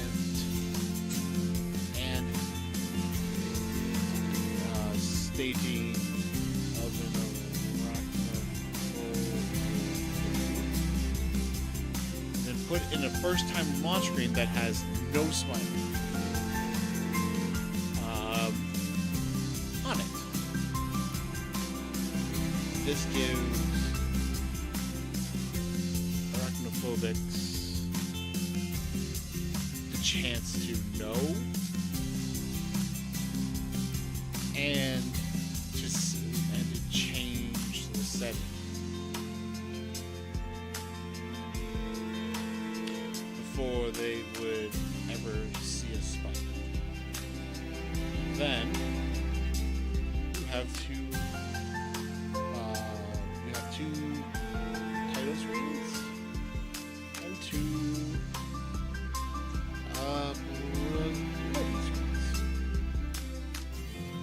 depending on if the mode is active.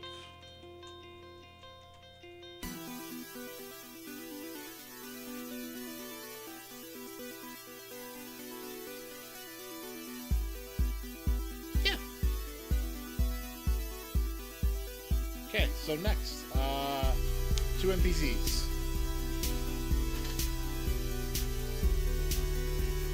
From here, we started quests from the first 2 NPCs. What felt weird, however, was that I could get Gerhard's last quest before the others. Yet the first gives context to how hard talks to you. I would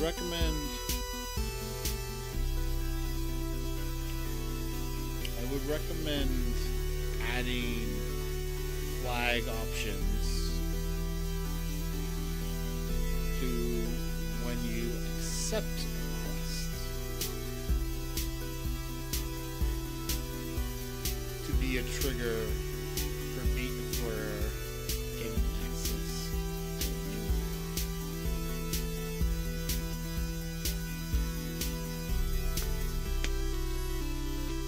this feature could also be very useful too, right? This could be useful in the future for you as well.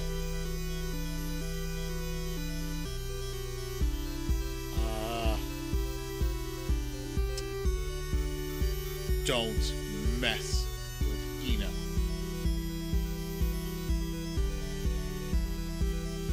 You leave. You don't harm that lovely lady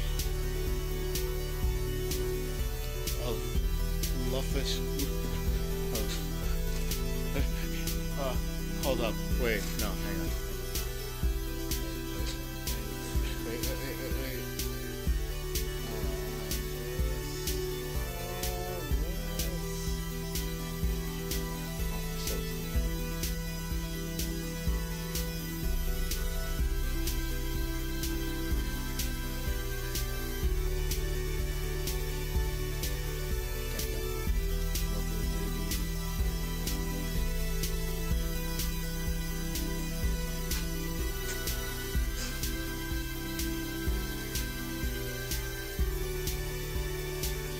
Okay, this is not working.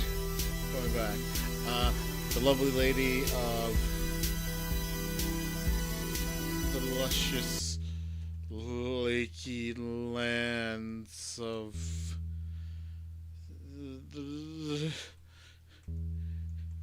you keep it.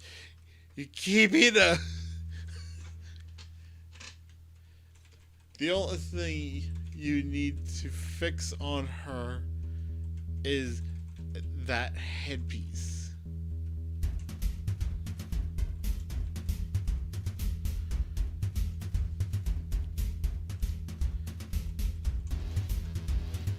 Take it off.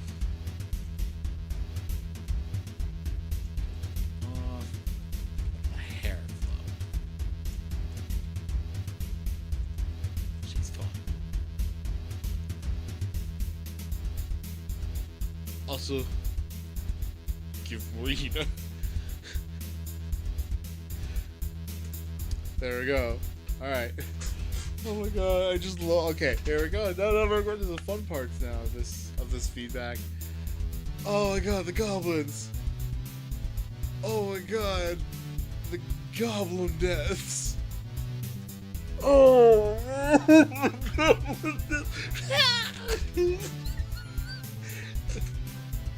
I mean, they make sense. They do.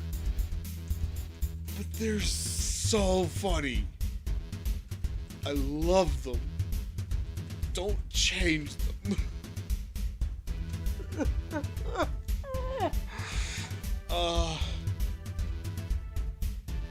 At this point, oh man. Okay. Coming back down. Coming back down now for the next few.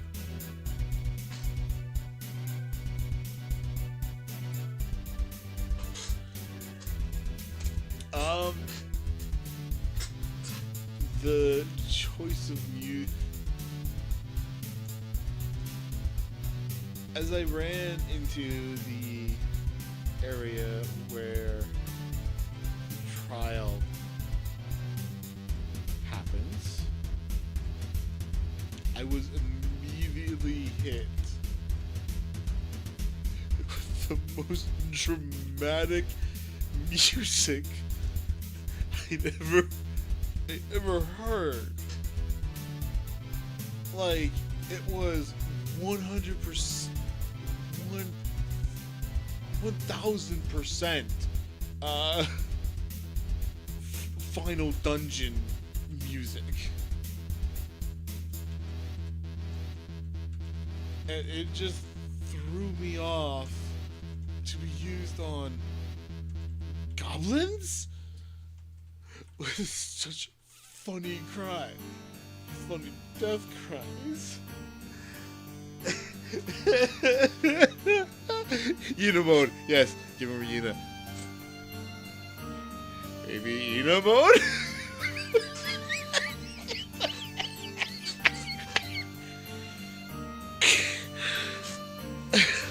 Oh my god, that's so perfect. Oh my god, it's so perfect. Yuna mode, I wish I'd seen that sooner. Oh my gosh, so funny. Okay, so, okay, there we go. Damn. I then, as I was getting into the orcs area, I realized that I had no health potions available to me. I thought that was weird. I checked and died.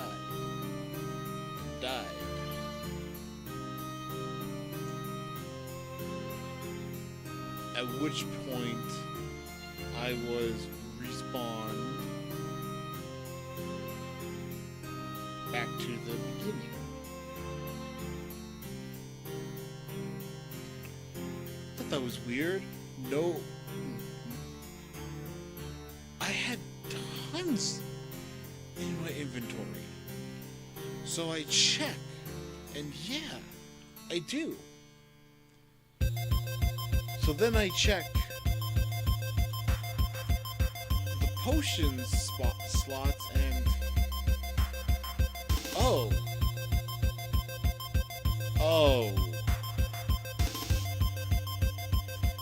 it's a manual reload.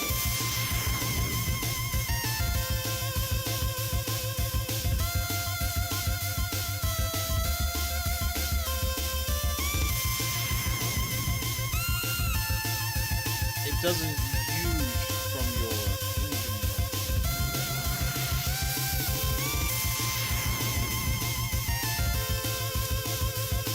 Oh. That threw me off.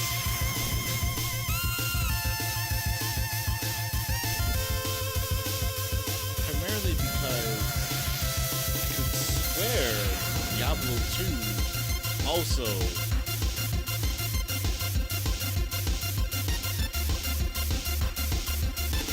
which I can tell is heavy inspiration.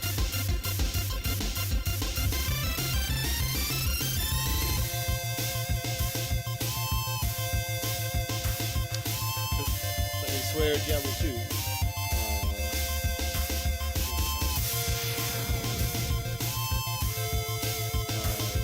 didn't have that issue.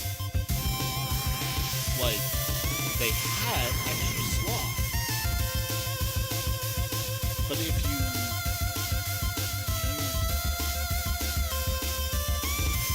just 4 potions, but if you do those all up, you're still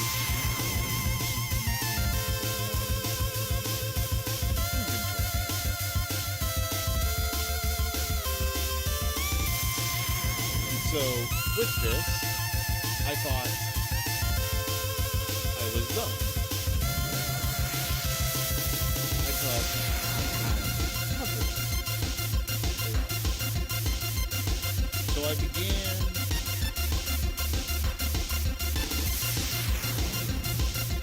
began to return, where I recovered everything for the above.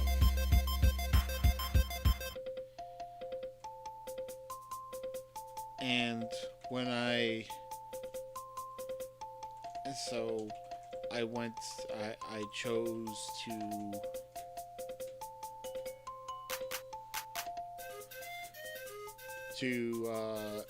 see if there was more. I went deeper into the orcs. Okay, wait, no.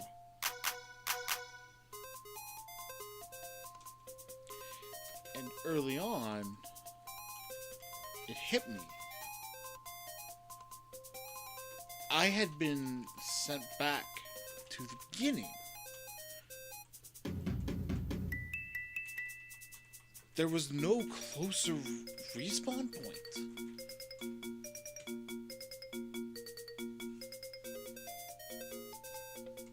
I mean, it made sense before getting to town, but there should have been one in town. What? I couldn't find someone to let me save my respawn point.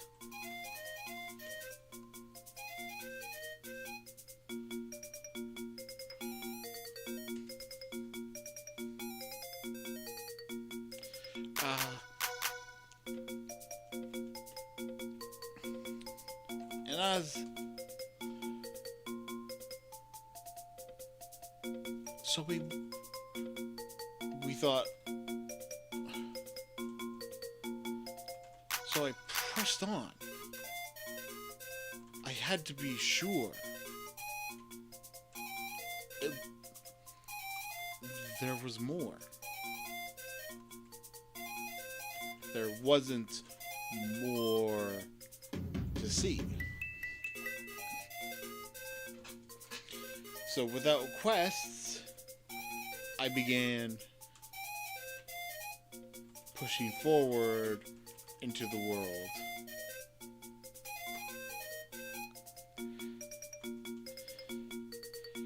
As I realized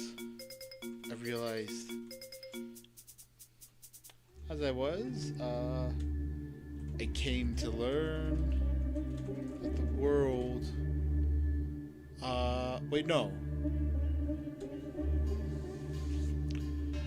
was much bigger. Also far more open. And I met a guy named Baker.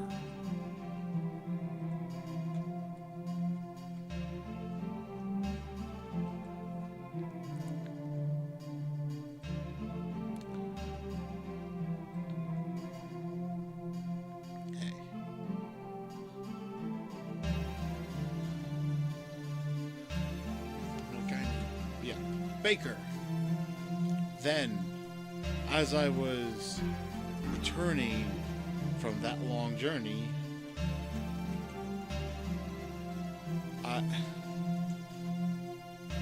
pushing to the orcs, I realized I wanted to sell inventory. Wait. Sell?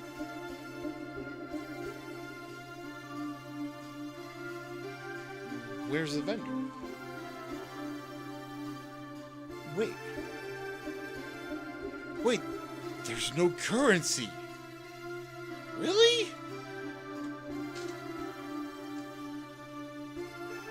That's shocking.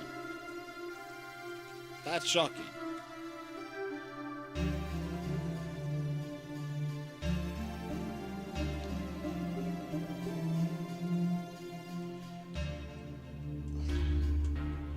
I had to wonder if that was intentional.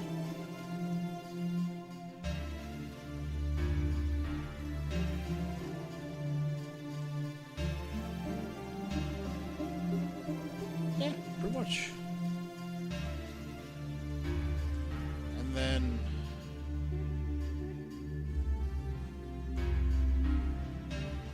with this in hand, I keep going until I remembered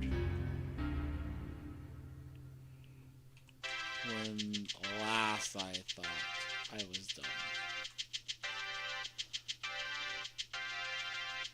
Because I was realizing that yes, I was done.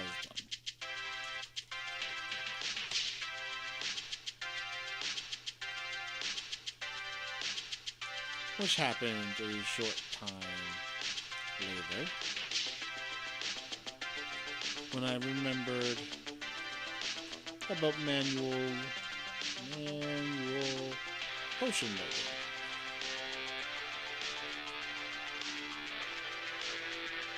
And here we are now.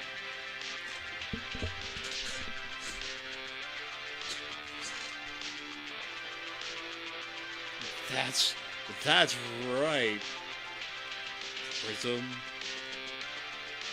We're here now. This is the moment.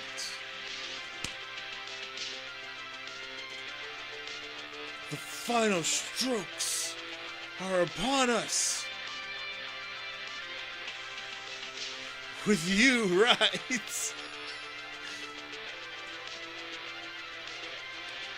The finale of Feedback Quest 4. Not really, but come on. It's the bit now.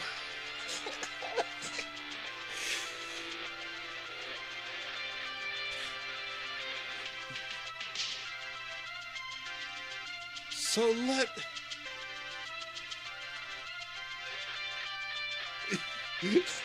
no drum roll. You gotta go with this music that's playing. Here, no, I'm gonna replay it. This is all we need. We just need this music. Okay.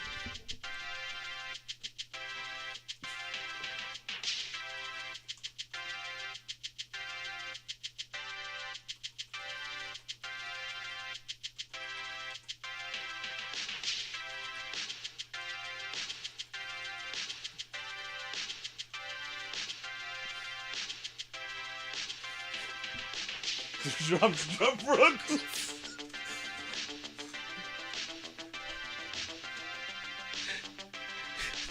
I hope you realize the fun of this. Let it be known.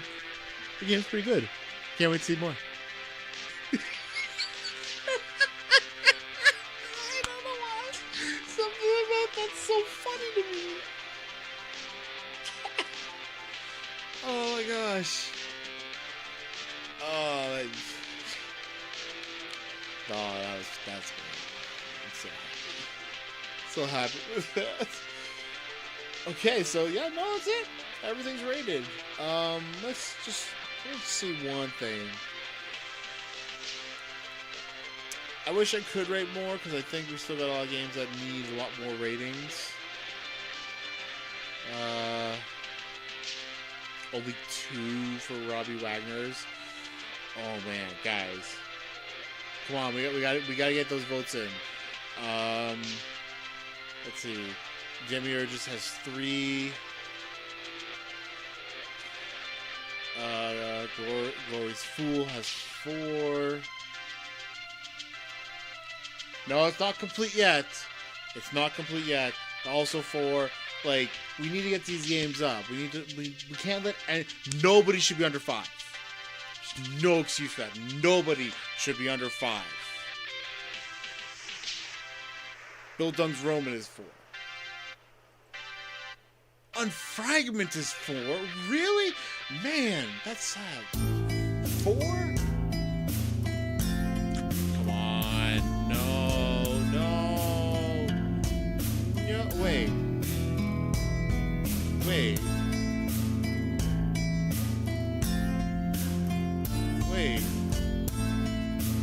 No, okay, there's 5. Okay.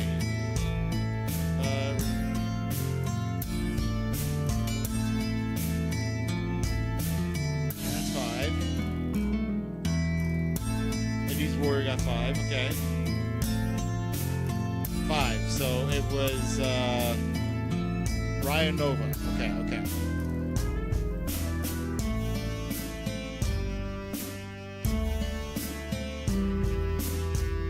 So from Ryan Nova and up, those are all the games that don't have 5 yet. We gotta get those. We need ratings there. Everybody should have 5. Come on, let's do that. Still got a couple days. I can't put in any more because I'm literally in all of them. So I gotta rely on everybody else. Okay. So Ryan Nova to Robbie Wagner's. Get them all to 5. Do this for me. Go. Do this wonderful thing. And we're not going to end the stream yet because this was so much fun. I don't want to end yet. What I actually want to do is I want to go back through some of the other games, ones that like I might have stopped too early on, and like just play them more, right? And just have that on stream. I know Biosynthetica is one I would want to do that for. Sliding Hero is another. I did all of Stuck in the Liminal because I got so into it. I don't think I definitely didn't get to the end of Anise Warrior. There's just a bunch of them. So we are going to come back, but for now I need to go grab a bit more food. So I will be right back. All right? One moment. Yeah.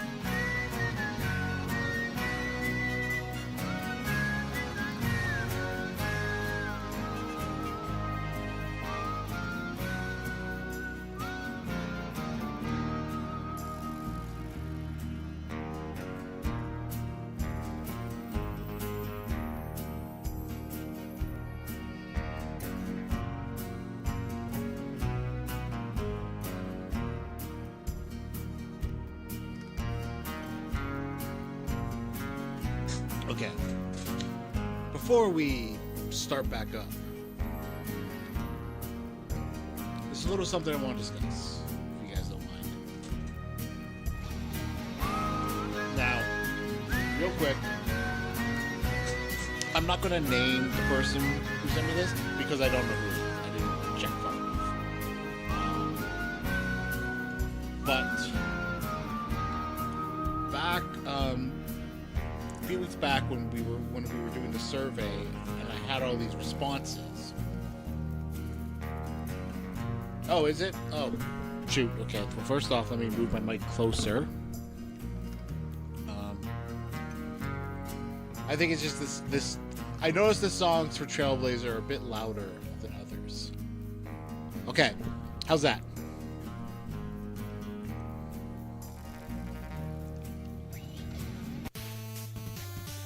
Cool.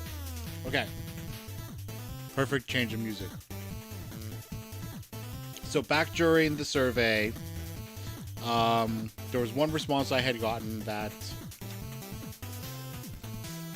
I felt, when I first read it, I was a little like, got me really head scratchy. Now I'm going to say right now, I'm not calling out the person because I don't know who it is. I never looked far enough to know who it was.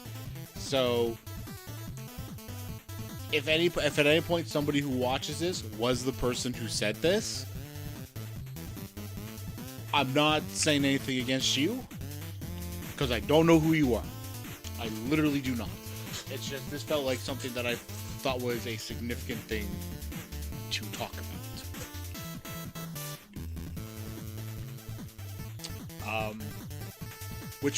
So this person's suggestion was we should not allow games that have already been released into Feedback Quest. Right? Now, I'm actually, you know what? I'm actually going to bring this up, and I'm going to, because I do want to read their quote. Once again, to this person, it's not a call out. It's not me like.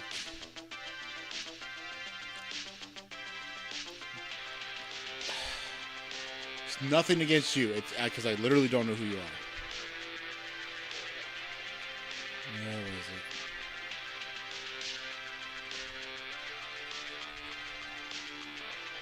Okay.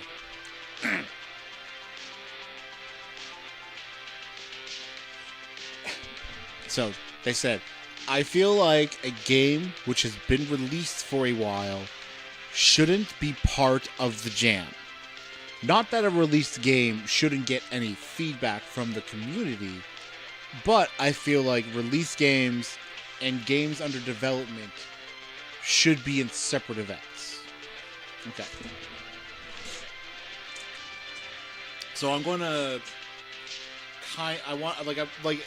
it's definitely a thought-provoking thing, and it's like, yeah, of course, but I've thought about it, and I feel like there's an argument to be made to not have that kind of a restriction.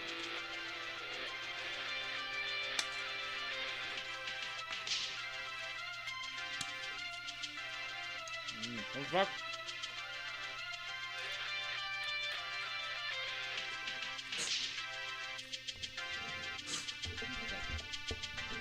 So what I mean is,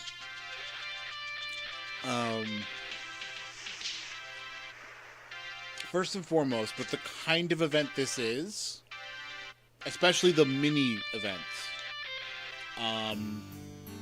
thanks to all the restrictions we have,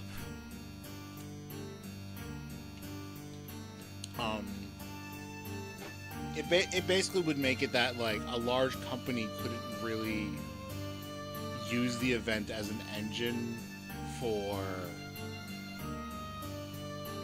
just promoting their game. But there are smaller companies and smaller developers who I would say should. Because they put a lot of effort into listening to their community.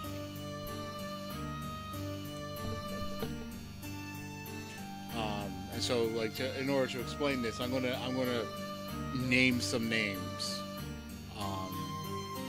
Don't guess. Don't look up who they are, what any of these are. But this is just how I'm gonna like run this. Okay. So, we're gonna go through this. How many people have heard of Oxygen Not Included? How many people have heard of Raft? How many people have heard of Rogue Legacy? Soviet Jump Game. Still going. Subnautica. Or Phasmophobia. Or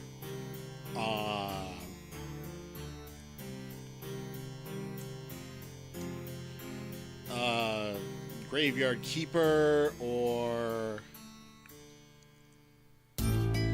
hopefully what you're seeing is like I'm trying to like make my way go up a list in a sense.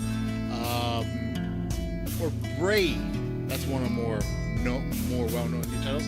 Or and this is the one I'm going to end with, FNAF, Five Nights at Freddy's, right? These are all games that are big, right? Some are bigger than others. Or Undertale. There we go, Undertale. Okay? Undertale definitely needs to be on this list alongside with FNAF. Because these are instances of games that are absolutely indie and absolutely listen to their community, but they're like, you see them at the top, like so many more people know them. But as you go down that list, you'll find that it should be less and less people. But these are still people who listen to their communities. So, if it was somebody big like FNAF or Undertale, like doing this, if something like, let's see,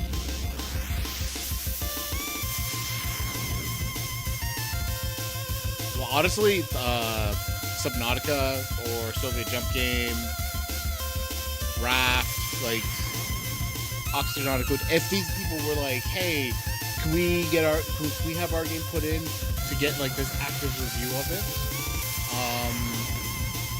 and knowing that they'd only get like, they never would get the depth of the game, it would always be like a short period of time, so it's not really something they can promote, right? It's not like it's not like we're going to be seen by tons of people, because it's not like we have thousands watching this, so it's not something we have to be worried about. I would say lucky, because at the end of the day, if you give them the feedback, oh yeah, absolutely, they're going to listen. Now, there could be an argument made for people who aren't going to give feedback, because putting your game up and then not reviewing anybody else, that can be kind of infuriating, right?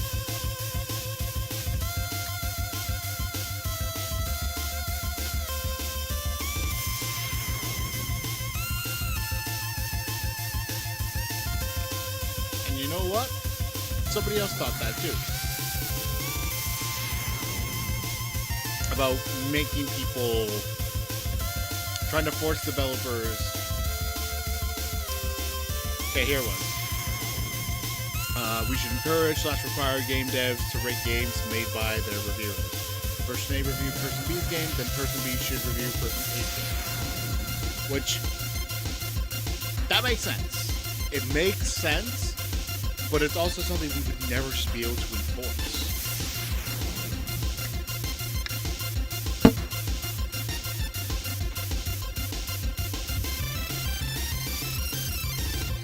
Like, you will notice,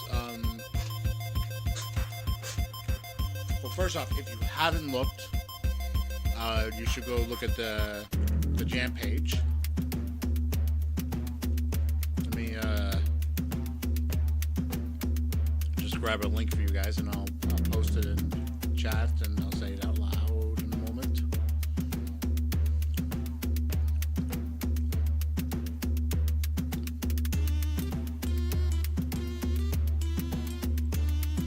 Alright, there you go, Twitch. that's the link to it.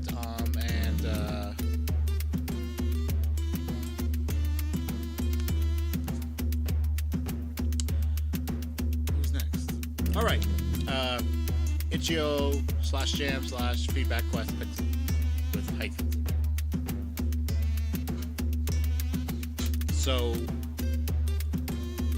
like the idea was that like in these smaller events we should require that, but we can't really require that. The idea of making one of your, and like even as a guideline, it'd be very difficult, because if you look at the stuff that I put in of what I felt were reasonable guidelines.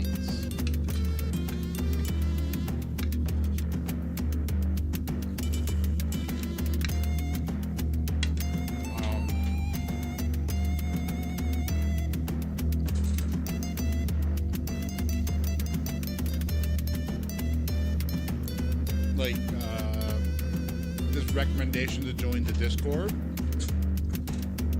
so that streamers can like share news of their streams of people's games. We can reasonably put in the streamer parts, because yes, the streamer should be doing that. The streamer should be on there, because for our community, that's the number one spot to be. Obviously, not every developer is going to, because they're more outside of it. But a lot of the time, it's the people who are in there, in the Indie Questing Discord, that are going to be watching these streams. So you should absolutely be telling them. But then on 11 and 12, we got like, okay, developers should let streamers know if they are present in the stream while their game is being played. Streamers should let developers whose games they are streaming know if they are okay with backseat gaming. Because these were like other things that people brought up, concerns they had.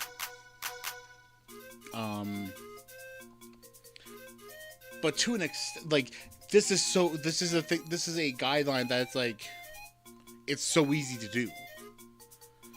Because if the developer is present, well, guess what? The streamer just now knows that. It's not hard. And similar, like, it's a no harm guideline that essentially like makes things better, and that's why it's a guideline. The only things that are rules,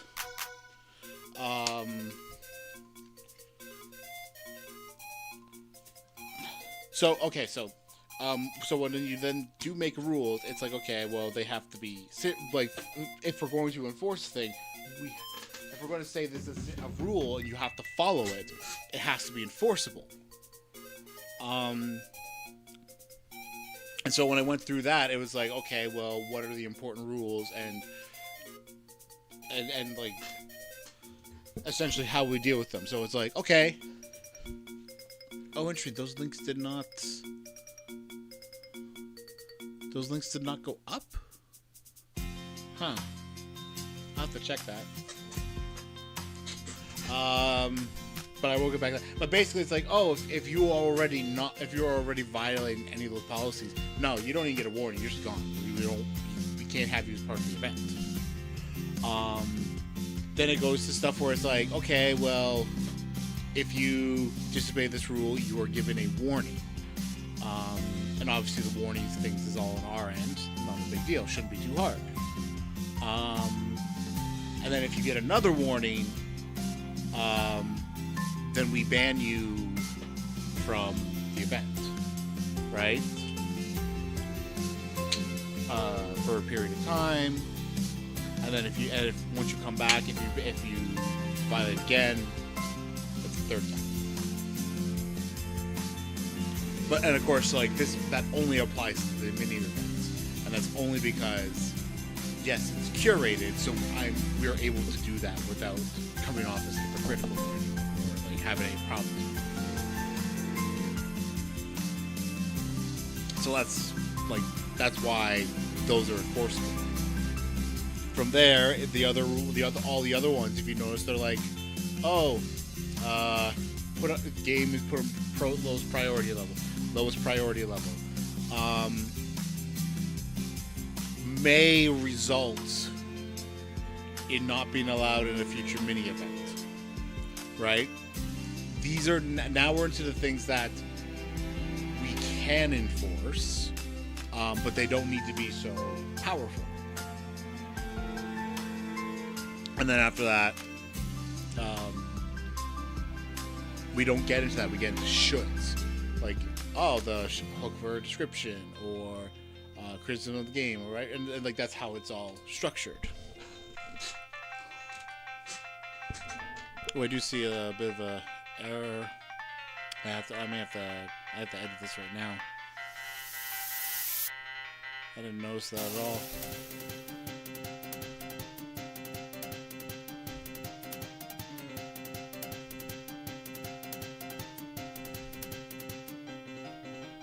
There we go.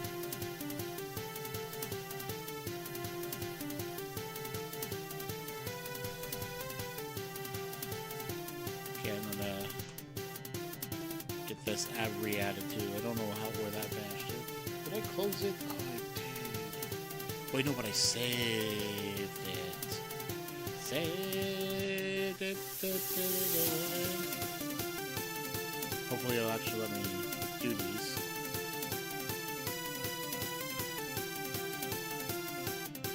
Okay, let's try this.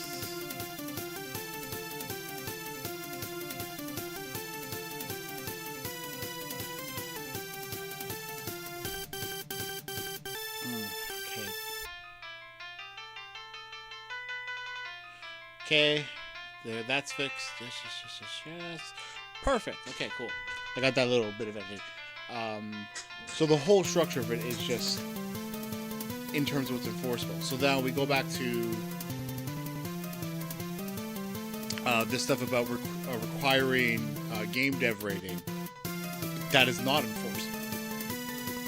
What would we do that would actually be fair? And the reason why is because all the guidelines are based on convenience, right?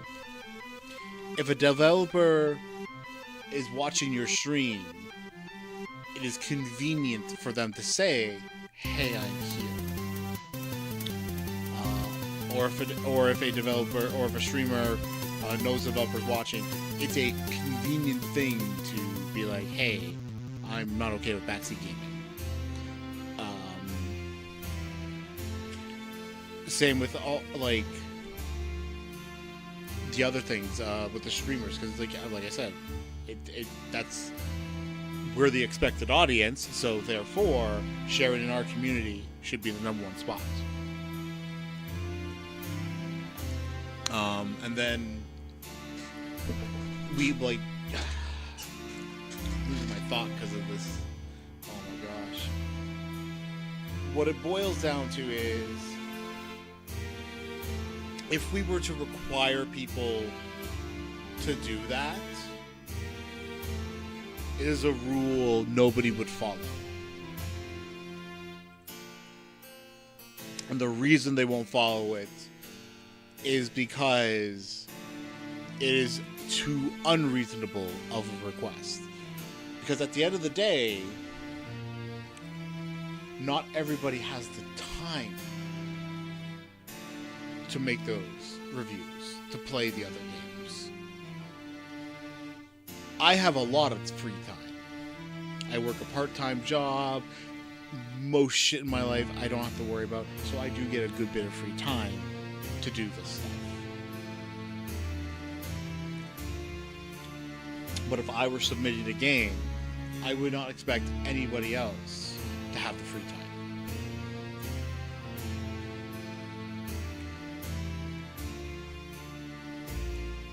This is, of course, with the exception of like big companies where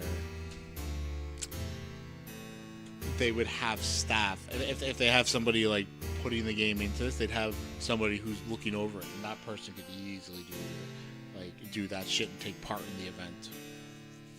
It's not the same thing. So it's not enforceable.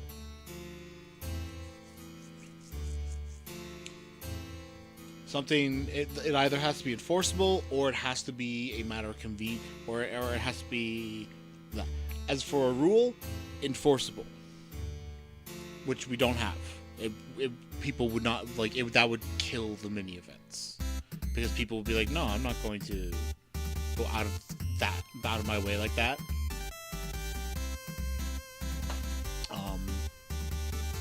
Then convenience for a guideline. And if it can't be either of those, then we can't do it. And sadly, this is not either of those.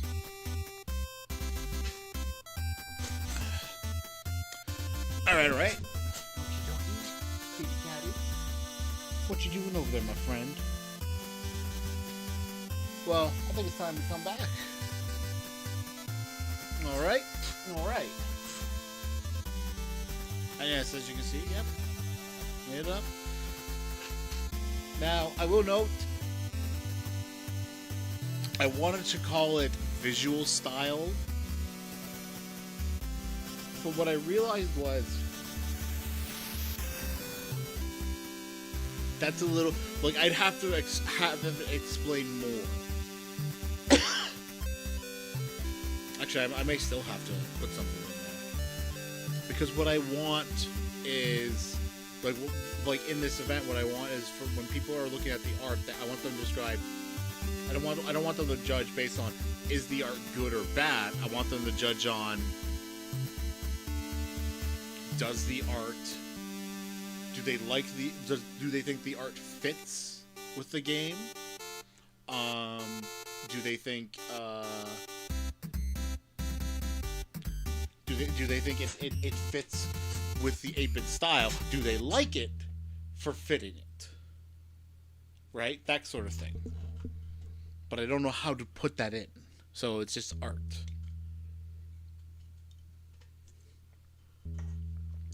Okay. So, as I said, there's some of these games I want to go back into. And the first one, we're going to start with a bang. We're going back into Biosynthetica. I've been looking forward to this one.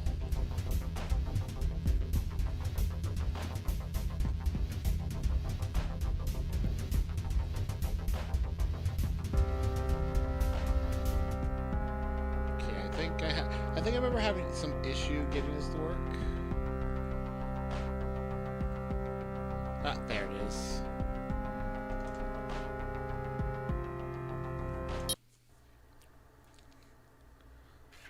Okay, so I had gotten through the first part of this, the horror part. That was great, but I wanted to go back for the action parts.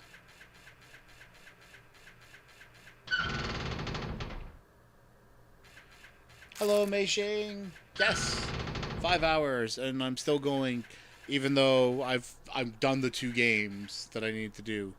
Okay, so I need to remember the control.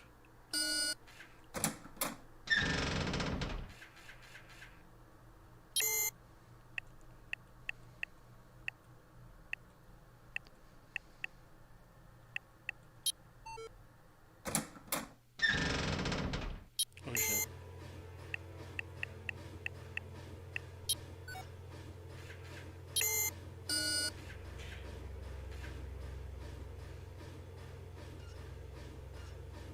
Wait. Am I not at the action part? Wait, what? Do I have to redo the horror part of this again? I hope I do. I would love if I do.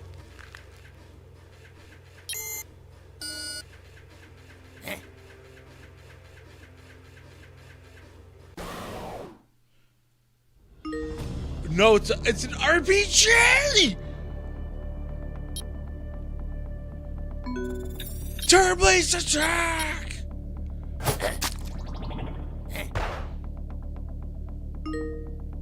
Besides skip, in any case, the enemy will outnumber you. Particle gun will buy you time to make some damage. Left side consists of 3 rows, which the player or enemy can use to turn the tide.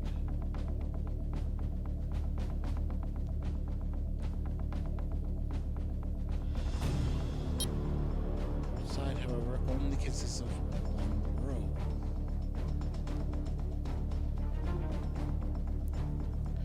You can't be pushed or pulled by the enemy during any encounter. Use the skill Impact Blast.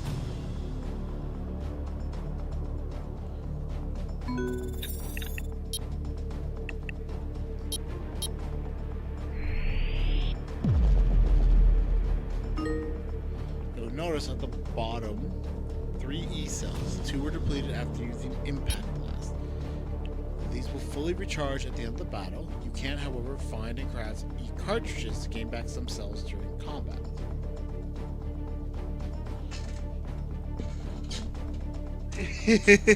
Oh no, I love that. That was so great. That whole thing, I was like, I remember like when I got into that room, like where you like have him locked out and you have to solve the whole. I actually thought he couldn't even get through, and when you did, I was like, ah! And that was so great. Okay, the grunt has been pushed back to the back row, and since they're a melee enemy only, it'll take 2 turns to move to the front again. During combat with multiple enemies, this will help reduce the pressure of numerous attacks against you. In this case, with only 1 target, use this time to reduce their health further with no threat to your own durability. Choose Particle Gun and then use the skill Particle Blast. This skill costs no E cells.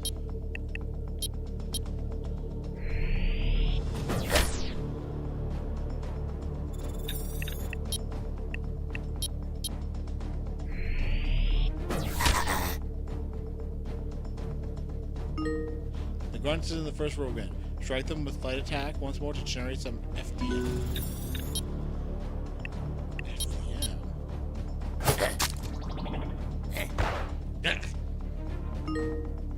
Take note at the top left of the screen. This is the enemy's battle portrait and their heart icon just here. Yeah, I got cracked. Oh wait, you guys can't see it. Hang on. Shit. No, that's not what I want to do. Fix that. I want to grab that. There we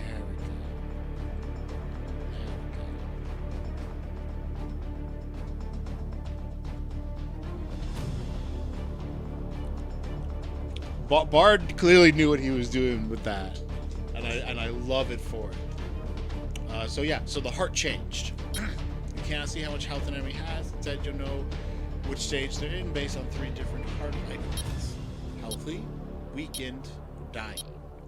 In addition, another icon appeared next to the heart. This is the disoriented state. There's a small chance the enemy will become disoriented when striking with light attack. While this state has no direct effect on the enemy, certain abilities will trigger a reaction if used while disoriented is applied.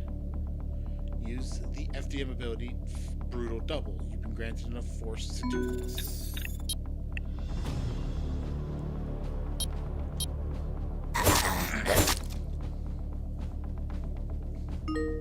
Brutal Double will always hit the enemy twice, and because they were disoriented, it pushes them back 1 row as well. There are 4 reaction states in the demo that you can discover and various skills to learn and upgrade at the Cairn arcade machine. I will also note, I've not updated the game from what he from what I had the first time. So this is there might be updates in this, or there might be stuff in this that he's already fixed. So just keep that in mind. This is an older version. Some skills will have a reaction effect if used while a certain state is applied to an enemy. Can you find them all? Remember these tips for future battles. Some foes have powerful ranged abilities. Watch your enemy's health state. Remember to use your FDM skills. These cells recharge at the end of battle. Energy shield reflects ranged attacks. Reviewing states does not cost your action. In addition, the states and overkill tutorials have been added to your download. Finish this grunt off. Okay.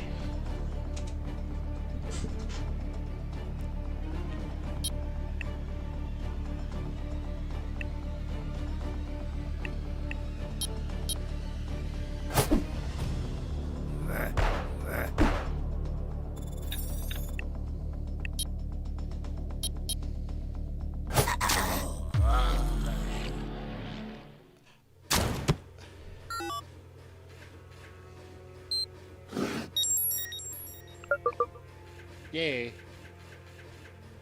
No worries, Mission. Okay, so.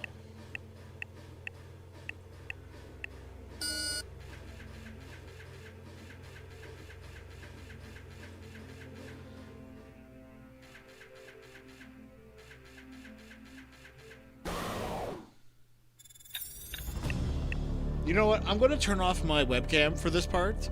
That way I can also turn off the light, and it can let me see this game better. Okay? Because I don't want you guys to have to do this with this light. Oh, it's so ugly. Who can look at it? No, get it away. Get it away. Okay, we're back in it.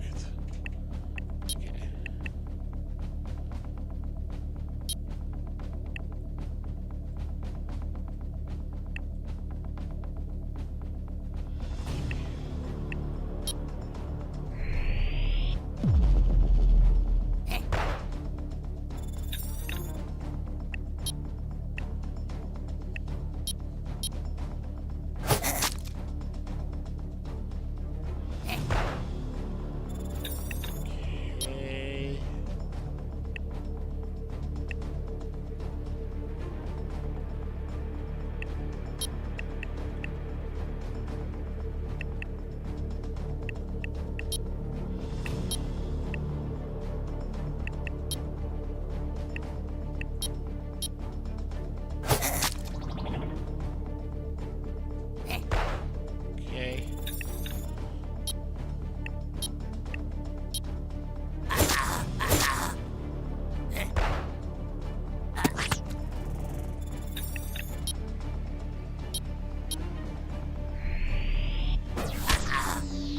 Okay. Oh my god.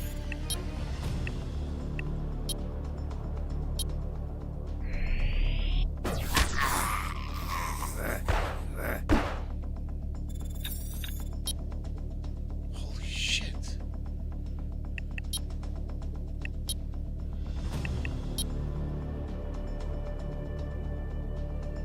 Oh no.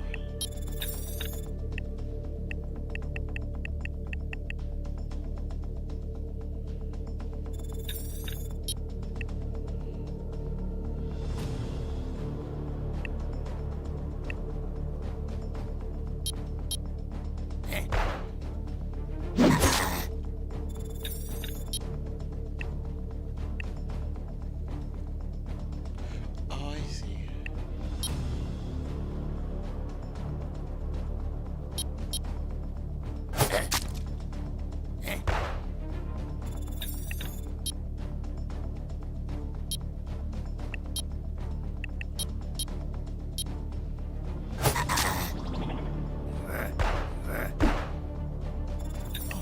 Oh, that asshole.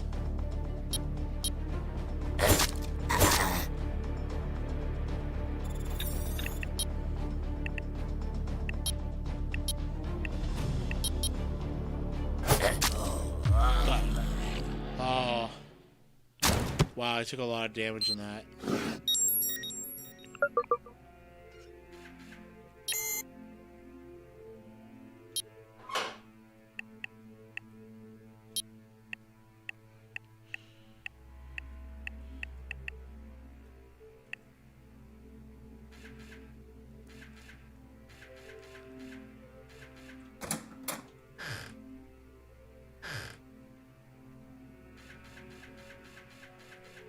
Okay, so I would imagine that the idea of the game is that it's all like a set path of enemies. Okay, so wait. Currently not installed. It's not?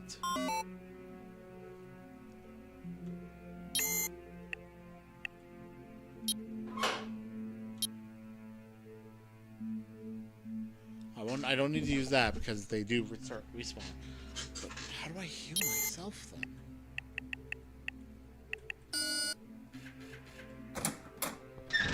This attempt might be ending pretty quick.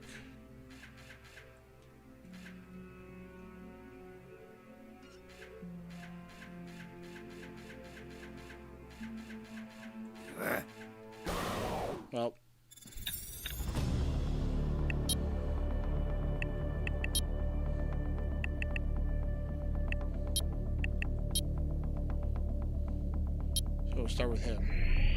Get him away.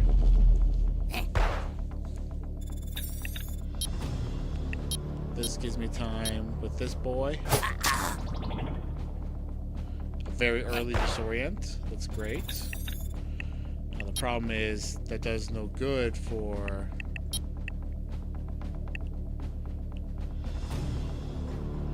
There's 5 bars.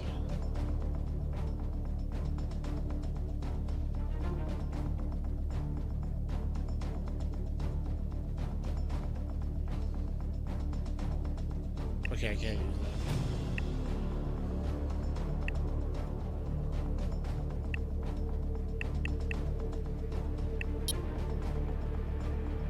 I guess I gotta do it again.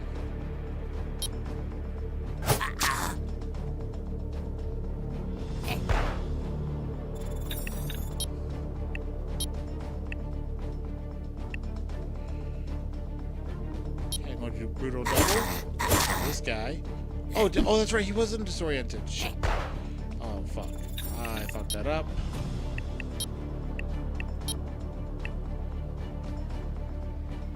I might be dead.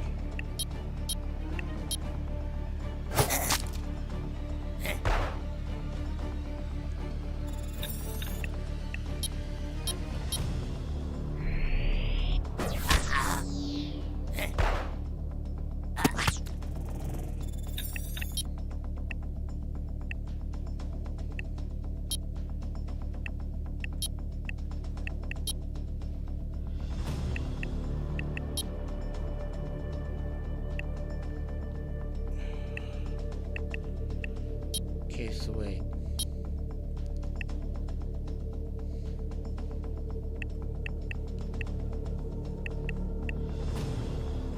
Oh, that one. Okay, so what I should do now is pull array.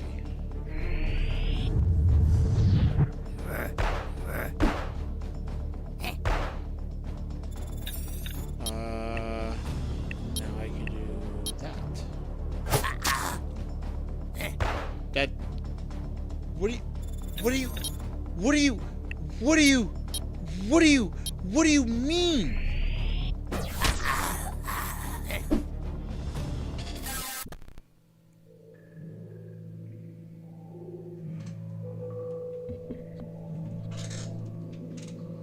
What do you mean? Those are a quick and easy way into a safe, but finding the combination grants a much greater reward.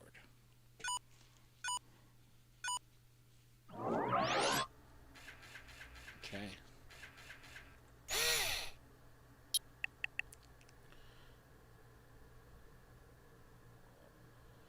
Use.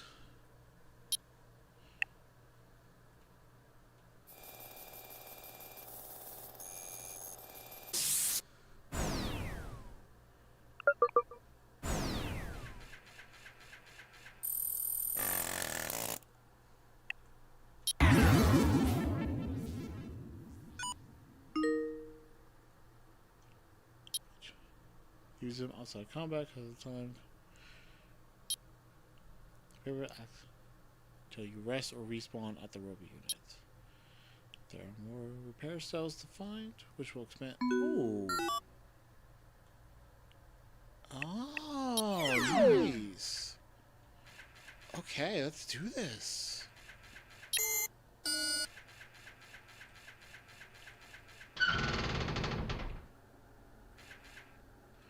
All right, LMG. I think I might be late to noticing your message. I got so into that.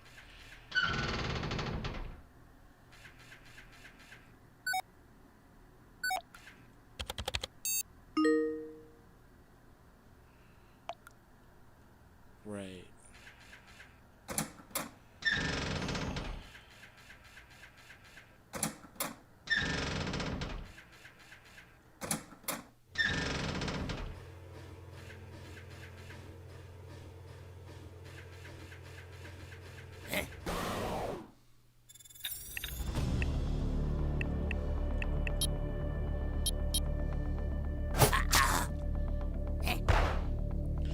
Knocking these guys back doesn't matter. They're spitters.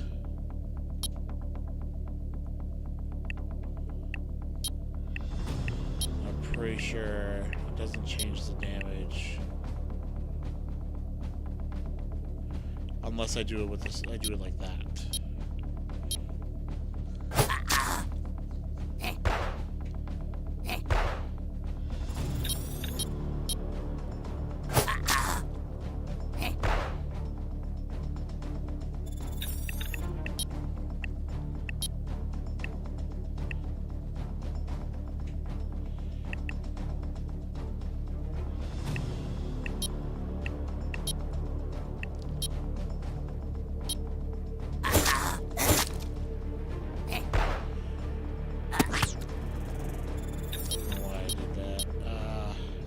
I did that wrong.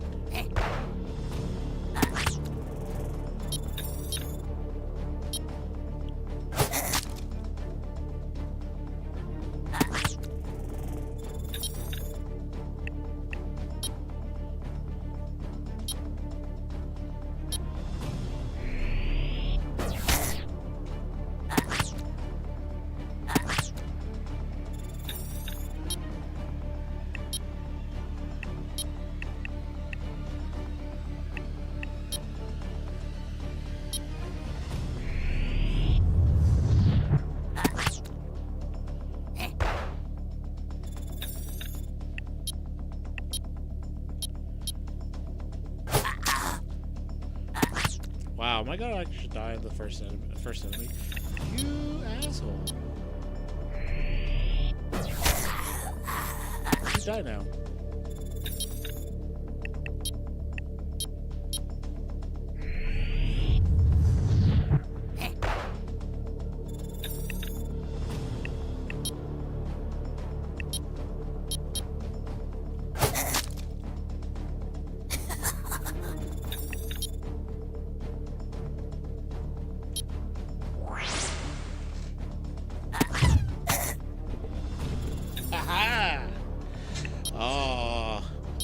Shoes on the other foot now. Now I understand. Wow. But luckily, I do have...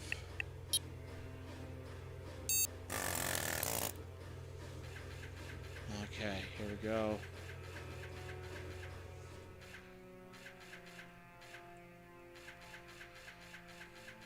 This guy.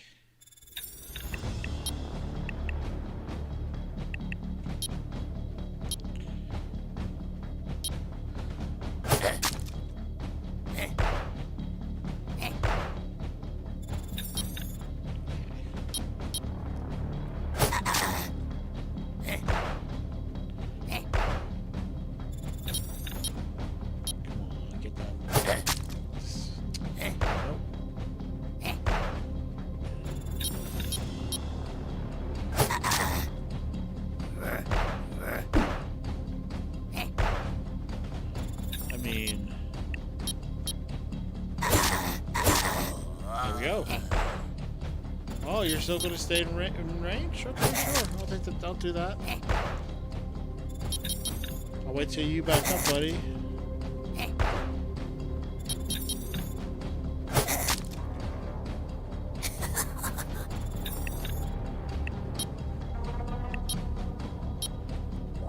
Let's see, now I can do this.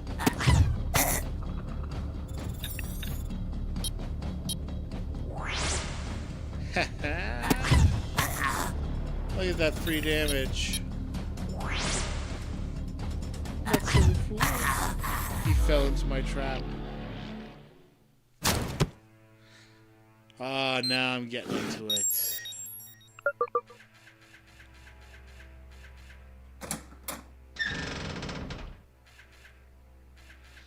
Alright, let's go.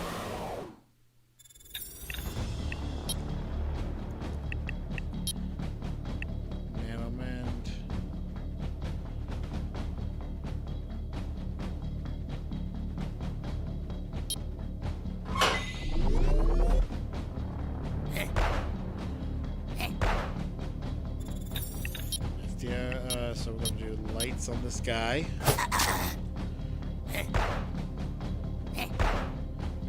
So it's 1 attack, 2,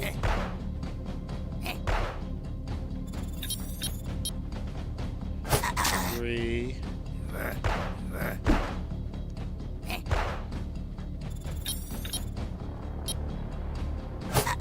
4.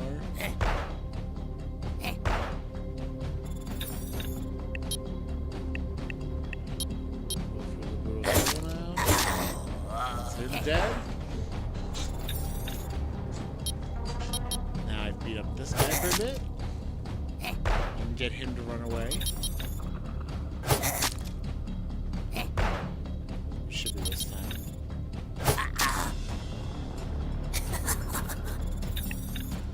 God, that's such a creepy laugh. I love it. No. I now do free damage.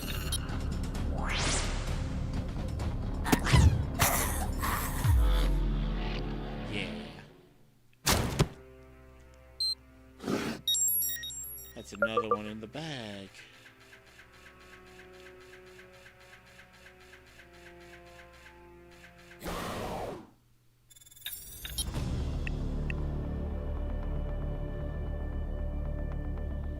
Okay, so this is just a spitter.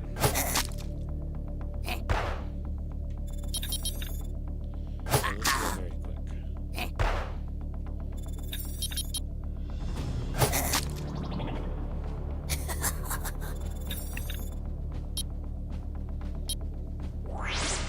I just realized every battle is like so planned. It happens in that spot. Like, yeah, we were right here.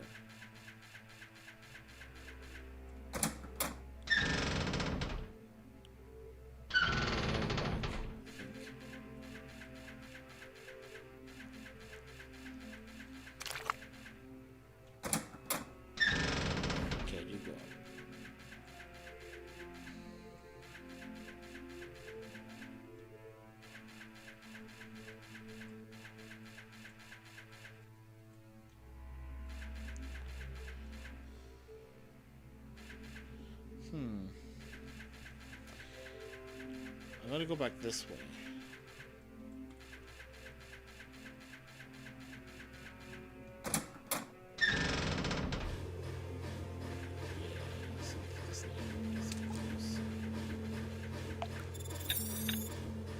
Oh, smart. Yeah, because that's back through like some of the chase area.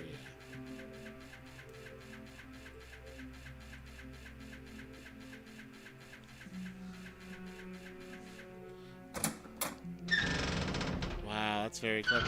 If you're wondering why I'm like so fascinated by this, is because he basically closed off 2 beginner areas that don't matter to basically be like, yeah, no, don't go these ways. Like you don't get anything out of it. In such a genius way.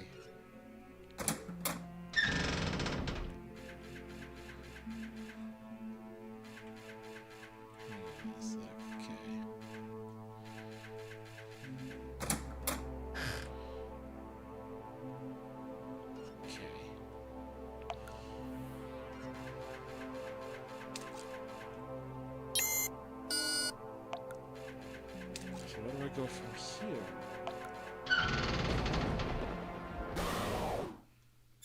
Oh, hello. I'll start with this asshole.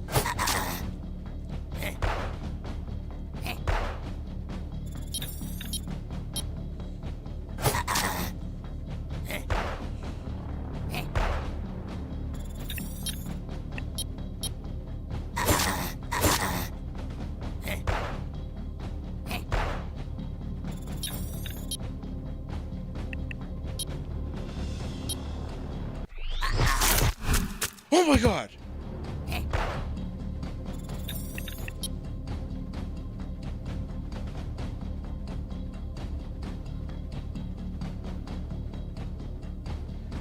Oh my god, that was so cool.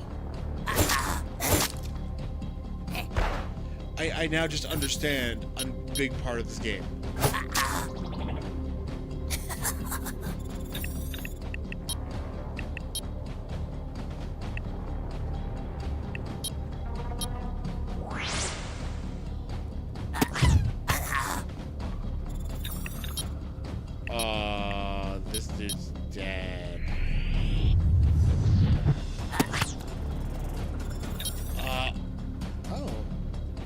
Oh, because I didn't pull them close enough.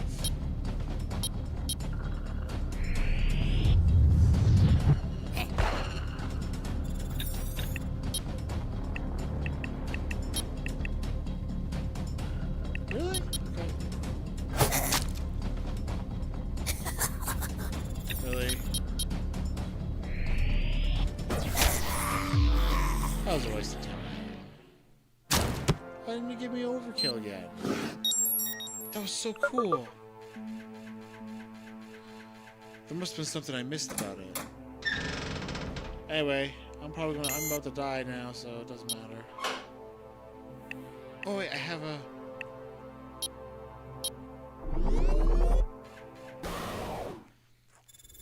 Okay. Oh, that's a new one. Okay, so let's... If that's the case, let's take out this... shit. No, I have to...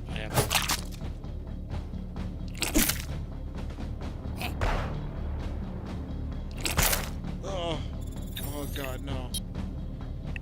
No. Okay, I need you to go away.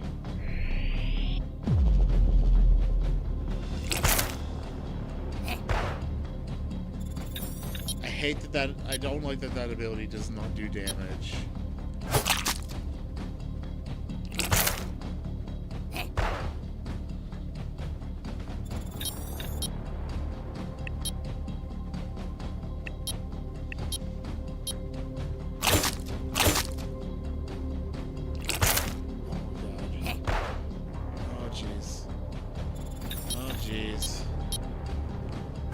Dead? Okay, you're dead. Okay.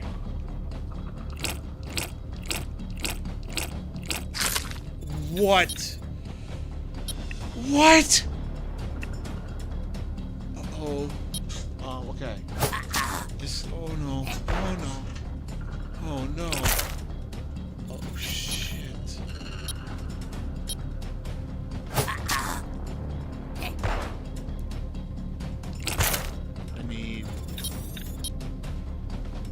I probably won't survive. No! Yep, that's it. That assures my death.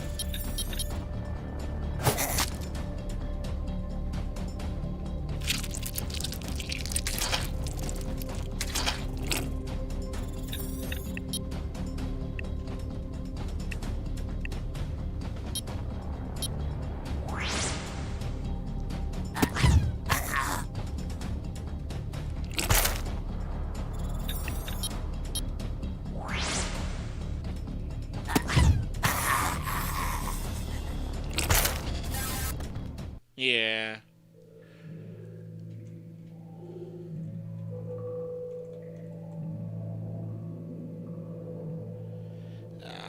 Shoot.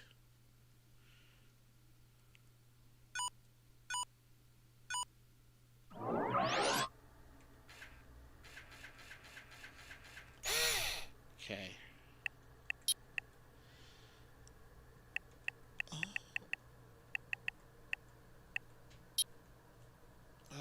It's okay, so let's get like 3 of these. We might as well get 2 of these.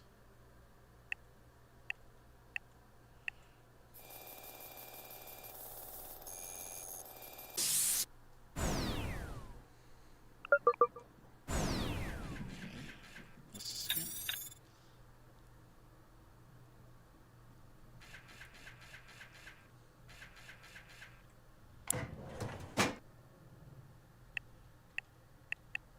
Oh, right. I can salvage stuff. Right. So that was... Oh my gosh.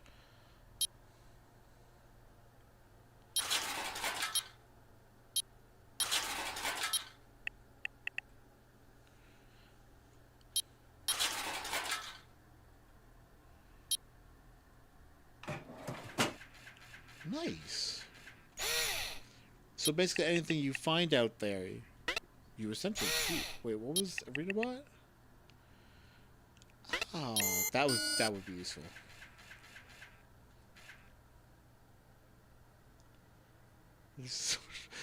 I didn't even realize the message LMG had left. Have fun slashing through all the enemies with your sword of destiny. Oh my god. It's so mean.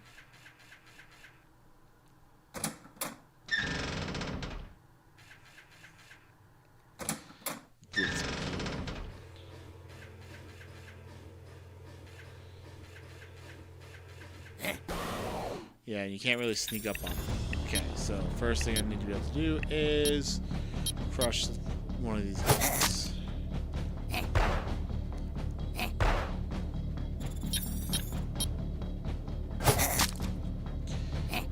What you want is to basically get them to both run away as fast as possible.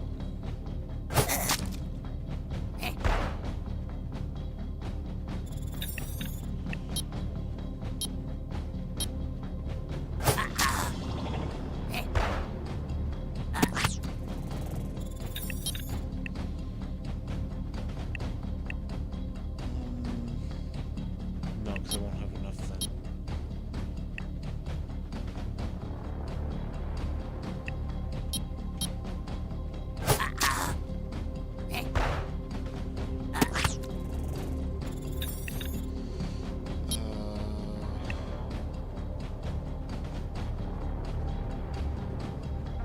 Now, yes, now we will double.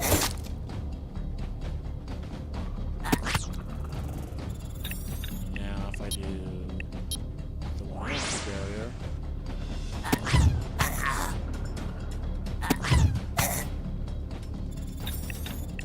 and we'll just do a particle shot on you. You should be dead. Yeah. Fuck yeah. Oh man, calculated. Now I pull you in. Hi there, friend. Oh, you buying? Oh, that's funny because. Oh, you run away, sure. That energy bear.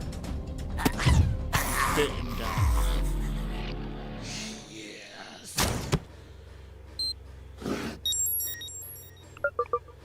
Ah, that felt so good.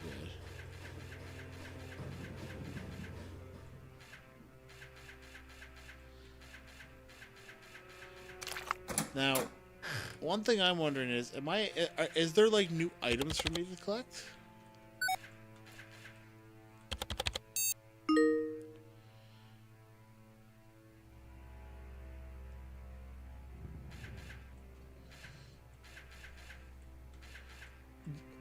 I will say, what really makes it so scary is, like, when you're in the first part of this, what really, like, does make this so scary is how, while absolutely wild an idea would be like, oh, this is how humanity gets wiped out, it still treats it as being very real. So you have, like, where you're from, you got stuff related to you, but then, like, oh, somebody emailed his mom about dad's problem.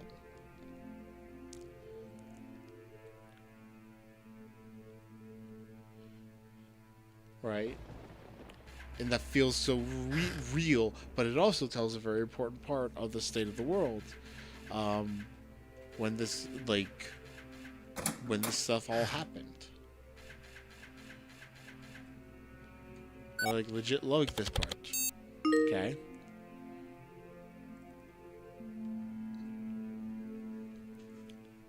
But like, you know, here's something that's like supposed to connect to to the story, but oh, it happens to be, and it's here because most likely,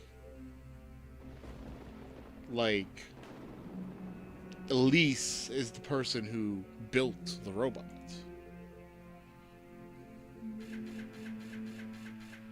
So, like, that's what places her in. So then you got that. Okay, but you need that, of course. But it doesn't imply anything. You fuck! Okay. I was expecting things. I wasn't expecting things.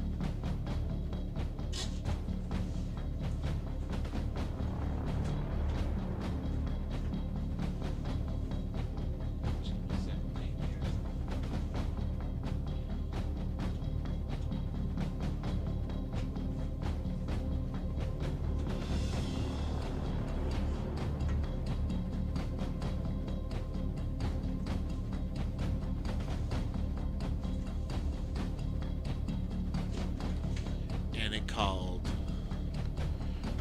Sword.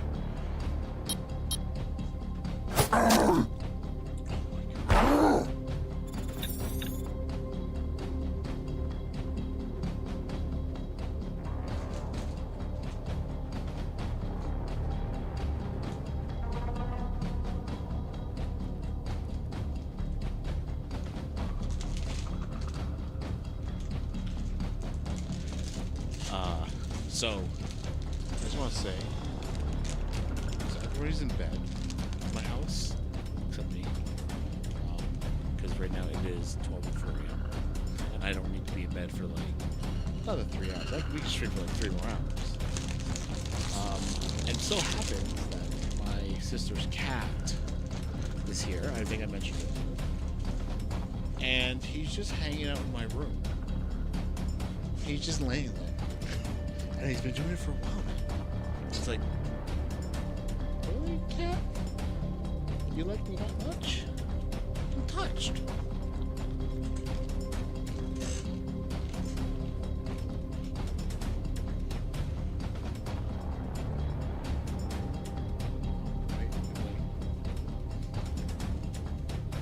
As soon as I said that, as soon as I said that, I looked over and he got up and he started to walk away. Then stopped.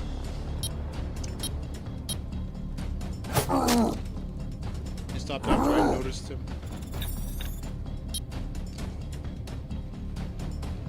I noticed you. Yeah, I noticed you, buddy. I love it. Alright. We need a drink. That's what we need, but for now, let's just attack this guy. Excellent.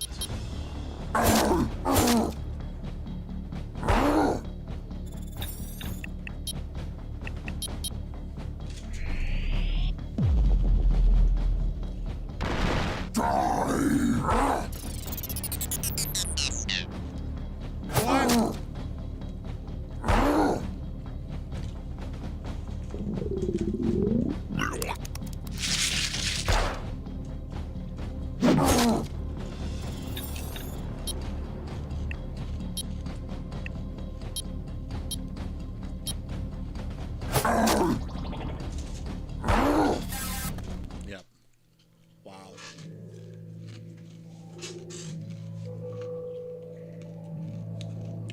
Wow, that wrecked me.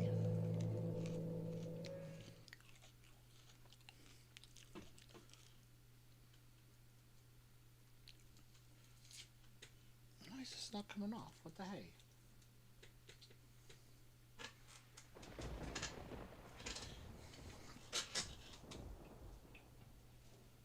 What the hey, sticker people? How am I supposed to drink my drink if your sticker don't come off?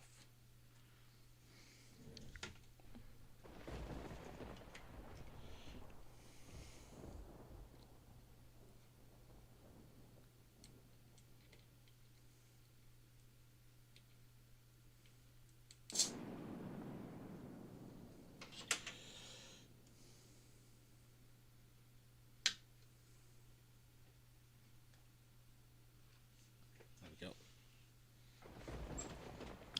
Let's go.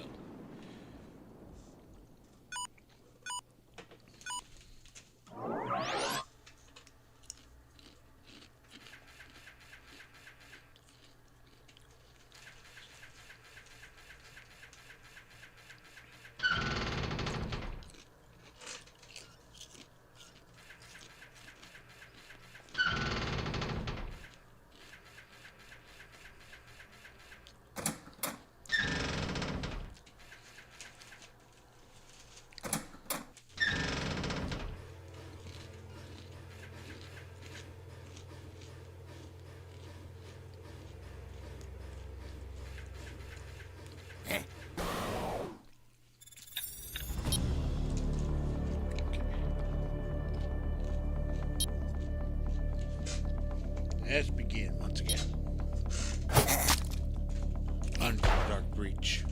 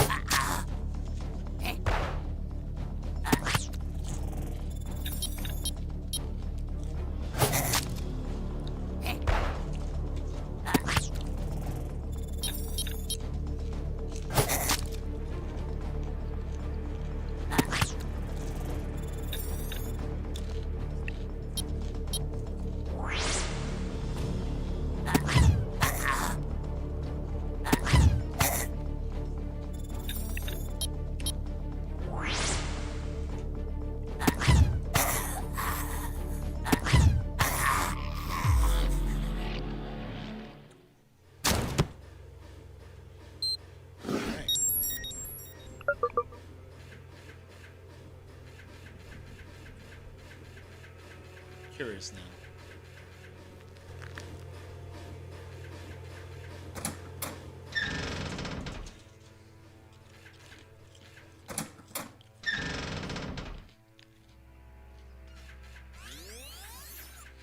Greetings, R3M1. Greetings, R3M1.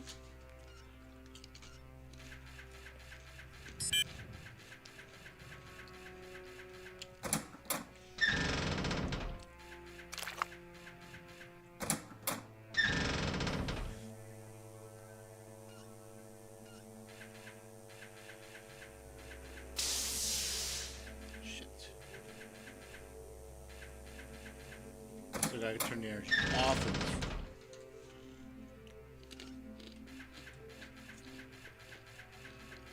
But how do I do that?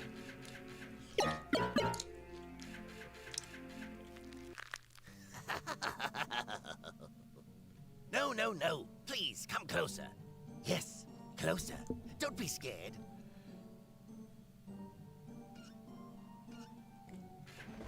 Yes, yes. Welcome to my traveling emporium. Sargrim's the name, and selling odd trinkets is my game. I'm not like my dark cousins. No, no, no. Violence was never in my cards. I sell. Sell, sell, sell. I don't care who you are. I'll trade with you. Bring me shiny, odd items, and we can exchange them. Swap for something nice. An object off any of my stands. Yes, beautiful items for my clickety-clackety little robot. Squeak, squeak. For each item you bring me, I'll give you this shiny metal coin. Use these to purchase my goods, and you can spend them at any of my locations. See? Easy. Simple. Simple. Yes. Please, please, have a look around. But don't you dare try stealing from me. I did say violence wasn't in my cards, but you don't want to make me angry, do you? Do you? Of course not. Now, look, look, look. Yes. Bring me anything you'd like to trade for my shiny, shiny coins. That was the most legitimate, best thing ever. Oh my god. Oh my god, that was such stellar voice acting.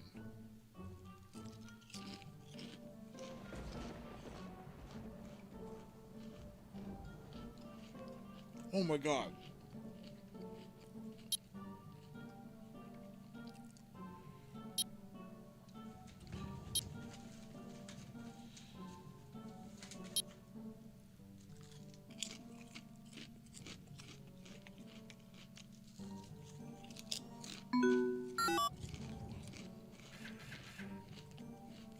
You have the coin, I'll trade. Do return if you change your mind. You have the coin, I'll trade.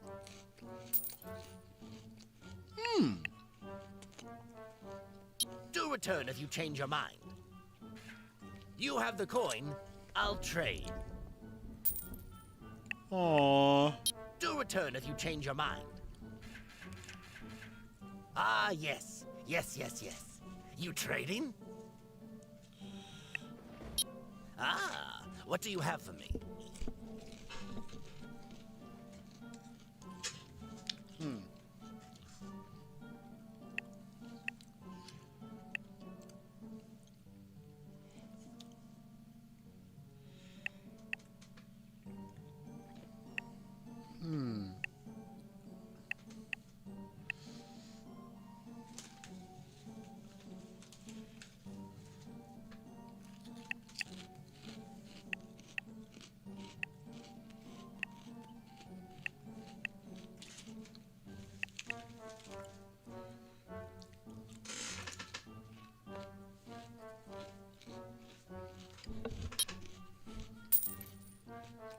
Thank you.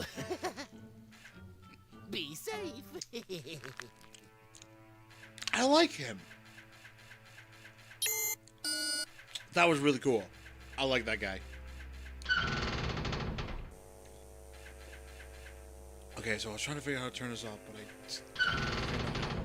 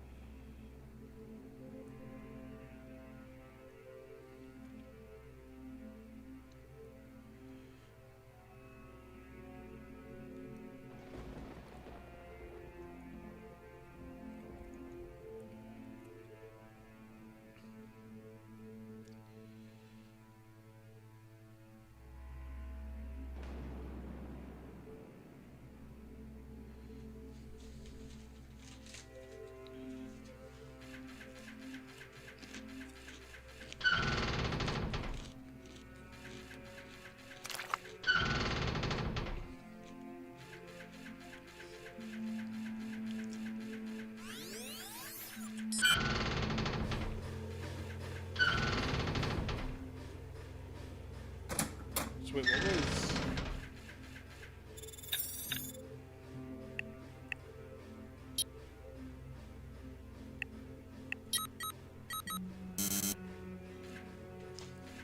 Okay, wait. No, that means I have the ability to solve this.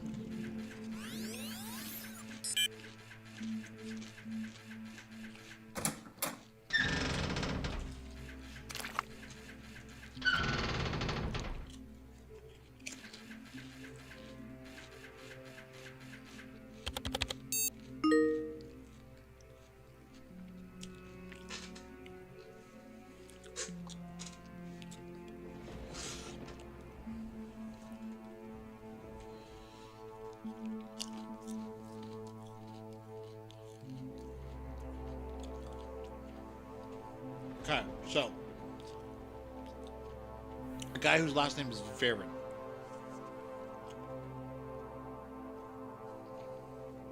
He has a safe.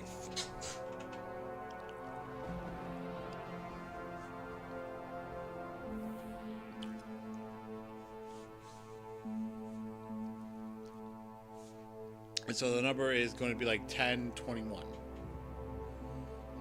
So if you can find anybody whose last name is Varen, or anybody related to that, and a safe nearby, then we got that safe.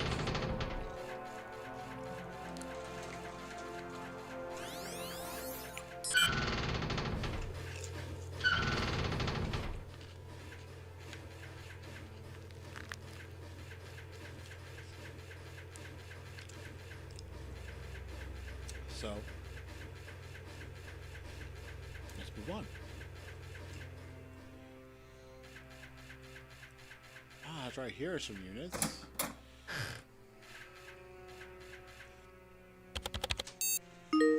Varen? No.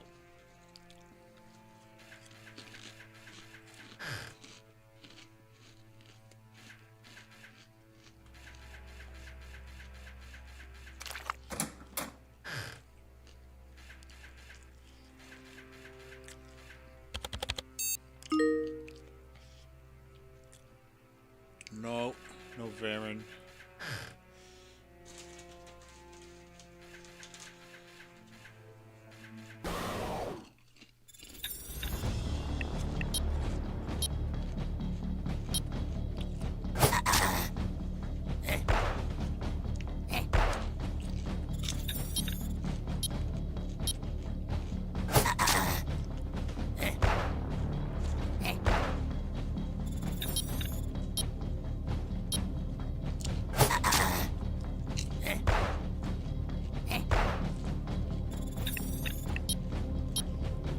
No! That's not what I meant to do.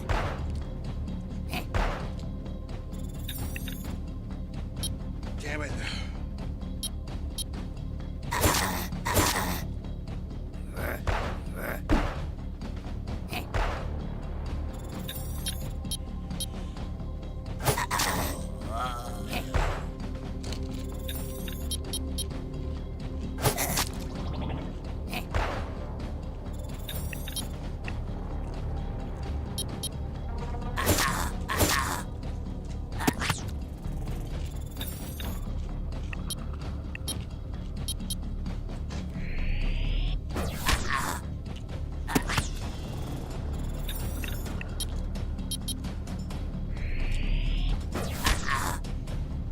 Like I'm dead.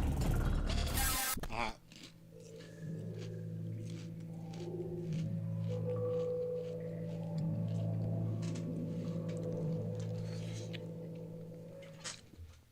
Dang.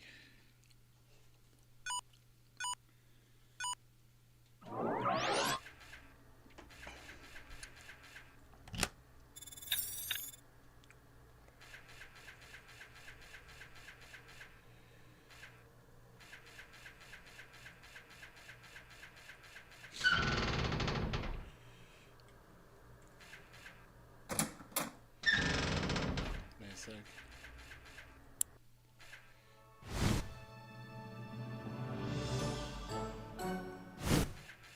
Like the kicking of the feet. Watching TVN. The drink that has athletes die. Okay. Nope.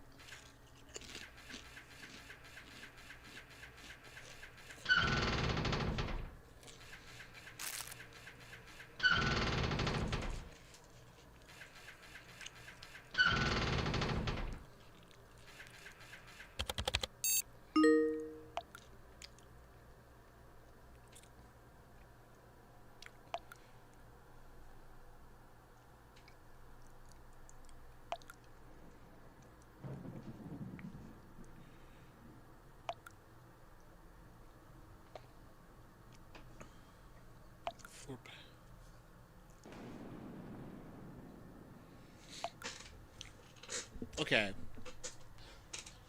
I think that was the chest I was trying to open. So hydraulic power numbers. That's where I gotta go first.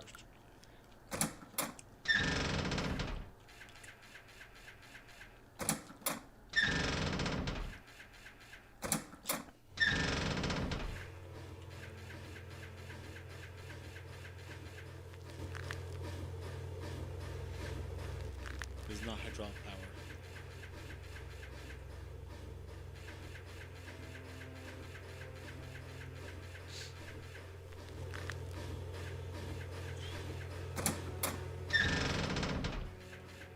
This is also not hydraulic power.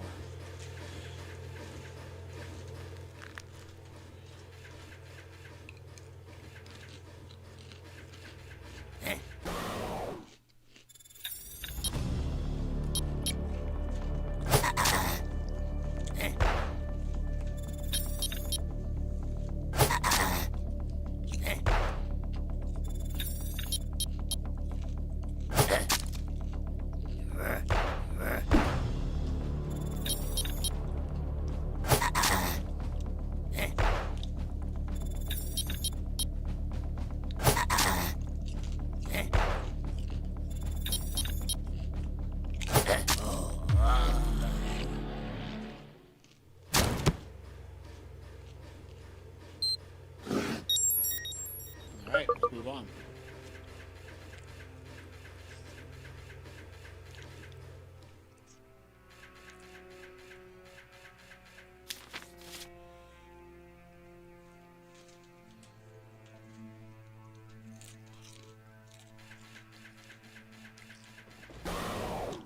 Alright, let's do this. Let's fight again.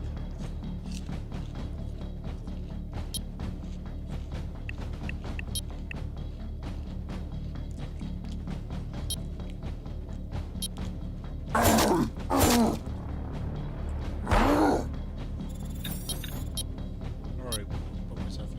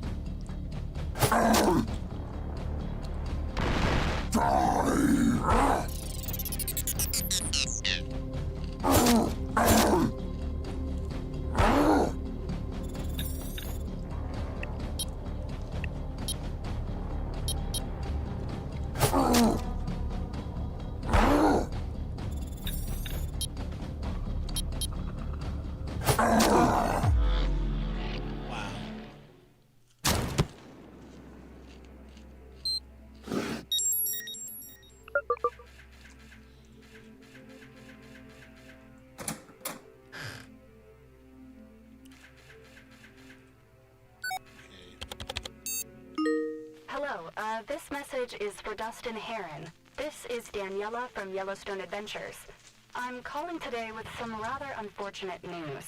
The park and all surrounding areas will be closing effective May 24th, and until further notice. Your family fun package for June has been refunded, with all cancellation fees waived. We at Yellowstone Adventures apologize for any inconvenience this may have caused you and your family, and we do hope you choose to rebook your vacation with us once the park reopens. Thank you, and have a nice day. What did he ask?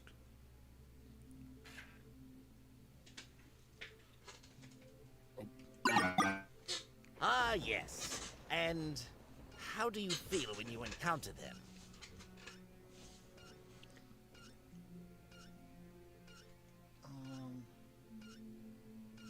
I believe it was A.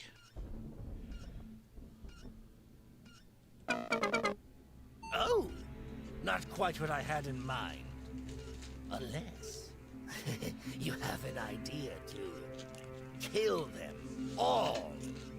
Yes, Sogrim would like that a lot. They're always so very, very mean to me.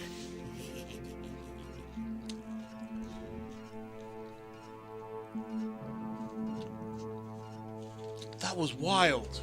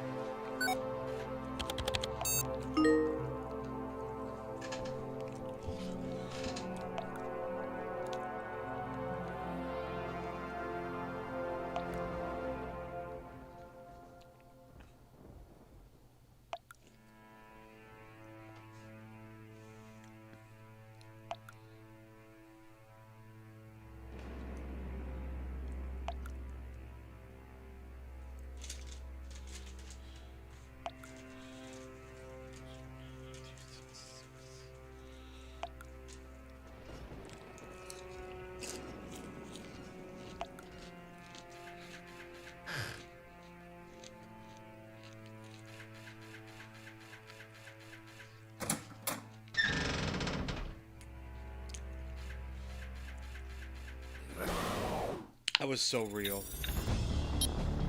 I love that. Builds on the horror when it feels like an actual thing.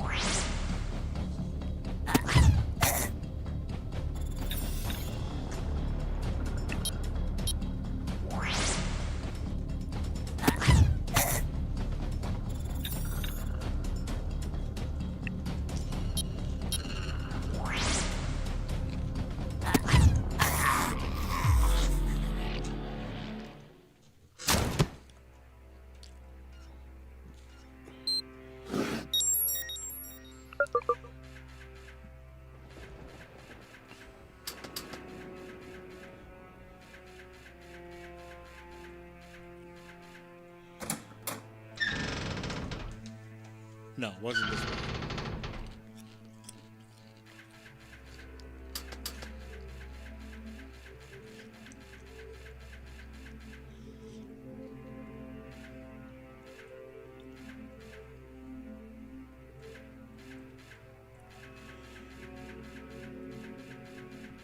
Where was it?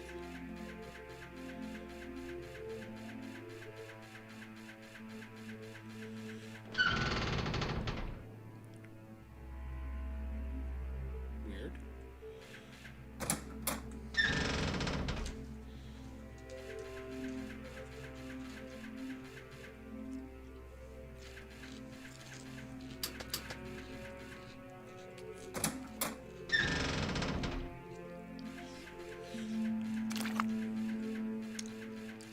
Oh, here.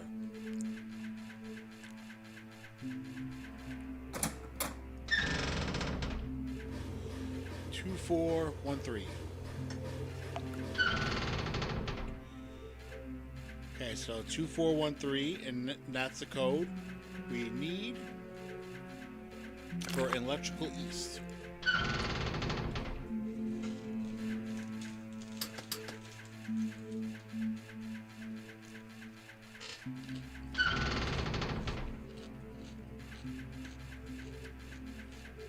$21.43.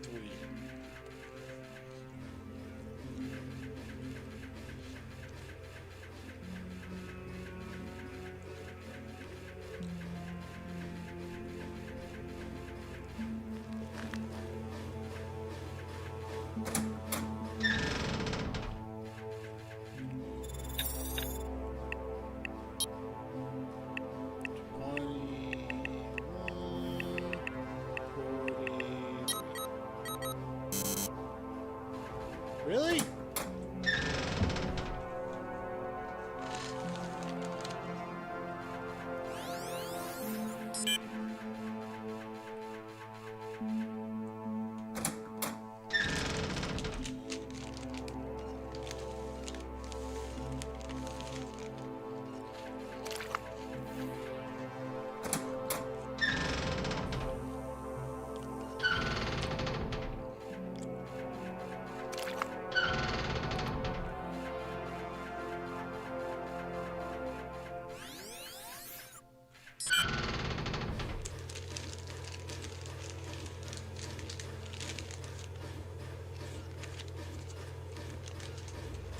You know what? We'll just try something.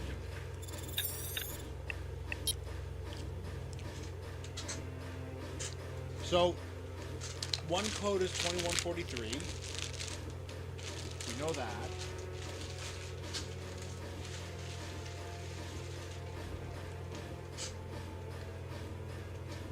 I'm gonna write these down.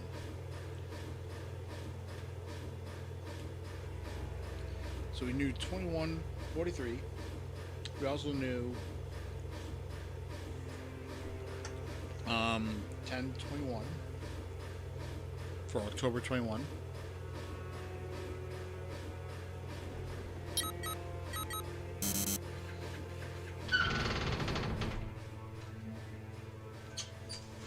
Because there should be other clues as well.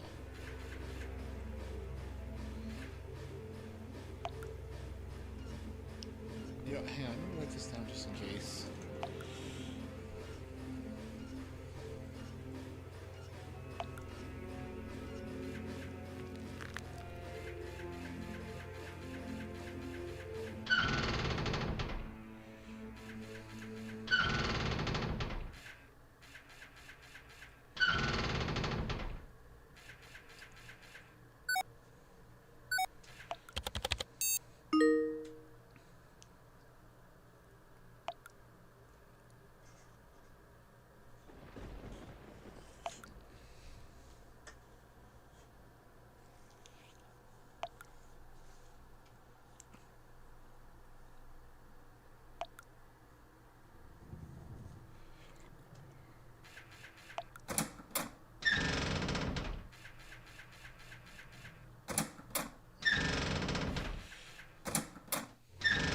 I might be wrong. It might not be 2143.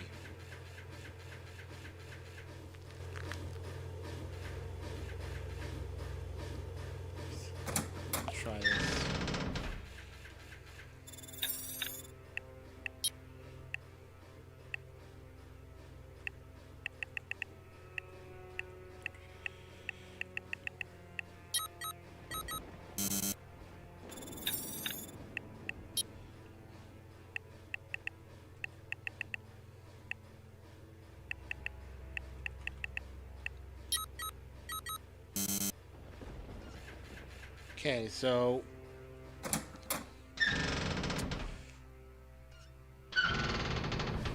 interesting.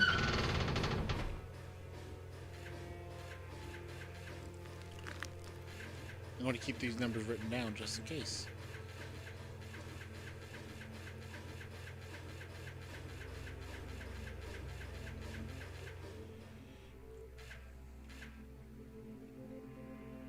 Wait a sec. Am I able to go back and repair?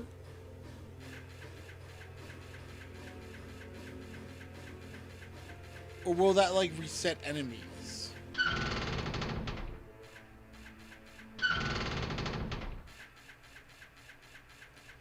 Let's see what happens.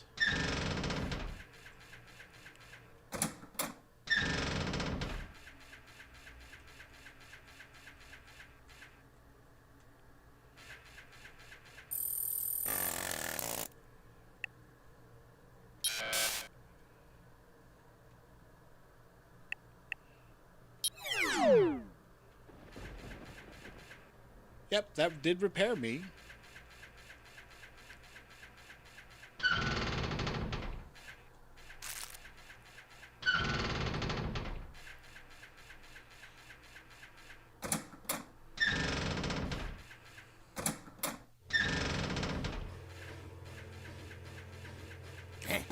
Ah, but it does.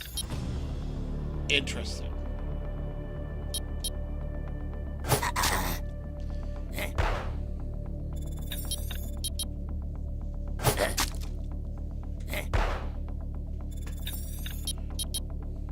That's very interesting now.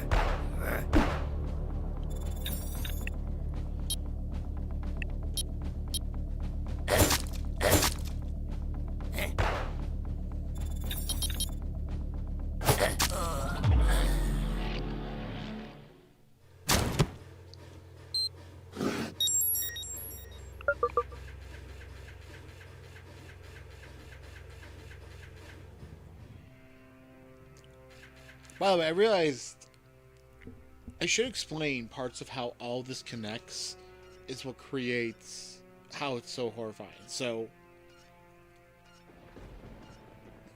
first and foremost, that first email that told us the code for this lockbox I'm trying to find in Electrical East. That's clearly an email sent after, like, people have started dying.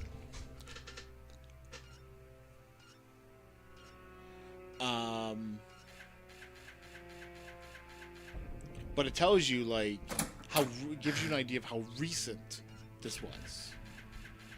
Then you get this email, and what it does is it basically names the person who is likely the one who made the robot. But it's just one person living here, and that's a piece of the story. This person, Elise Bowman, was probably the person who built the robot. Alright, now let's keep going.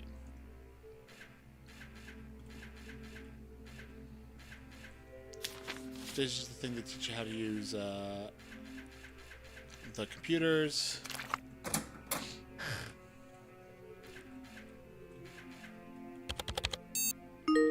Now you have this. You have... Now this is a dude emailing his mom about how his dad is still smoking after having so many, like, synthetic body parts. So it tells you it is a time. It is supposed to be like a time in the future. Yes. Okay. When we're supposed to win, it's like, oh yeah, no, we're advanced enough to be doing this, but it makes it so humanistic. Like you could see that as somebody sending an email to his mom, if that technology existed. Let's keep going. This asshole again.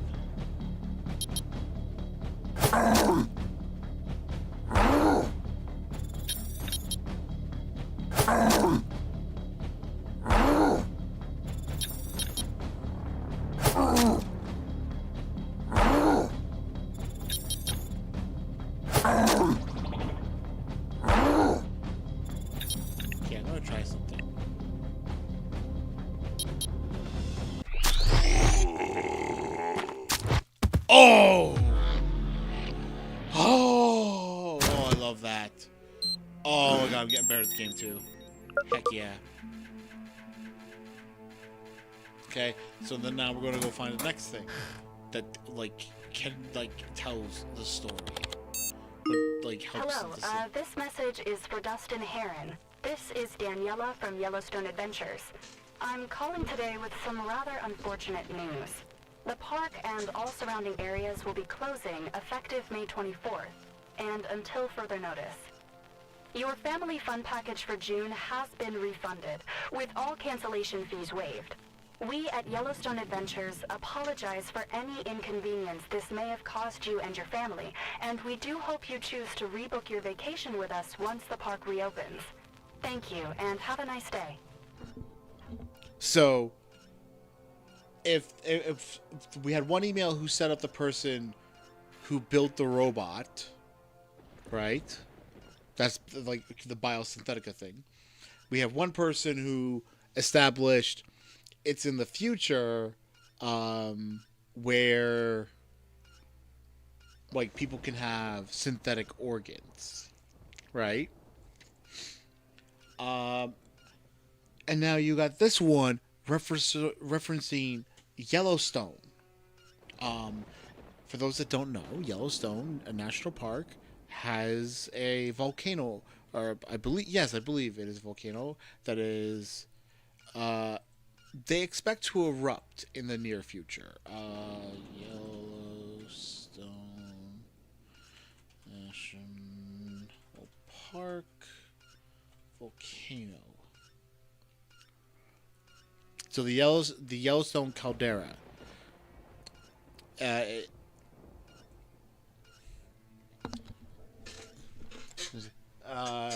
caldera and most of the park are located in the northwest corner of Wyoming. The caldera measures 43. Blah blah blah. What is it I'm trying to find?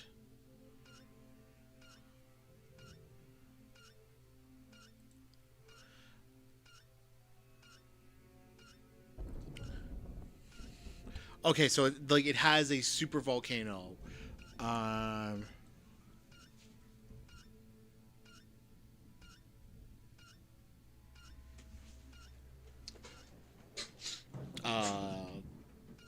Because that's what it is, and the effect it would have in the world, and it'd be a serious thing, a very serious thing.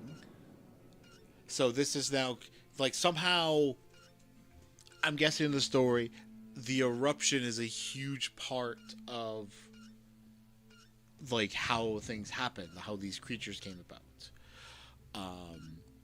So the idea is that the eruption that we now have when in the future, when the eruption happens. So if the eruption happens at a time when people can have artificial fully body parts, right? You can see it's building a world. Okay, so wait. I'm gonna try different passwords I have on this one, just for funsies.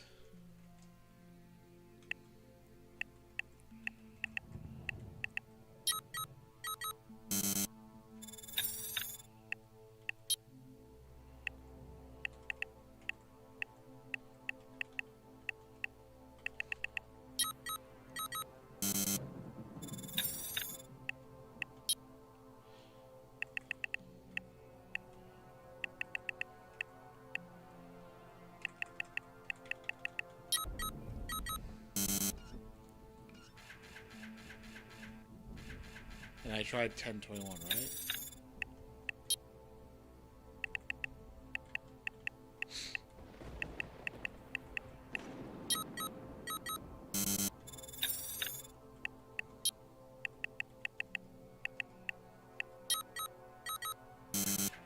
No, okay.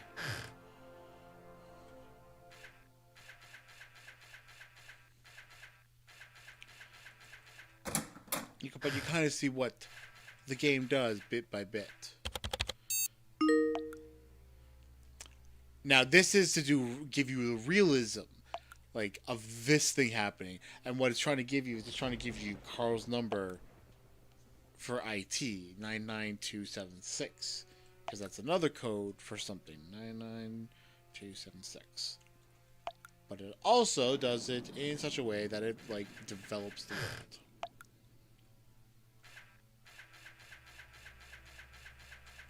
And this is why this is how it builds the horror.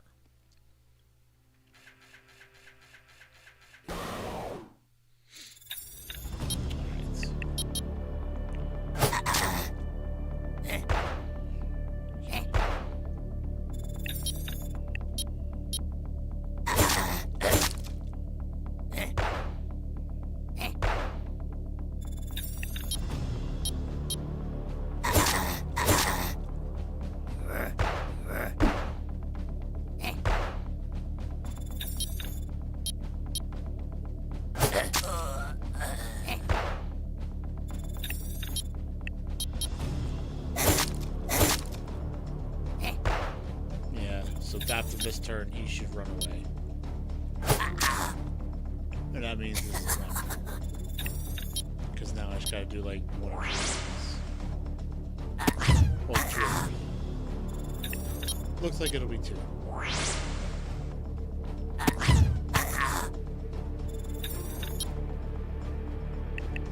Now I should just be able to shoot him.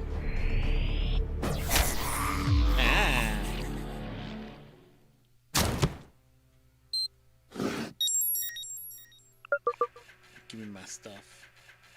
We'll talk to you in a moment, buddy.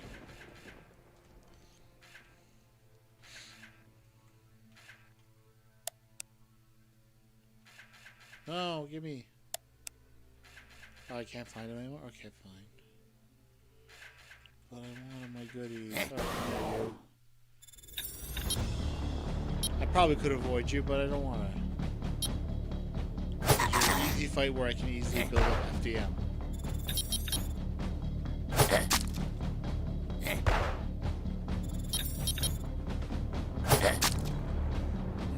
Not to mention, by letting him be the one to beat me up, it puts me in a better position for when I need to heal.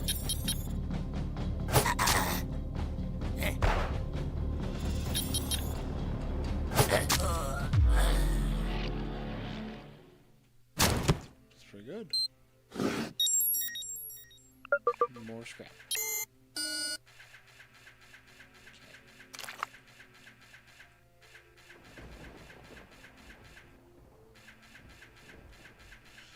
Why did that just... Oh! Why did that just make me cringe so hard?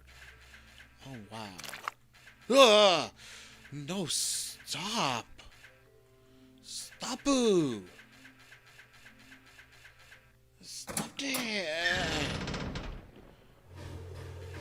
2413. You going here? No.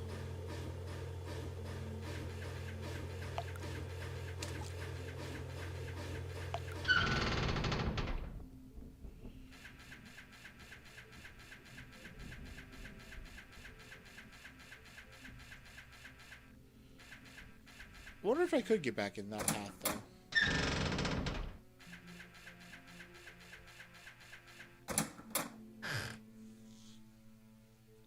Okay. So, east... I want to find East Electrical. Sir. Why do you prevent me? Sir. Okay, fine. We'll do it this way.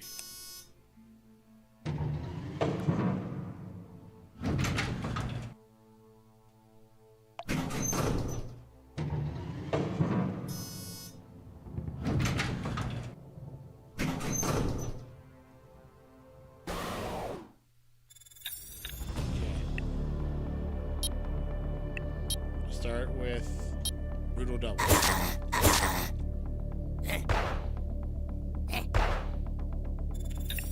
We'll then do another brutal double.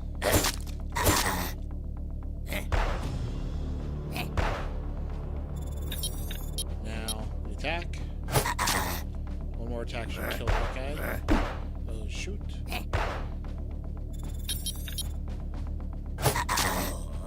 Perfect. So now we do a brutal double on him.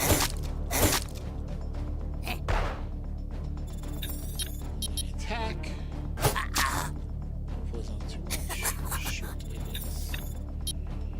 The energy barrier. I'm gonna take more damage from this than I need to, but it's fine. I'll still win.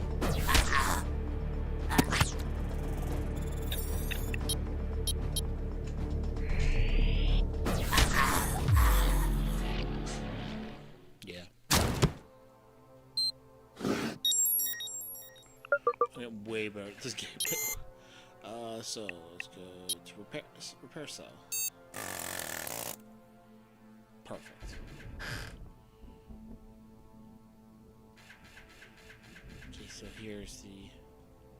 Yes, okay. Just body my way, make my life more stressful.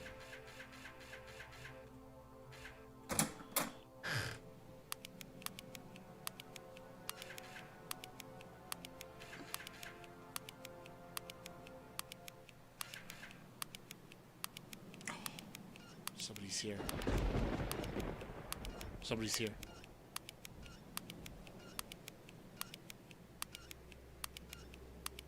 No?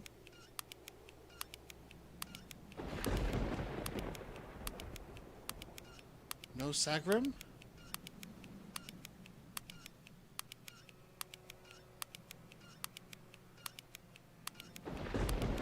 Oh man. I was hoping for that.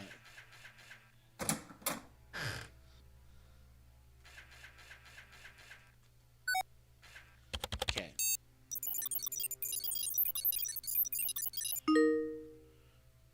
Congratulations, you have to take this. You're sorry, you have everything you need to be in.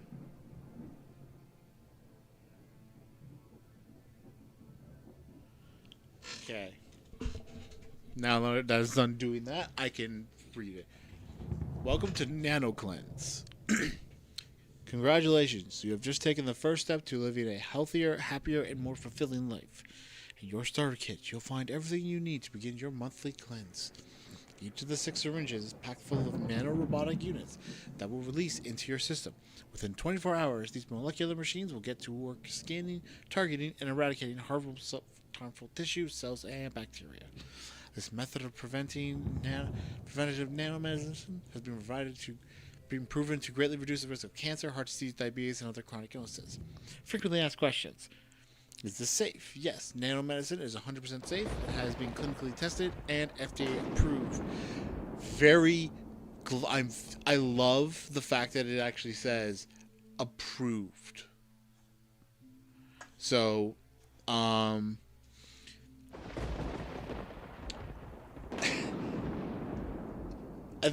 so a lot of people think that, like, you know, like if like a lot of people will be like, oh, if something's FDA approved, then it's good, right? And that's a good thing.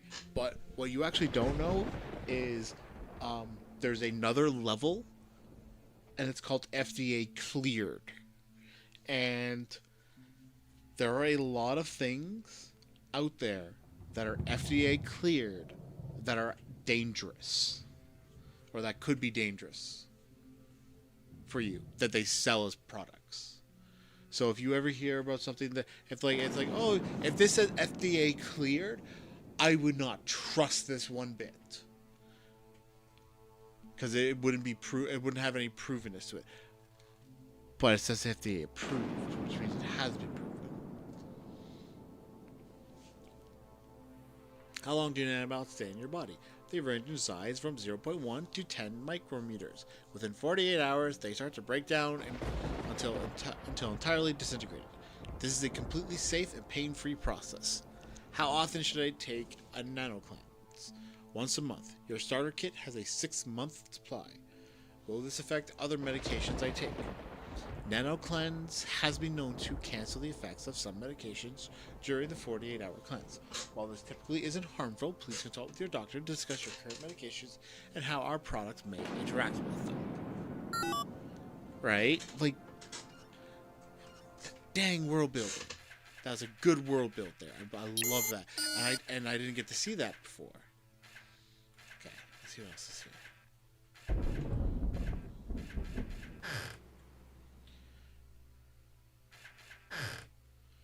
Because I think...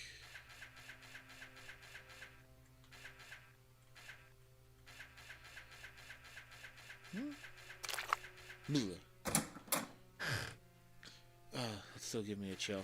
Jeez. Did I miss?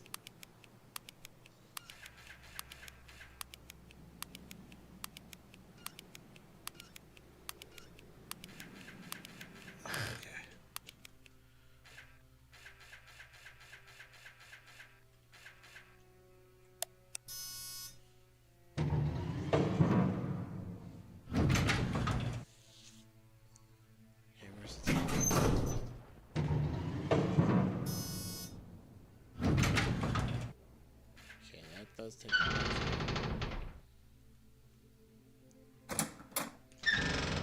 That's not the way I need to go.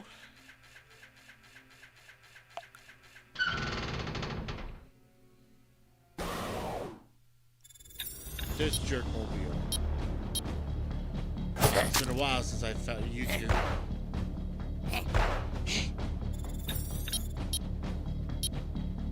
But now we're gonna crush this sucker.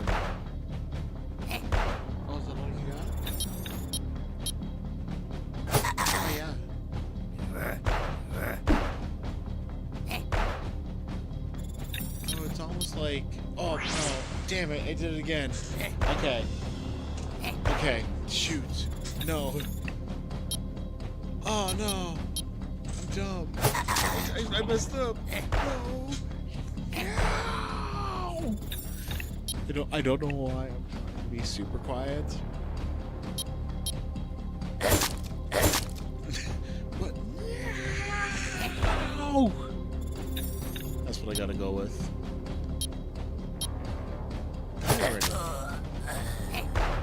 Go.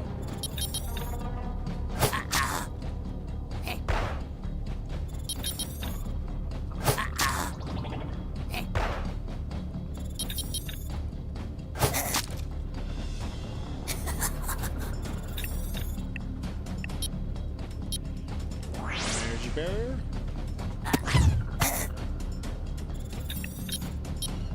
Lucky, this is it. Yeah.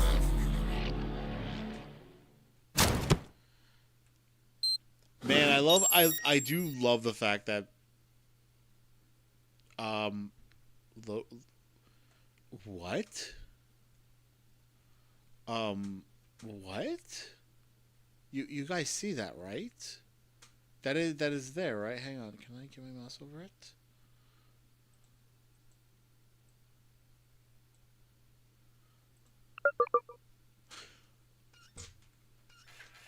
What the heck? Oh, what the heck? What?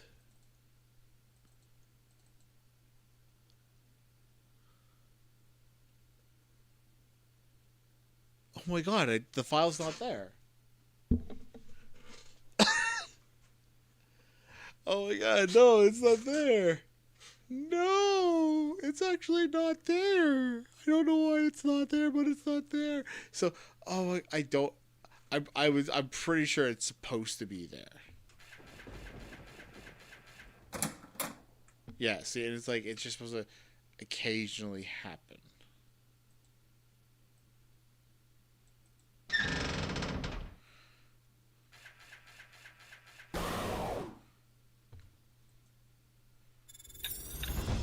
Okay, here we are, back to this hard fight. So the first...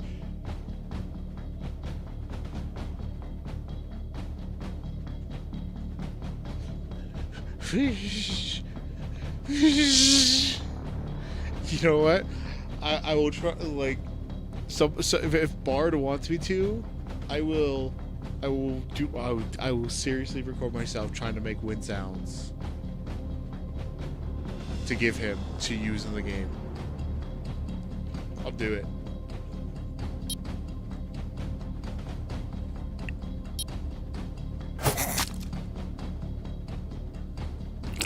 No, I can't do it unsolicited. He has to want it. He has to want to hear it. Oh my god, this is so annoying for combat now.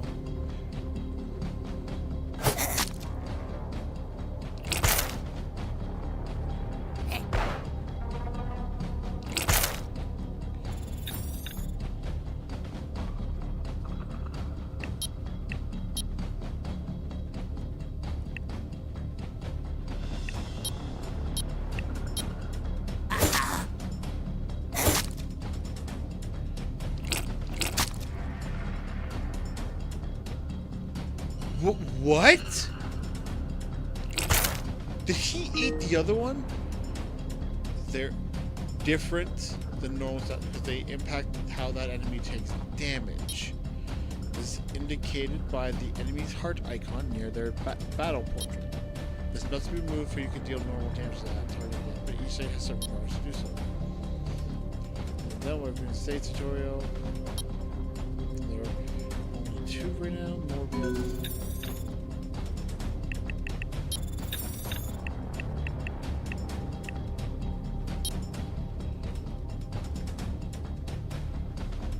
Negates damage, heals target, corrosion against melee attacks. Target must be hit 3 times to remove this state.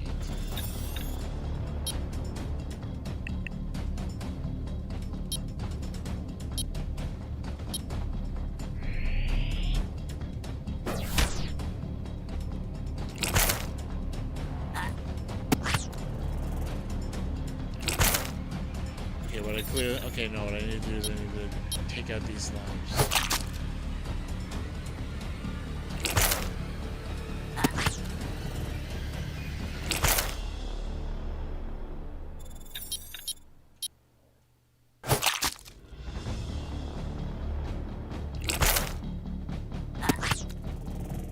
Okay, you know what? Hang on. I'm going crazy from this. I need the song. I need the song. Oh my god, I can't keep clicking like this. Itch-yo. Itch-yo. I am on the Itch-yo page looking for Synthetica to download the new update, but not to fully install, for I must a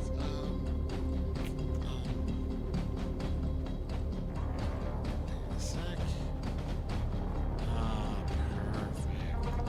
Extract to its own folder.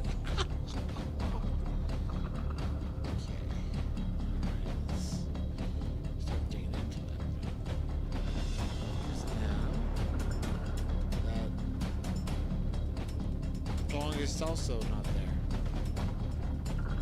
What?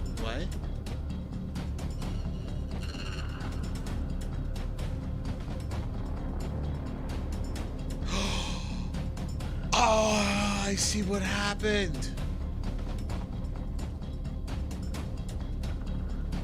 I know what to do.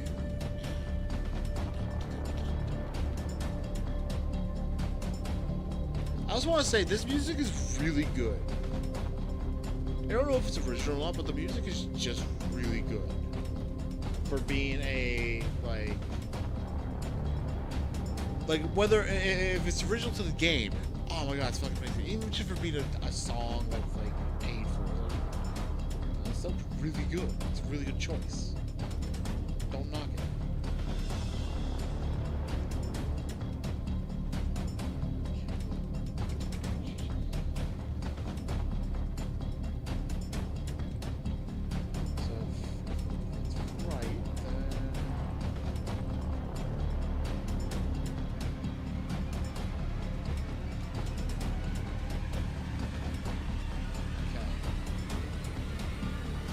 if I fixed it.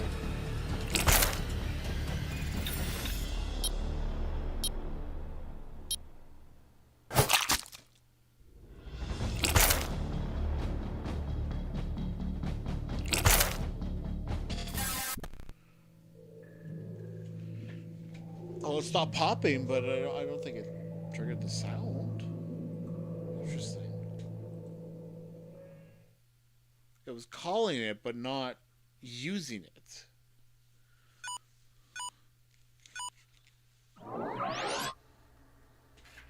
That seems rather sus to me. Yeah, and broken bots.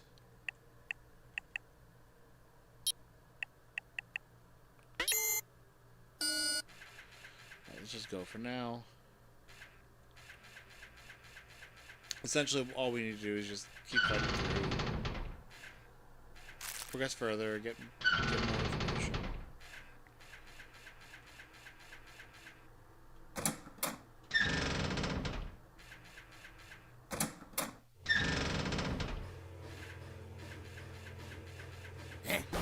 So this at least means we don't need to take detours or like mess with unnecessary defense.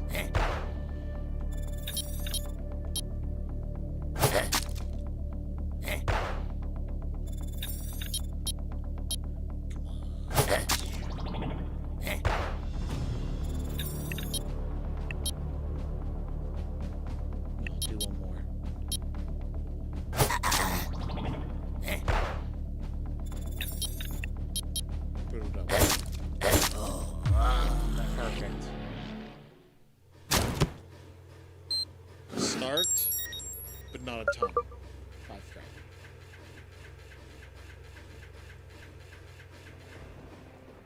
What I wanted to make sure was I had a little bit of FDM, but not really sacrificing too much health yet for it.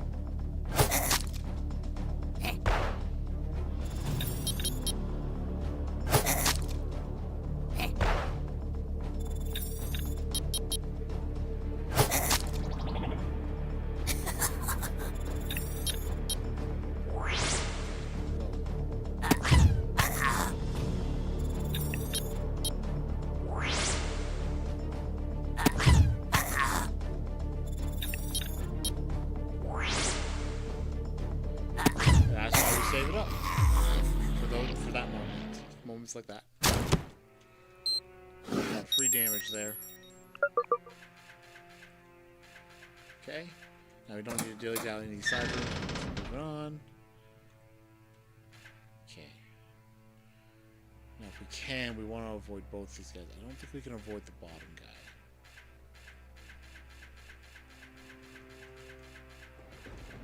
Oh, but maybe we can.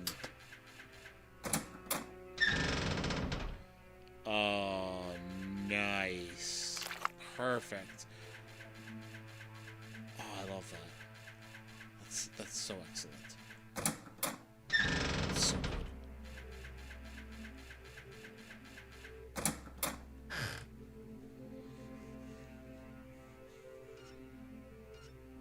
Okay, so we don't need to go... We don't need to go to the right. We have all the information we need there.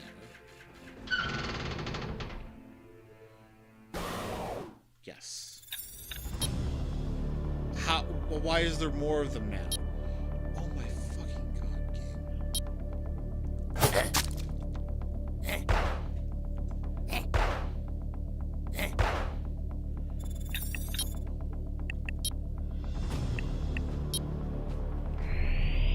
Go away.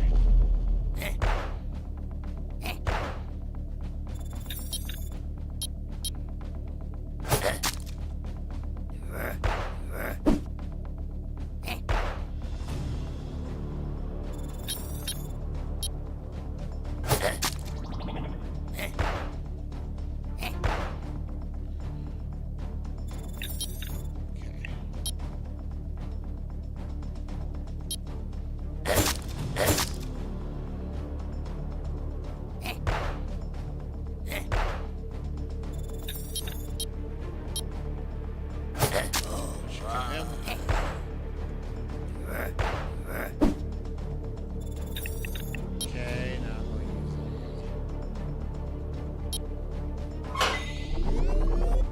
Go.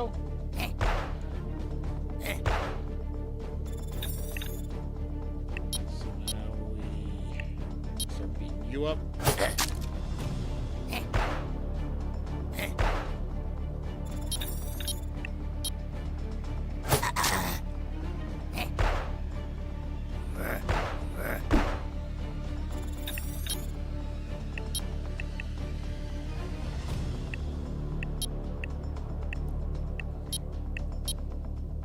Oh, I gotta remember overkill's a thing.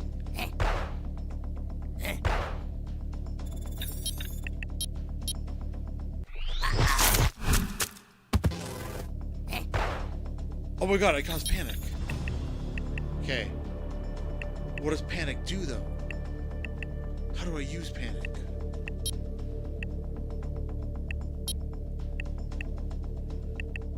Nothing mentions about it.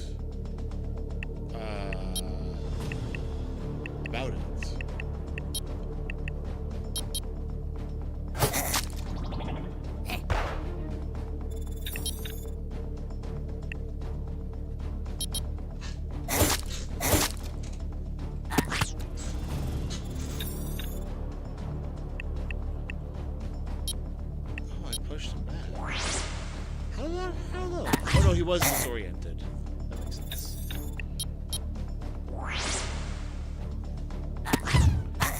If he doesn't die here, I'm pretty sure just saying particle boss will do it.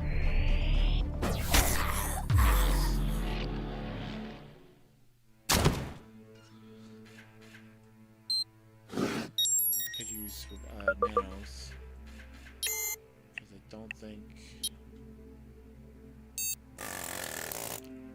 I do. Excellent, cool. I'm getting further every time. Okay, so this is where it was this setup that I kept losing. So first thing we'll do is I'm gonna kill the slime. Bottom first, or top first.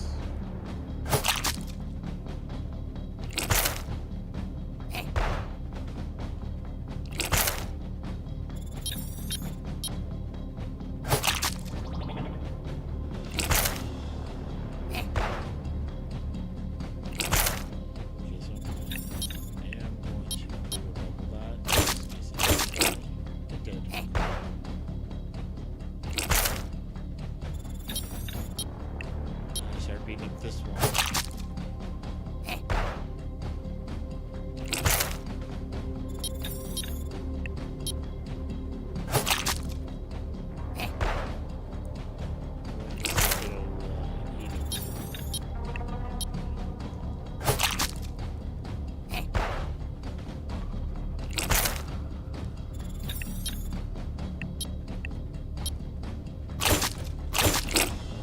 Go. Yep. Last guy. Nice disorient, but it doesn't really do much.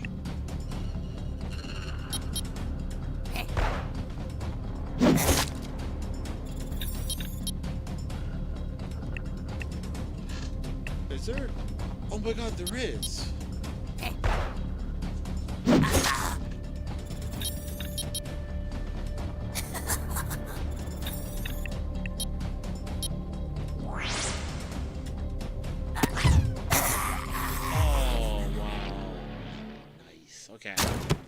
Okay.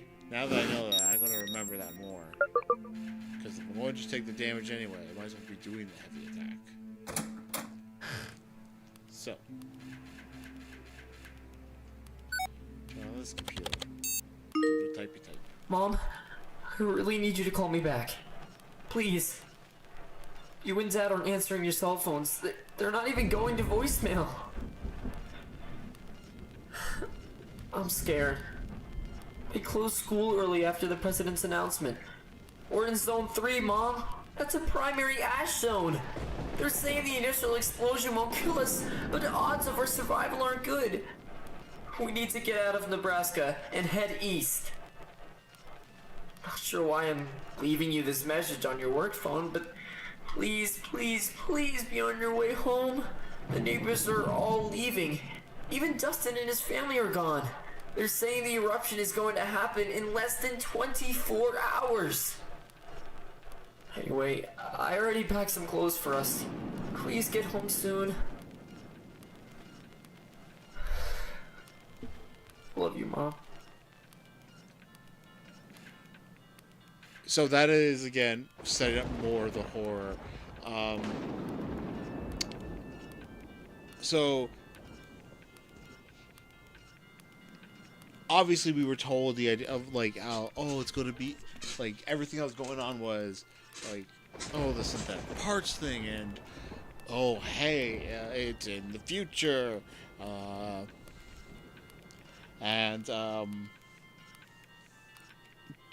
the person who would be there, and setting up like what the event was, to now establishing, no, it happened, like this was even closer, like this is somebody who, like, it's happening. Not even like, oh, they foresee it happening. No, it's happening. And now the world knows. But the parents are not answering, and that creates this implication that they're dead already. But the things that kill everybody are the black creatures. So it implies that the black creatures show up just before, rather than being part of the eruption. It's all very differently pieced to shape a story. What else in here?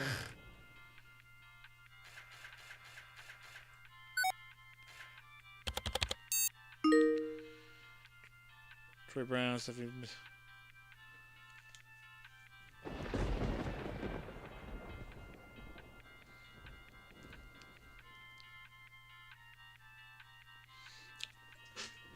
Miss Vanderberg, the damage in the pharmaceutical wing from that damn earthquake last week really did a number on the machines, wall, and other fixtures. It's going to take a month to fully repair. Mess. That's the best way to describe it. Speaking of, the wall down here completely collapsed. Did you know about the storage room that was closed off? They made these old records dating back to the 1950s. I made sure nobody read them, but Mr. Eisen was quick to take them off our hands. Anyway, the wall's been fixed, but I don't trust the construction workers. They did some shoddy work. It won't take much for it to come crumbling down.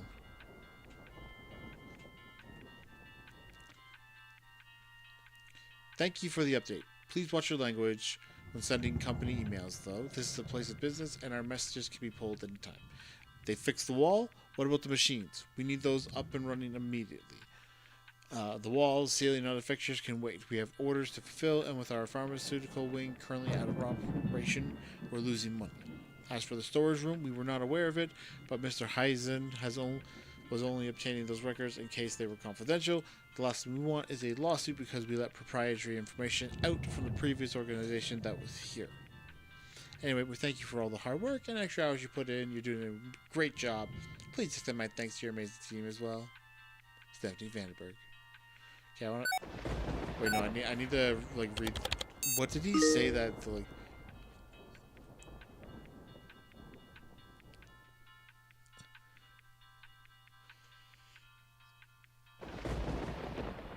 Where was it? Damage. From that... Oh, damn. damn. The damn earthquake. So that just sets up the realness of that person.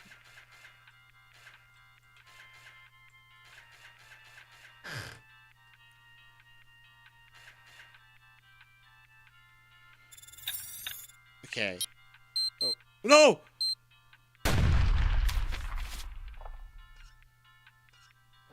No! That was the one I knew the password to. No!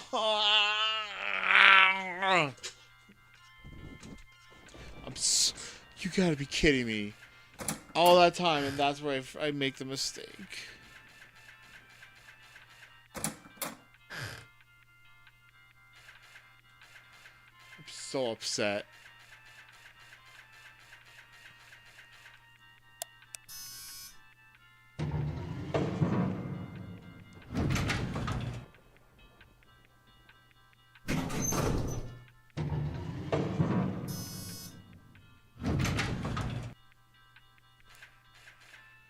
Wait, what?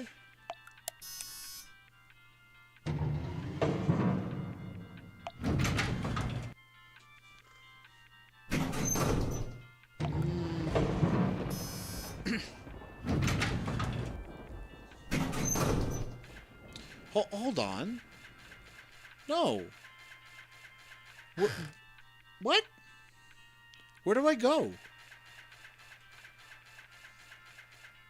Because if I can't go high onto a higher floor, I can't go anywhere.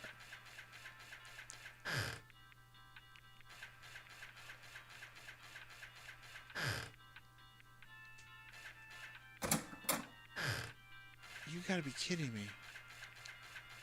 Really? This is happening?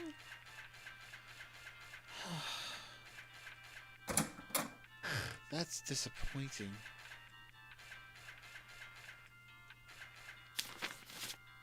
Danny for the East production room.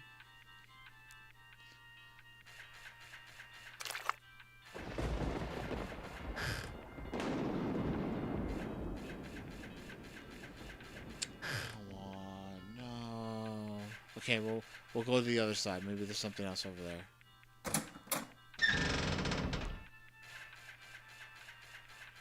No, we can't go up this. We have to go up the elevator. Okay. So what this means is that going to the left was a waste of time. And I need to go to the right. Possibly. We'll see which one it is. A moment. I don't think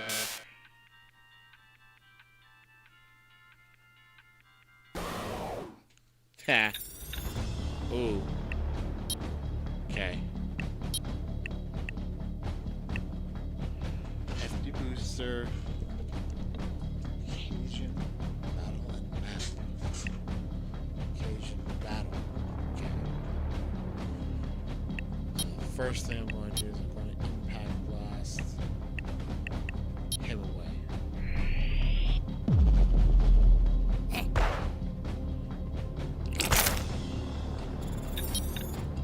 Now, attack this guy.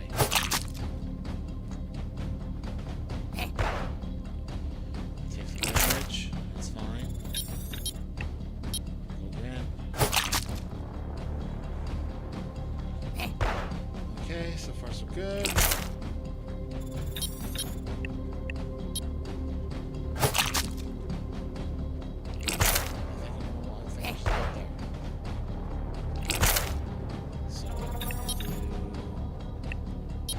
Double now.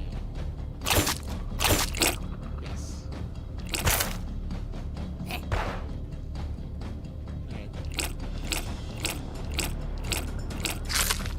Ah, shit. Okay. Now. Holy shit. You got to die immediately. Okay, wait, no. Do the... Oh, wait, what? No, that's... Oh, I hate that.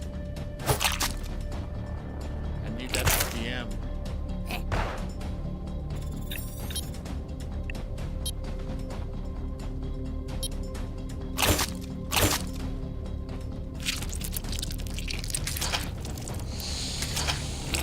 Come on.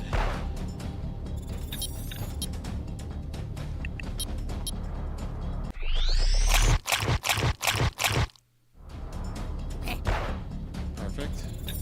That worked out. For him. The attack. Put again. The attack. Do a double. Away. Energy barrier. He hurt himself. Yes. Excellent. So those are the stairs, yeah.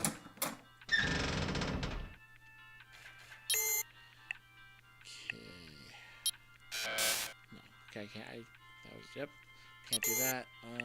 So I need to.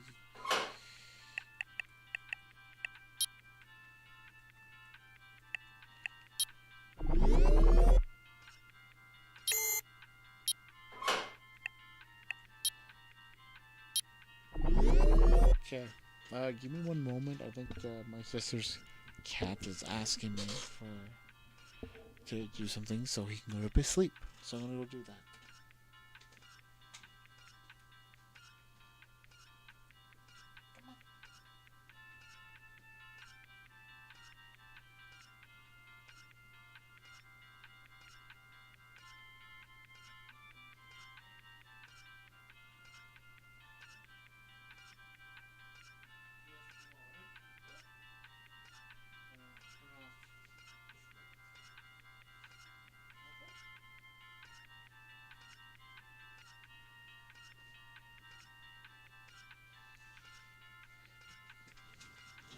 The cat's a sweetheart. Oh no, he came back. I thought he wanted me to turn off lights for him, but I guess what he wants for me to go to sleep. Silly cat, I'm not doing that.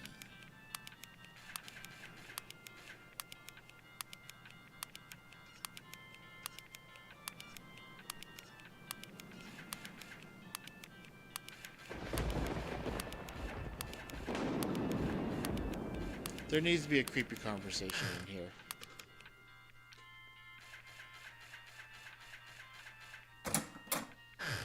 But I suppose that also adds to the realness.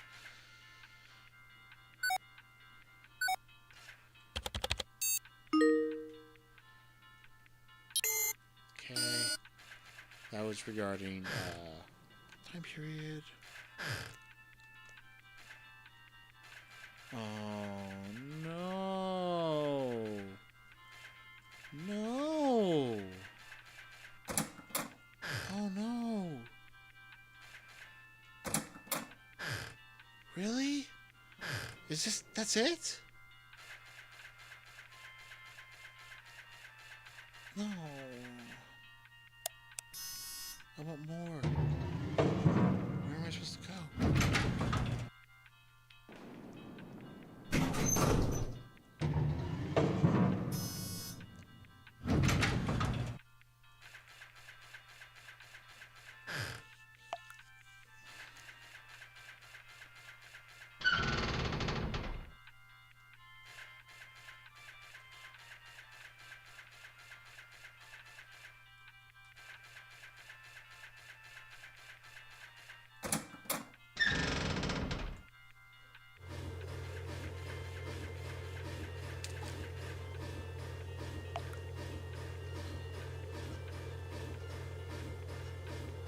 Oh, I'm a fool. I wrote that down wrong the whole time.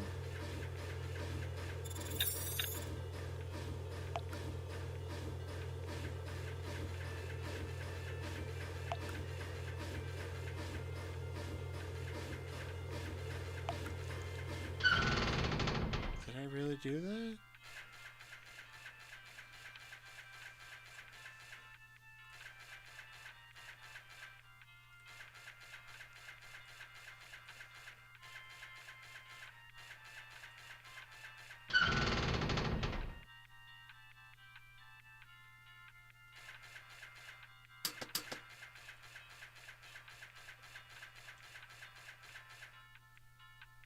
I just realized, is this music in the game?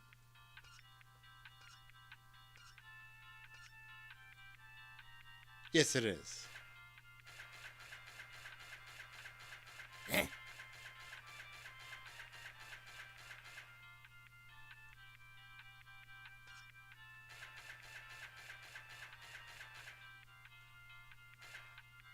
Got away.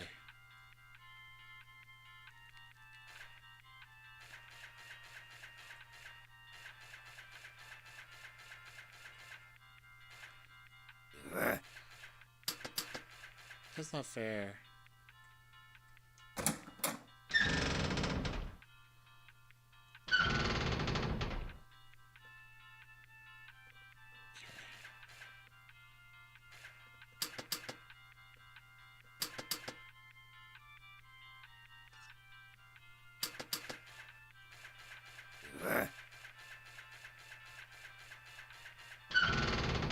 Yeah, got away. Sucker.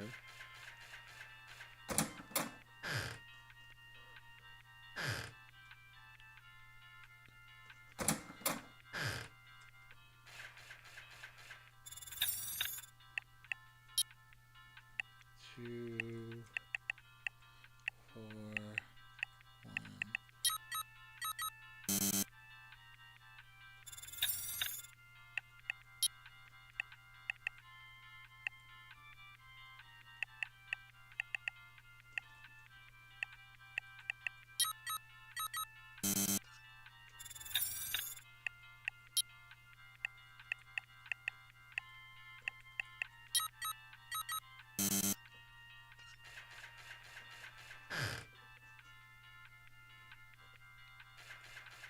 I'm getting so confused with these passwords now.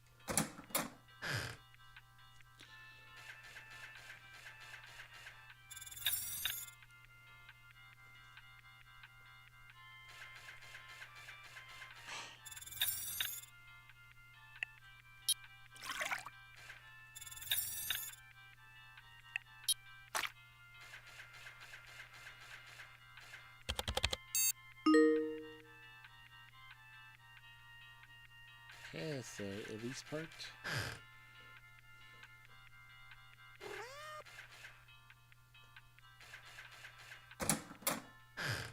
Meow?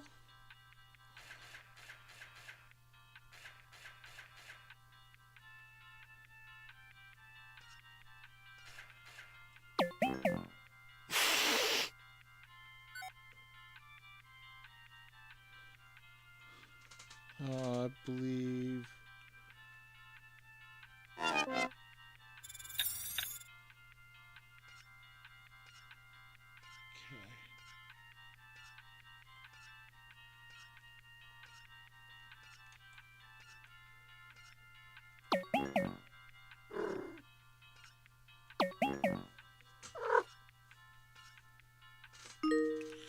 You just want the affection of your very own furry living organism. Gotta trend you.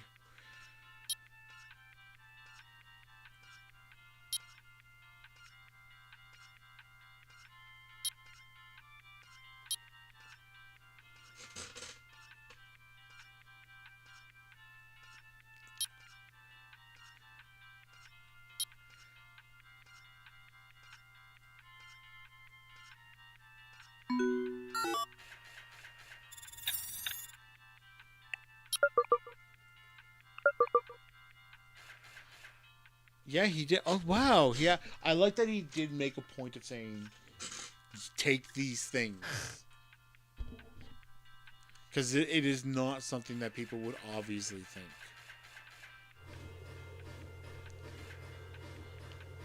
Okay, where's it going?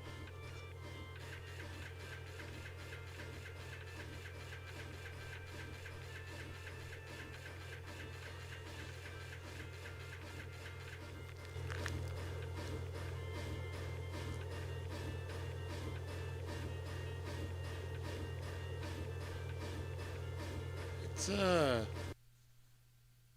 oh. What? Did I crash Biosynthetica? Did I just do that? Uh-oh. What do we tell Bard, guys? What do we tell Bard?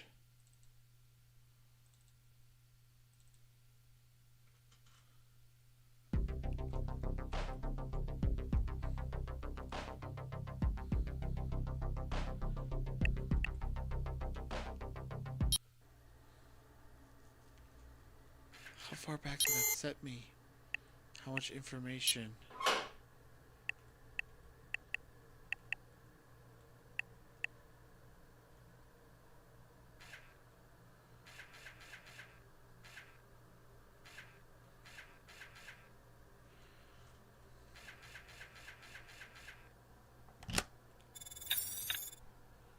What? No, I'm having fun, bro. It's all good. This is great.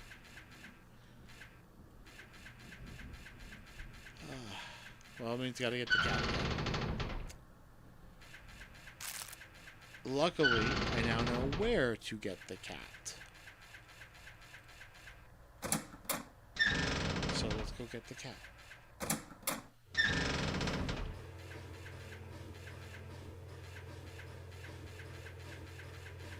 So you snake. I think you're so big and bad, huh? I know your shtick. I know what you were up to. I'm not gonna let you win. No. Not today. I'm gonna have my pet friend, no matter what. Oh, what's this? Are you running from me?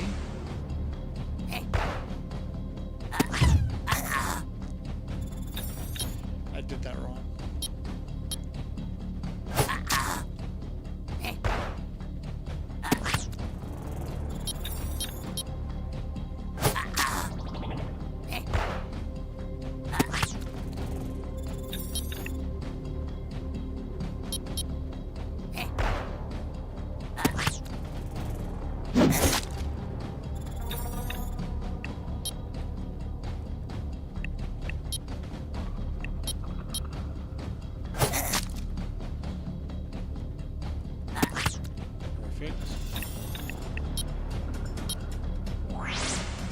Now they killed themselves. I corrected my mistake. Alright, let's go get our kitty. Kitty. So we got all the information. We don't need info. But we need kitty. And this one, right?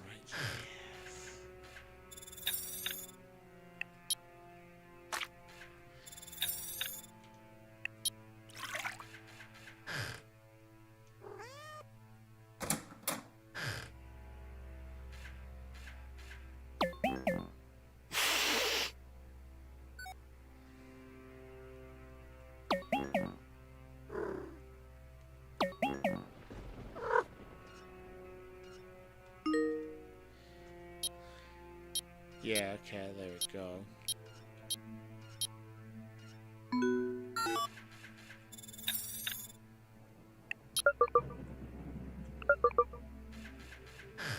Okay, so first things first, we got the kitty.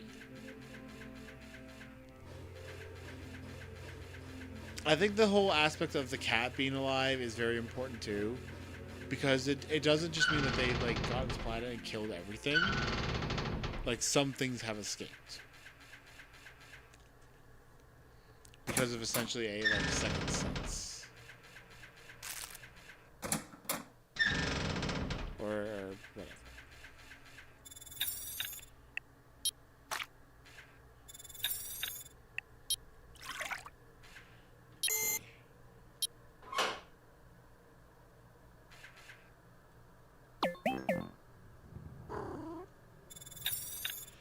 Appears to be content. Is well nourished, has food and water. Care for feline average. Repair strength has increased 5%.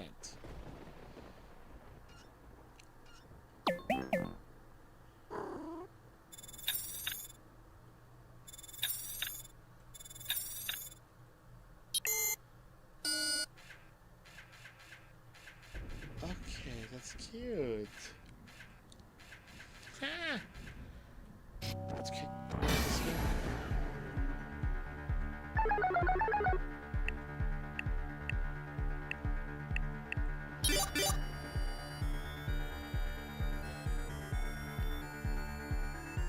Wait.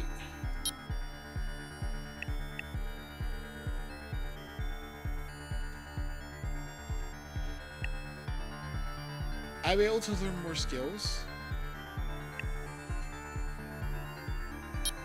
Are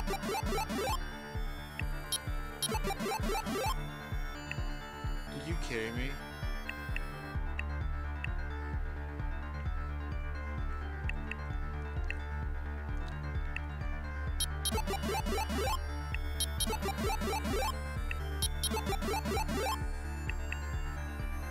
No way.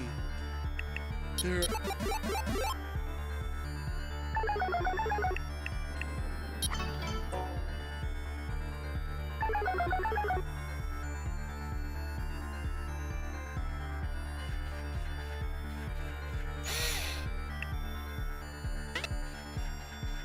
I made upgrades. Alright.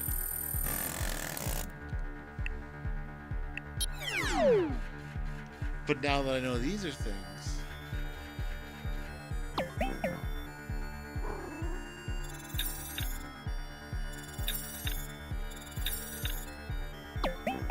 Oh, that's not what I wanted to do.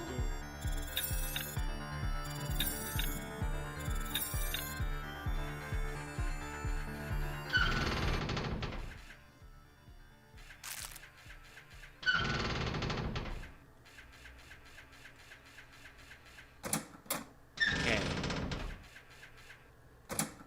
So I'm trying to think how where these new things would help.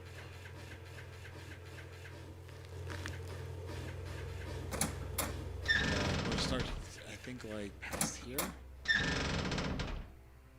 Actually, no, first I'm gonna go to this save it.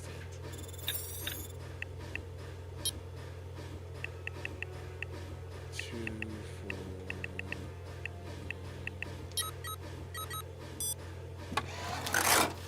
That one.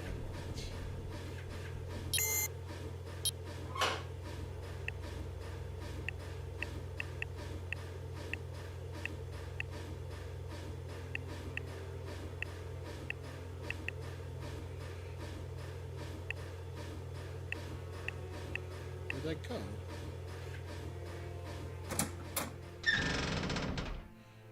Did I just get ammo? Did you say I got ammo? Greetings, R3M1. What's this?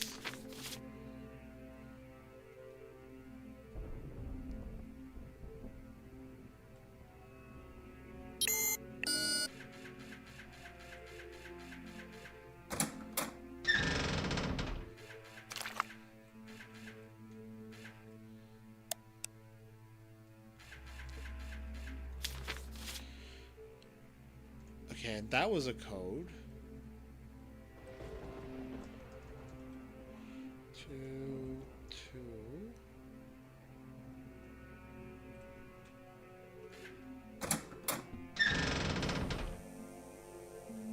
Okay.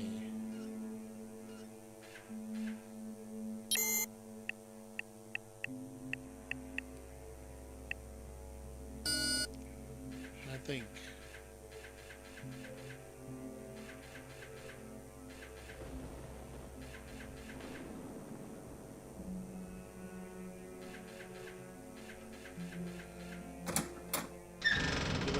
nearby power box. Might be one here.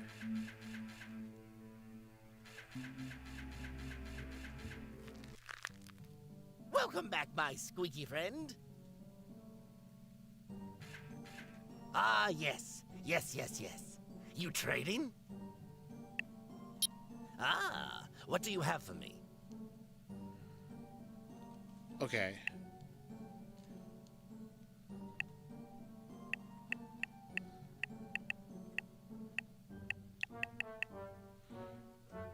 So these are good to sell.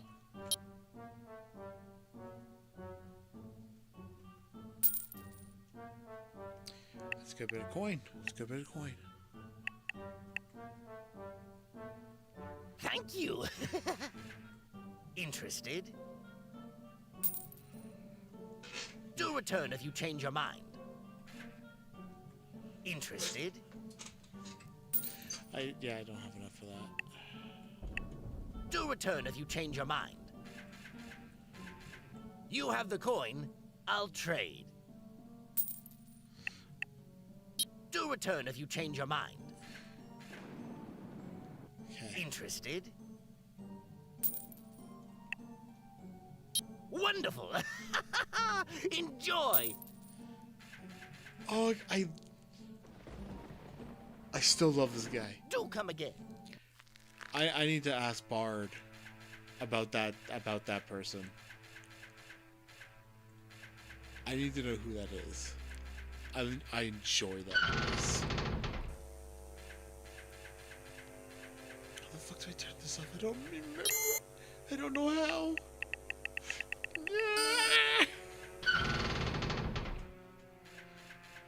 Wait, is this a...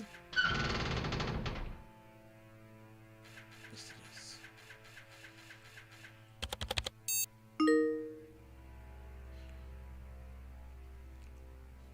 Okay. Seamus Runner. Hiding can't compete in the Arena Bot tournament Saturday, so you can borrow Clyde.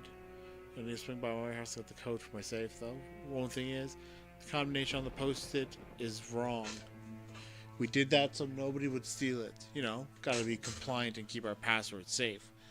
The post-it will have 4 numbers on it, but use this to crack the code. Fun, right?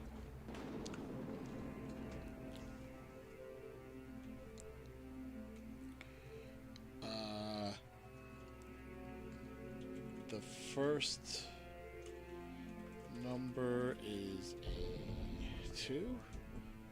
Flip the middle numbers. The last one is fine. On post it.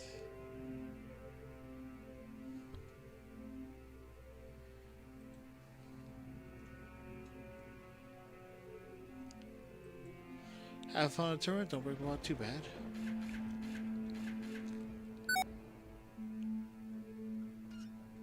Oh, that's not what to do, sorry.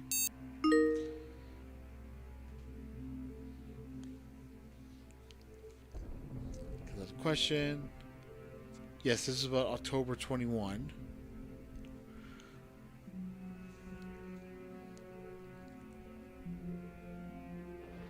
Yes, 10/21. 10/21 or 21/00. Depending on how like it's intended to be written. So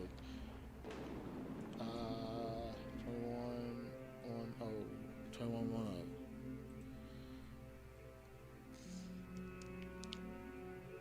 Hang on. Nope, did that wrong. From Viren to J. Harrison. So Andrew's talking first. This is Andrew and Jackson. Andrew's talking first. Jackson brings up about password security. And then that. So Andrew is the guy. So it's gotta be something related to Viren.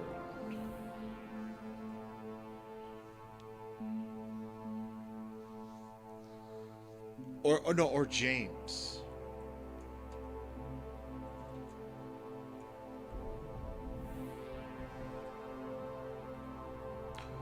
Wait. Wasn't James the guy who,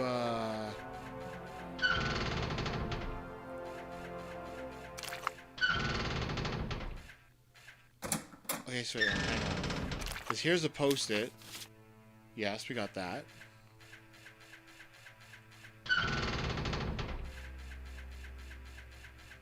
But that's not all the numbers, there's only 2 of them. You go away, robot thing, please. Scare me.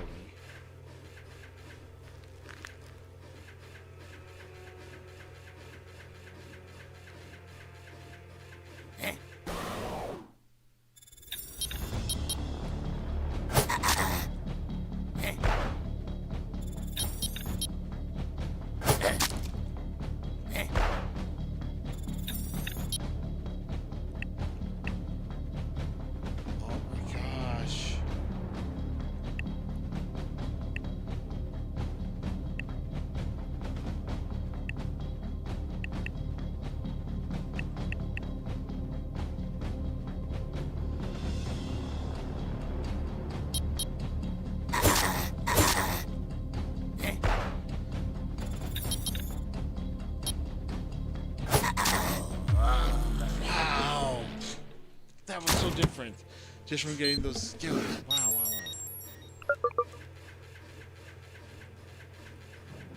Okay, let's go back this way, see if there's anything over here.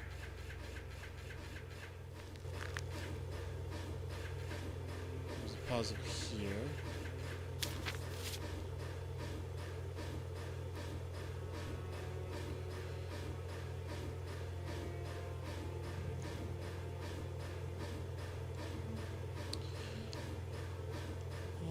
Make sure you have to also switch. The problem is you can only do 2 at a time. I mean, symbols don't match.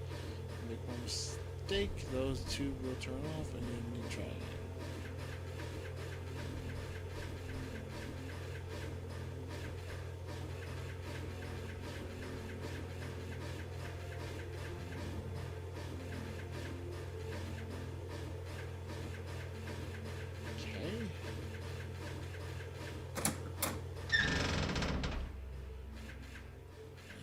This is a dead end. I see. Okay. That's not good. Alright, let's move on again.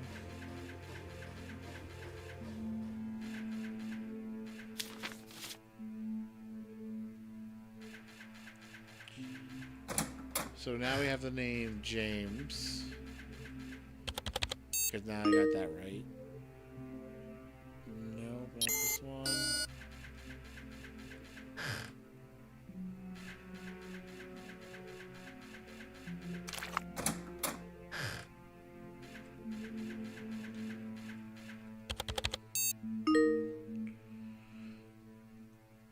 Okay, the last name Brown. I remember seeing that earlier. I'm gonna start writing some of these names down. Troy Brown.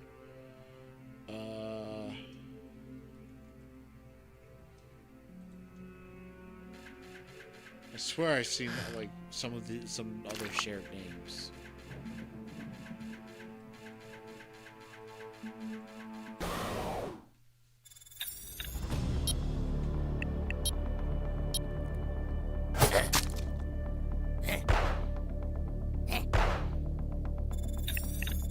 Oh, that's cute. Is that all you got?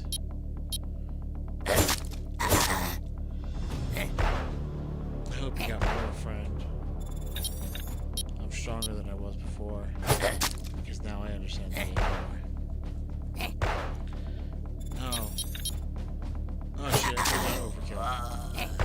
I gotta remember about overkill.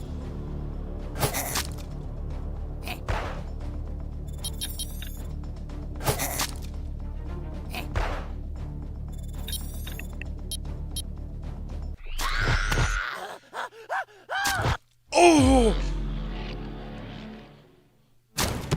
Holy fuck! Holy fuck!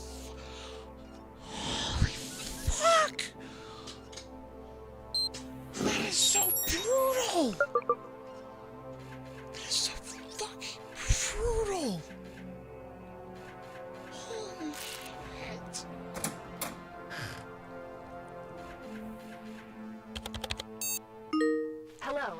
this message is for Dustin Heron. This is Daniela from... Okay, so that's the... Yellowstone.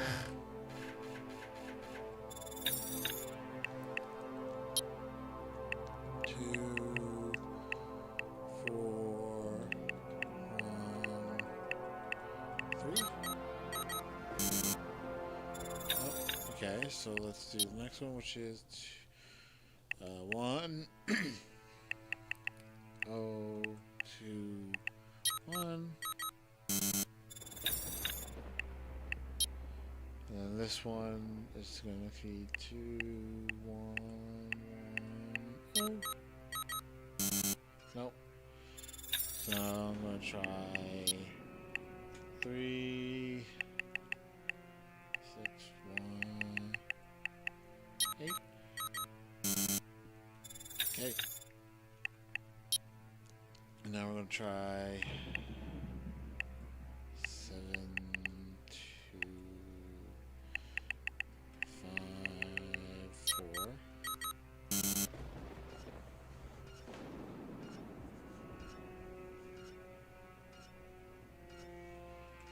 Okay. Now we're going to try another thing.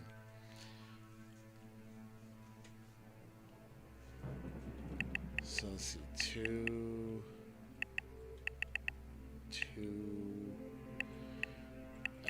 6. Here we go.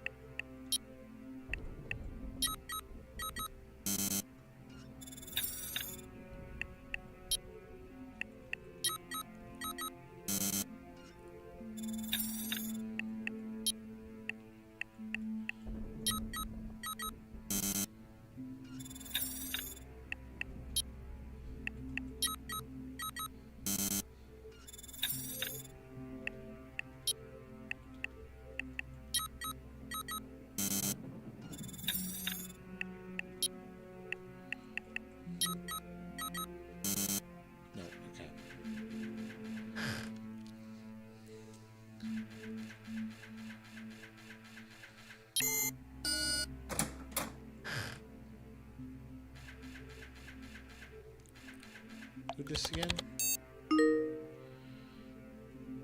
Todd Hellman. Oh man, this is the guy who I thought would have been James.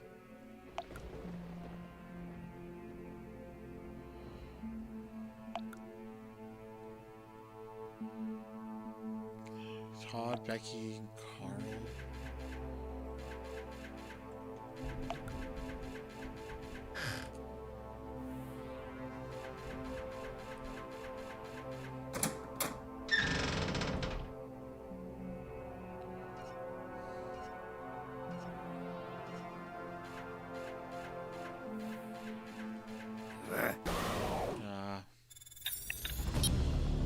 Fine.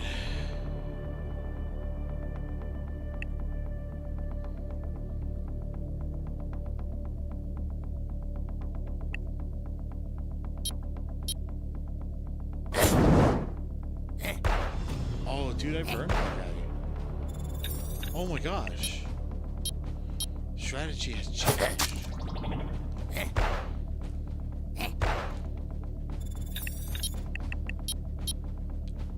This is brutal. Oh, this has got brutal. Oh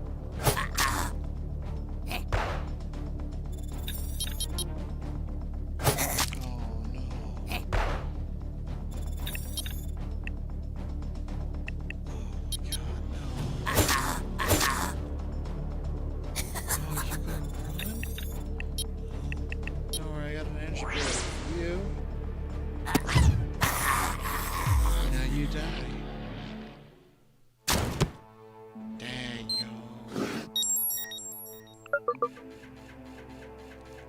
So different when you actually know how to do when you're actually competent at the fights and have stronger abilities. Who'd have thunk, right? Was that? I never got that before? Alright.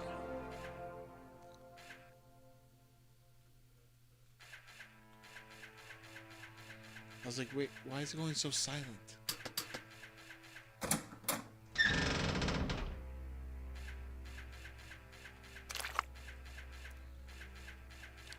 Now I know I can't go right, because if I go right, it's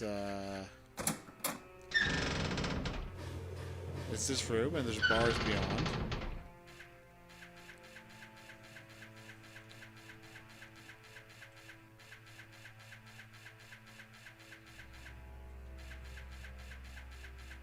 Okay, let's try left then.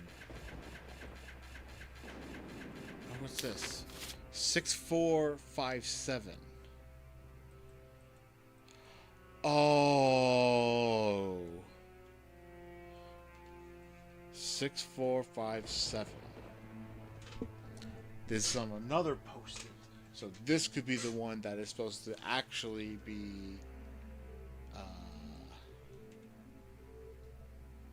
2547. That could be what that's supposed to be.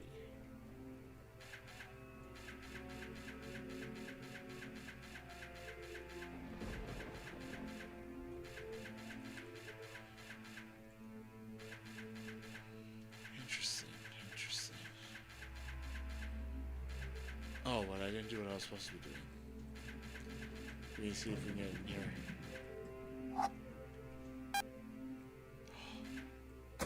We can.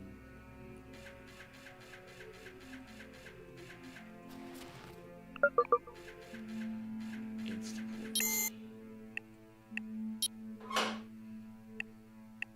What is an Instaport?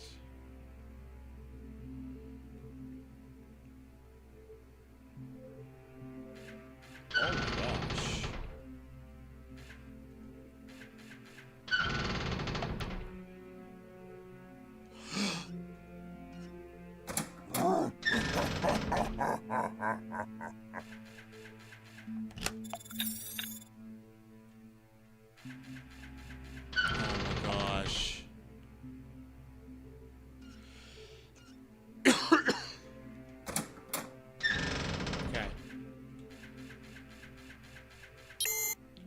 I feel like now that I've left, I've screwed myself. I'll let fear take me. But here we go.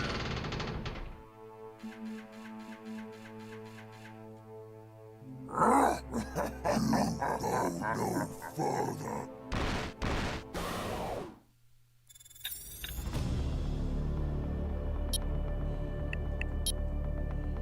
Okay, let's start with you.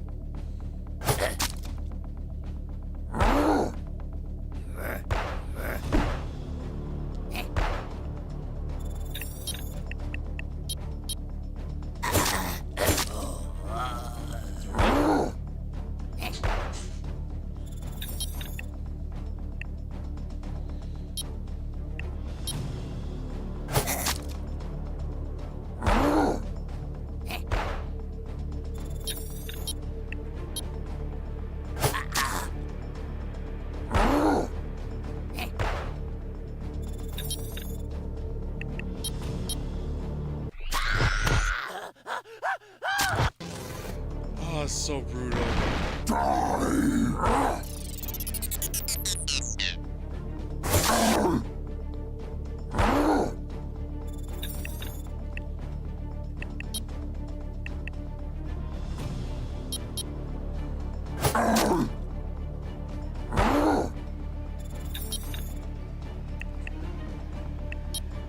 Wait, what is the status effect on him? Wait, what?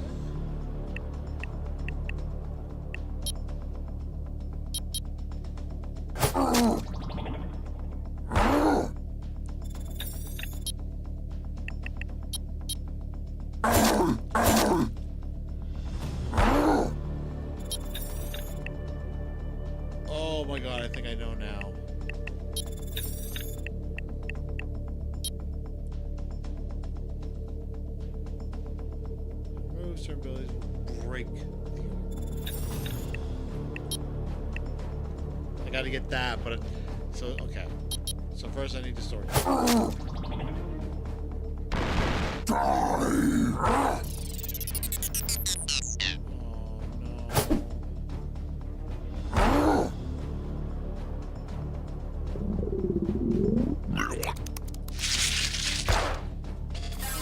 What?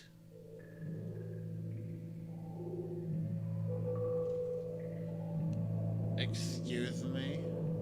How dare you?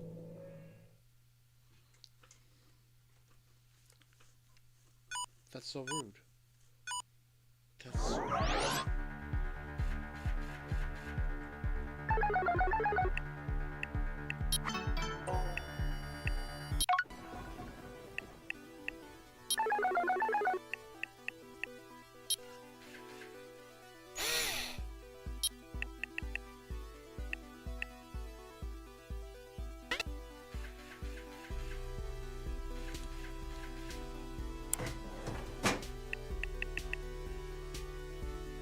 Okay.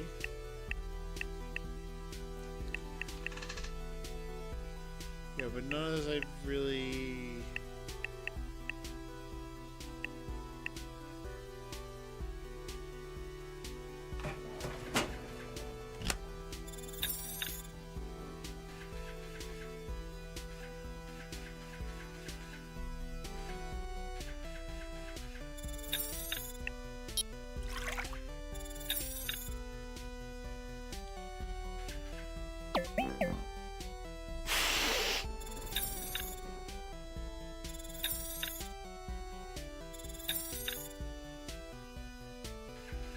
Aww.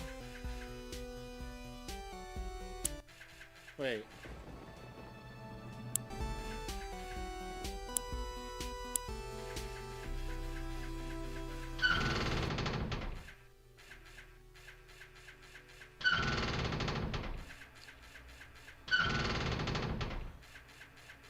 Okay, I just need to reread this again.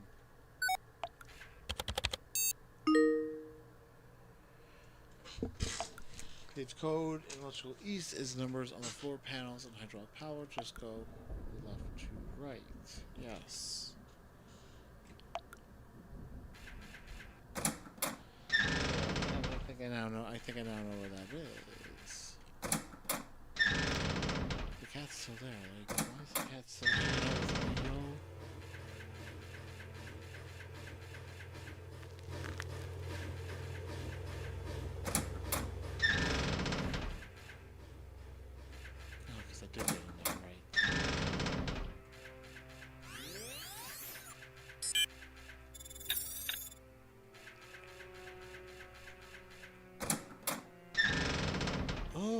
Oh wow, I see what's going on.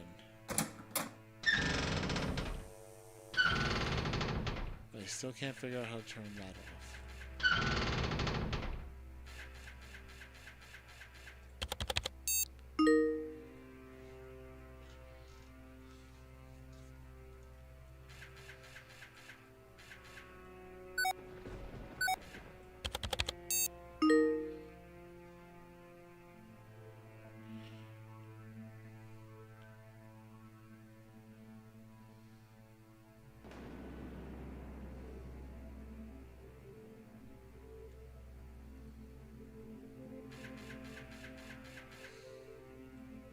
Can't for the life of me figure it out.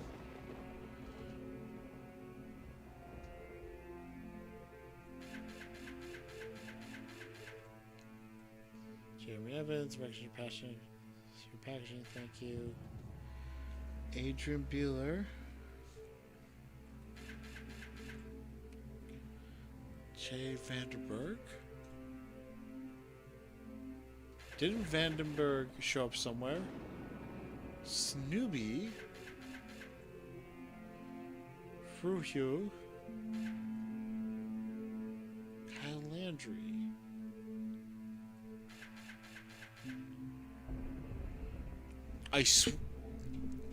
No, not Snoopy, sorry. Jay Vandenberg. I swear I saw the name Vandenberg somewhere.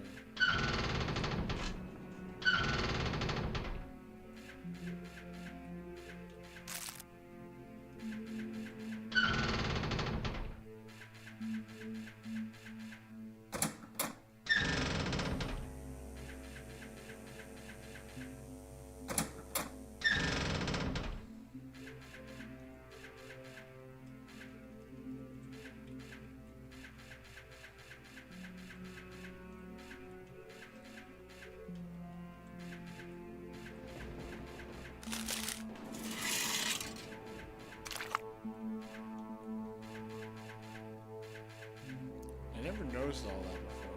Yeah. Just bad.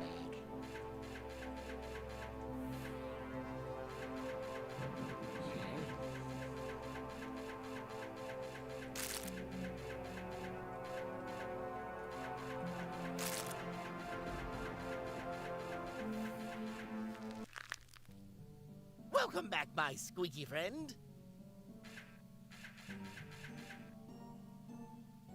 You have the coin. I'll trade. Do return if you change your mind. Okay, but I don't have... Be safe. I don't have the arena bot yet. So whatever I need for the arena bot, I should be able to get. So there should be more in the game.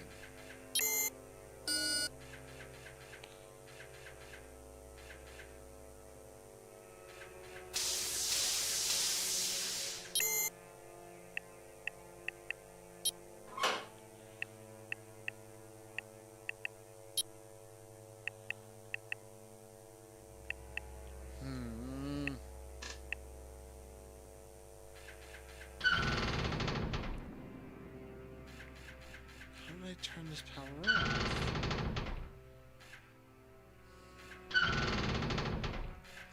Where's Bard?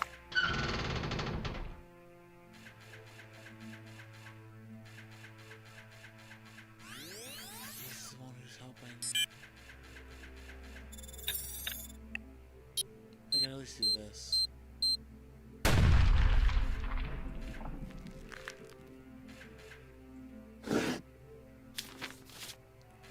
Injector. Strap. Cartridge. That's it? That's all I was back here?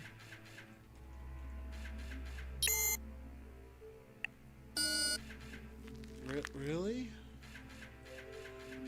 I don't know what I'm supposed to be doing now.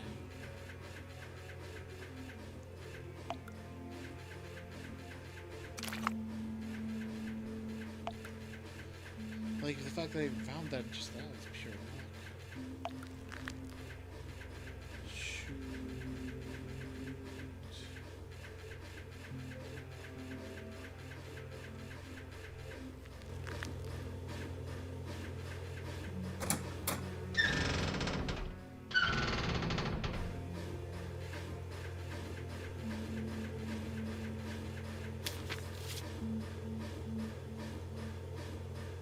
Alright, no, that was just related to that.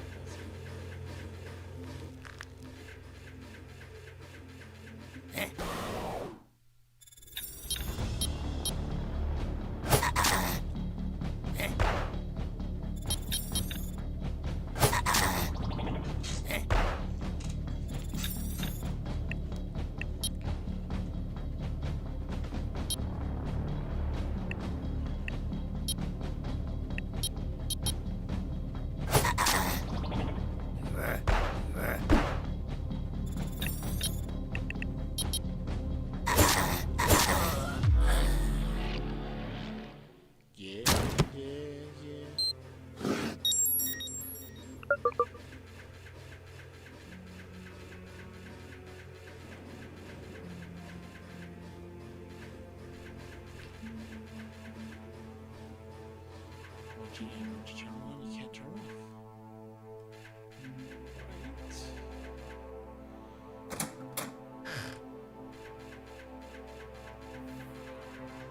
So kitty's ours.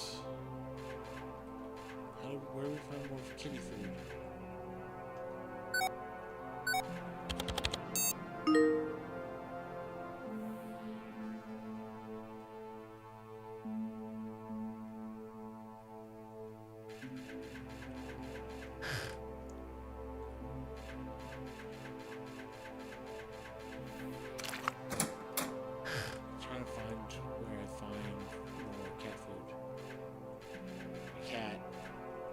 Food.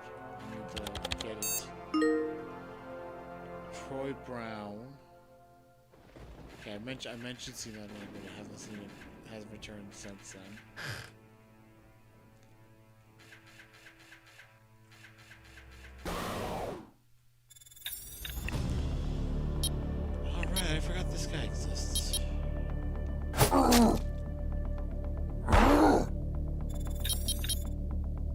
Yes,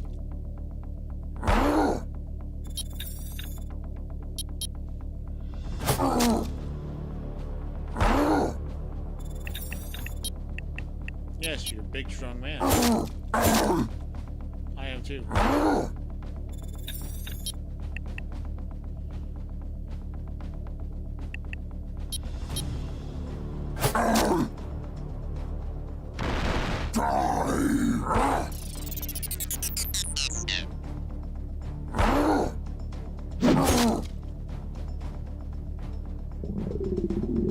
Wait. Why? Wait, it only lasted one turn. Why is it now multiple turns? What the heck?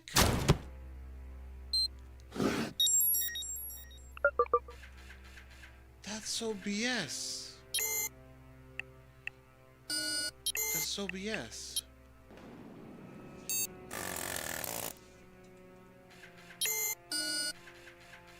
I'm so upset about that. Hello, this message is for Dustin Heron. This is Daniela. Okay. Okay, so we're going to try some more numbers for this. So we're going to 2, 5, 4, 7.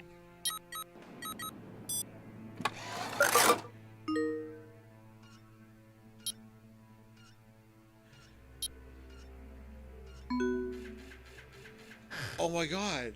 I got a reader bot. I gotta go. I want it. I want.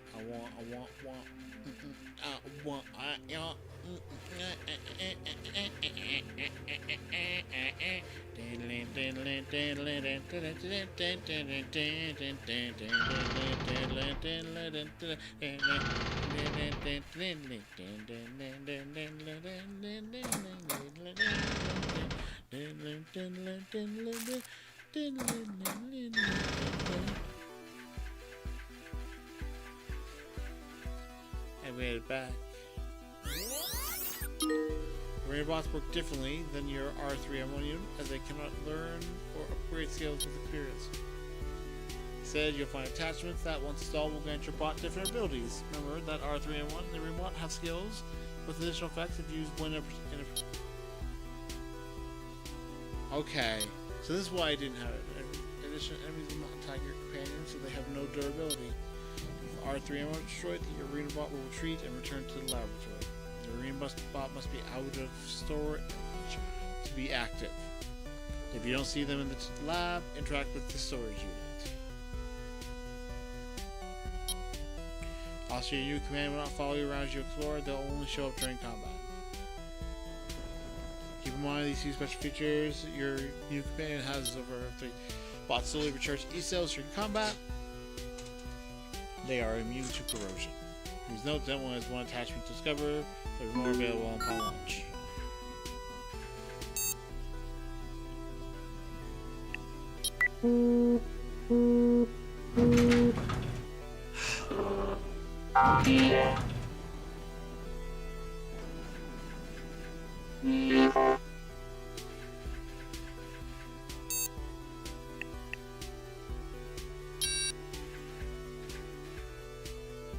Okay.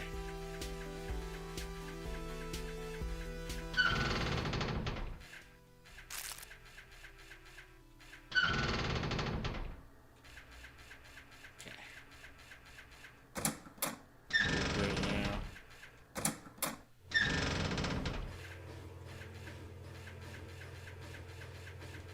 Can't wait to find the next vicious alien thing. Actually, I think it's like one right up ahead. Not in here, mind you, in the next room.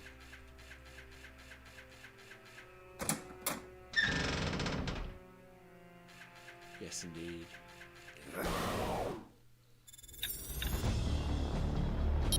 Okay. Lunge. It's exposed.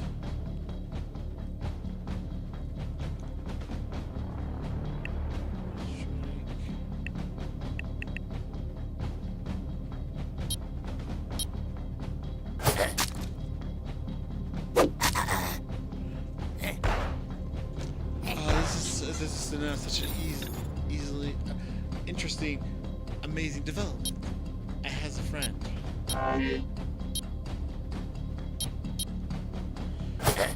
And it doesn't add a lot of damage, but it adds something.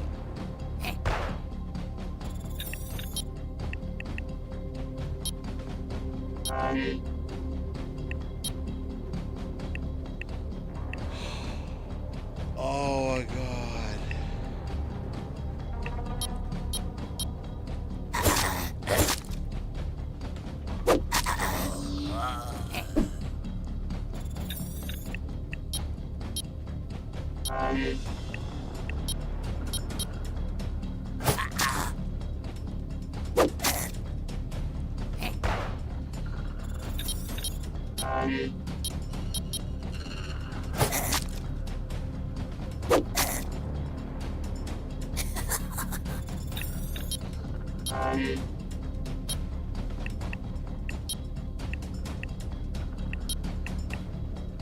Oh, it can't even do anything.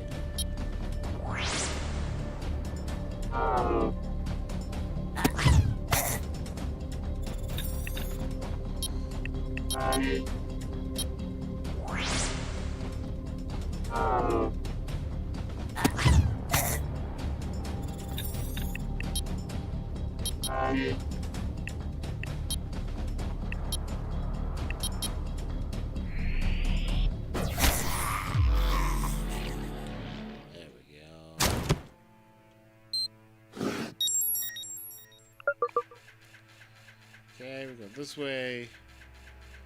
Go down. This is just going to be a singular room. Yes, I remember this one. Is there anything I can find here?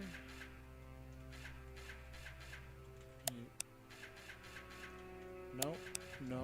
Okay. Alright. Their turn.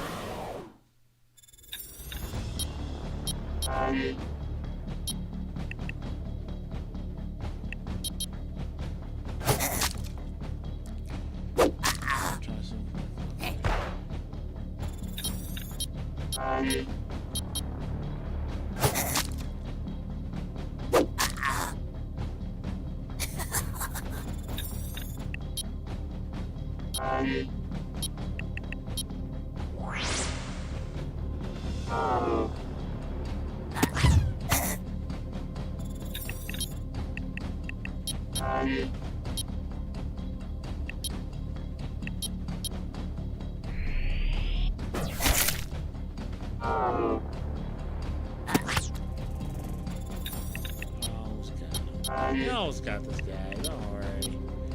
We're just getting the little guy all powered up. He's gonna be way more useful when we do need him.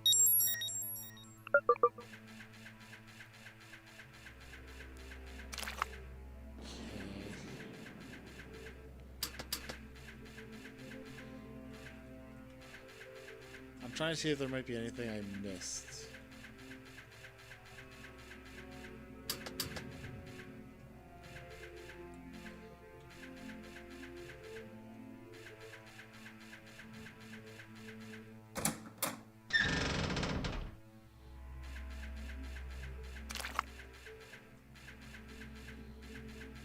Okay, there's no point going right.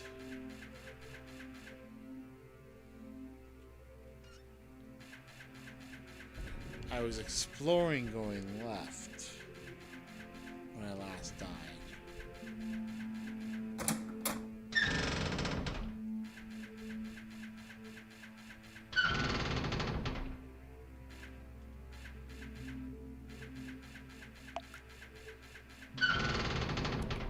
So start with these two.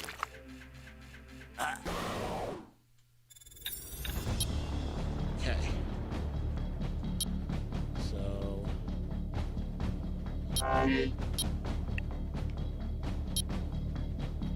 this. Oh dang, yo! Little Botman's good. I would see that.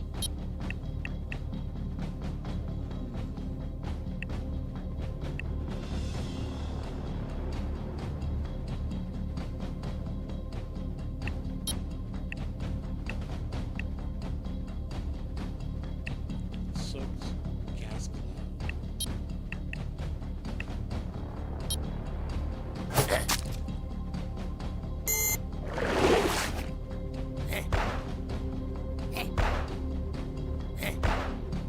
Because I think the idea is, I don't think they go away.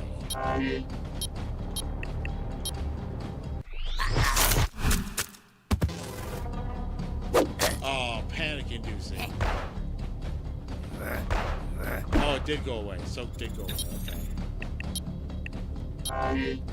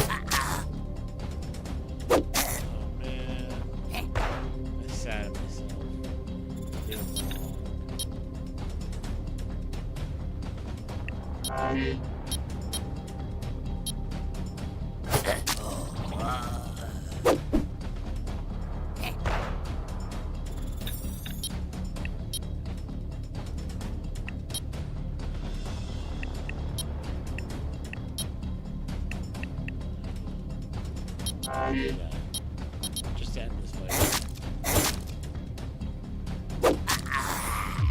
Wow, he was like, ooh. Oh, I didn't ever notice that before. Dang. Alright. More stuff. Come here, you. Okay. First thing we're gonna do. Ah! They changed it up on me. Okay.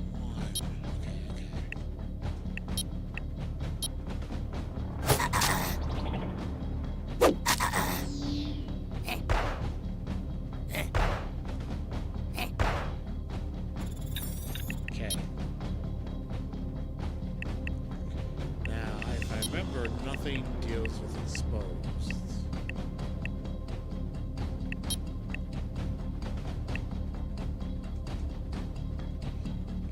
Oh no, that does. Oh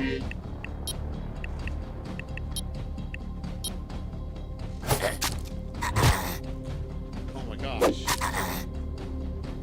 Dude's getting wrecked.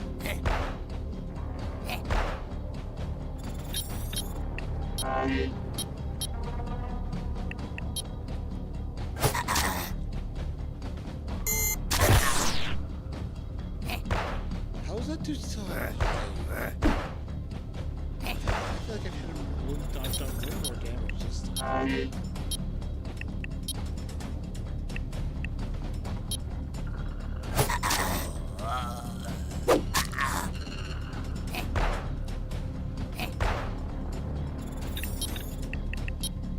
Okay,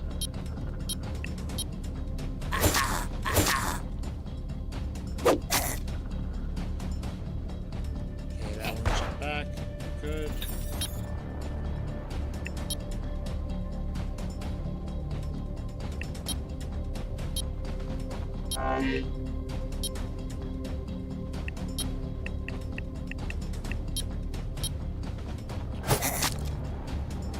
That should be enough damage to make it too. Yep.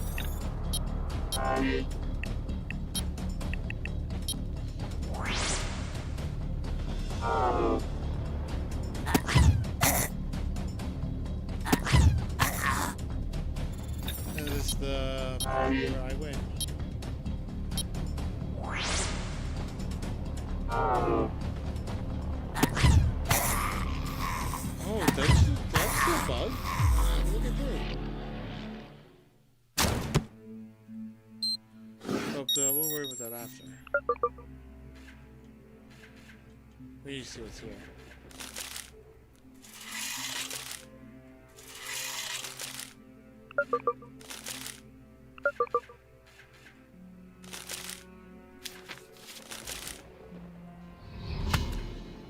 Oh my god, that's scary. Fuck. I didn't realize what was up there. Like, I literally did not.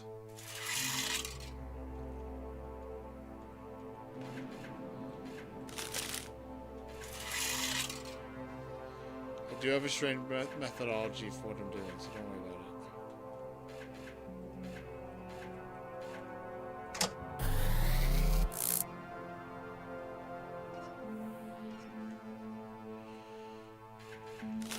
Of course, because yes, there is another set I have to hit.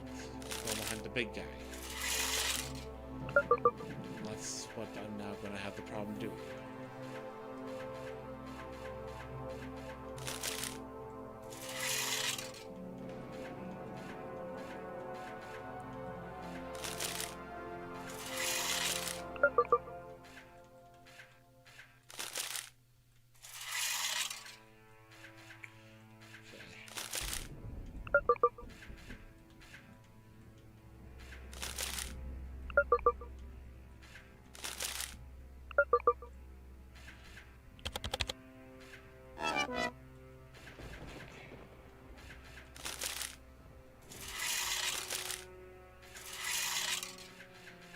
Getting a lot more stuff now, though. Chemicals.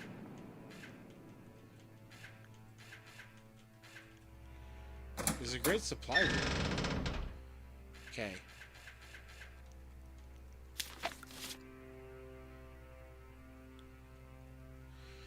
I don't know if I want two numbers are the same. First number is one less than those identical.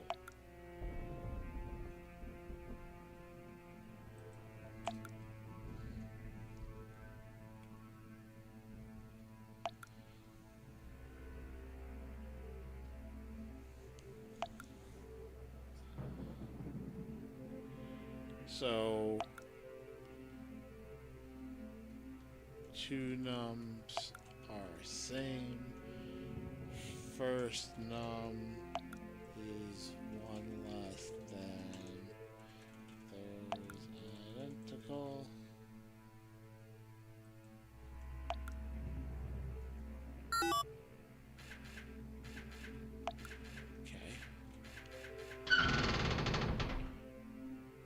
Here he is. Well, first, right? No. I feel. Yeah, shut up, dude.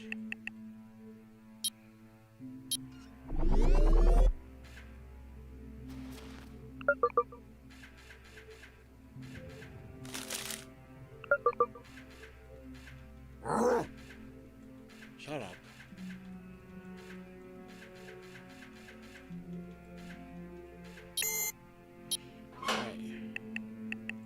Here's what we're doing.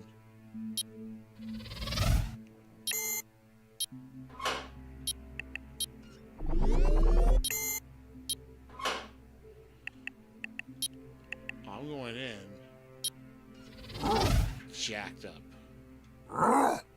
You go no further.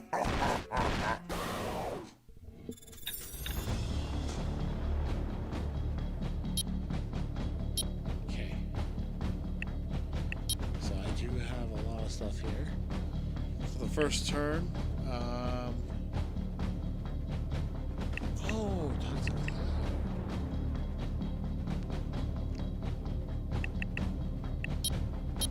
Cloud. We'll start with this, and we'll start with that.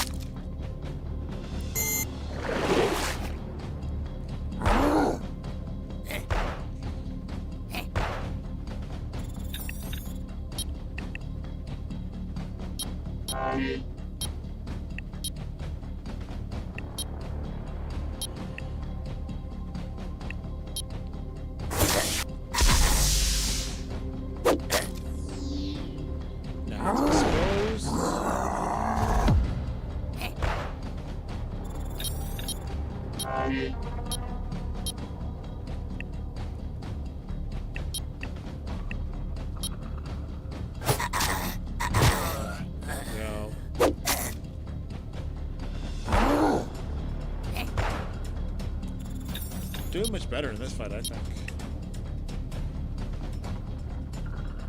No, let's go to Brutal. Then...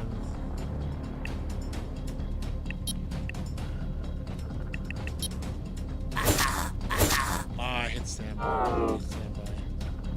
I'll probably run now.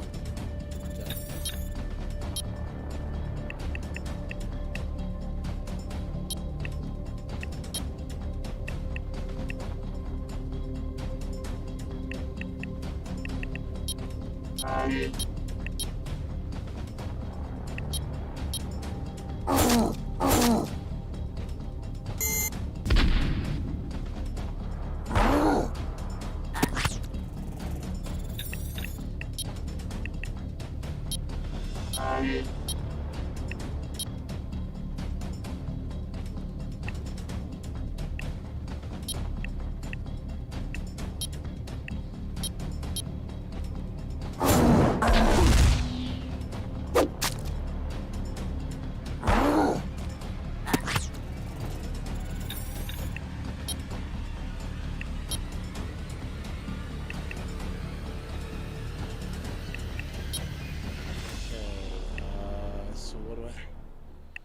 How do I do this?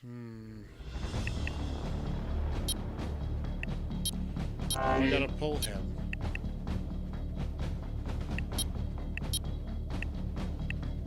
But there's no way for me to, like, harm him? This way?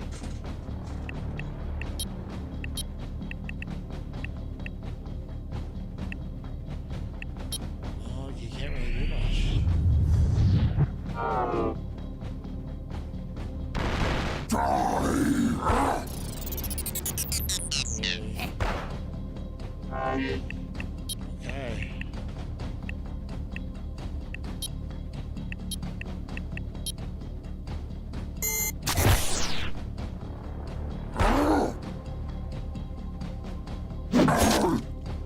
Okay.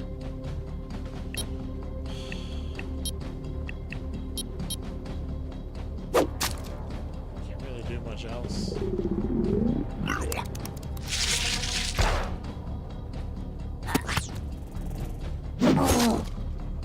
Give me back my control?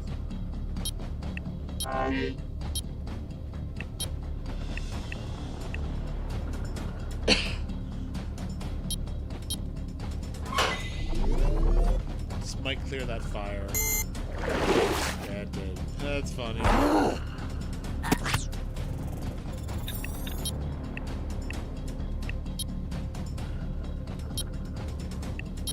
I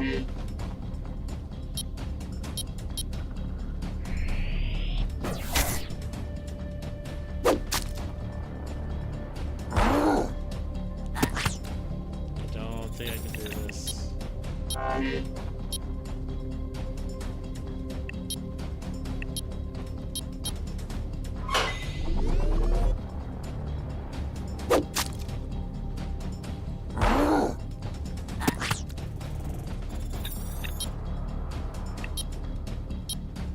Okay.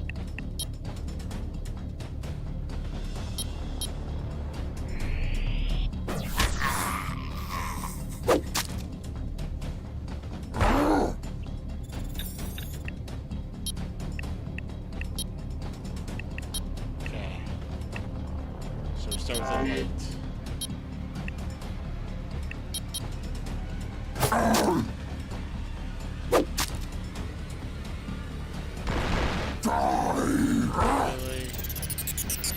Really? No. No.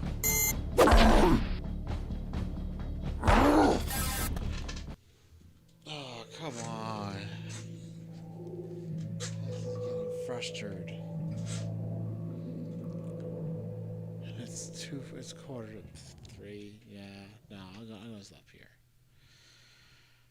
We're getting good though. It's getting to understand things. Trying to figure out where to go next right now in this game is very difficult. Just want to say.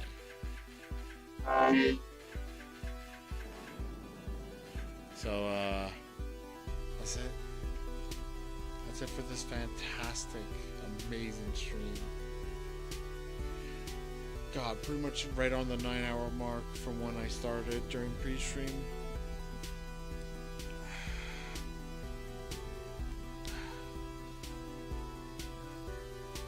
So many people came in, so many people haven't been here, and it's all good. I'm just glad that people came by anyway. But then, once again, the mini feedback quests are coming.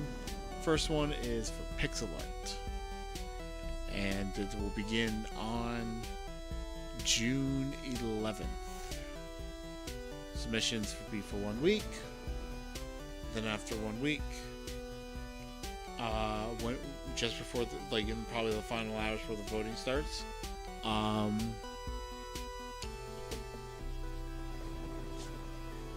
we will basically do the curation based on the stuff. But then also, and then the gameplay will be 1 week.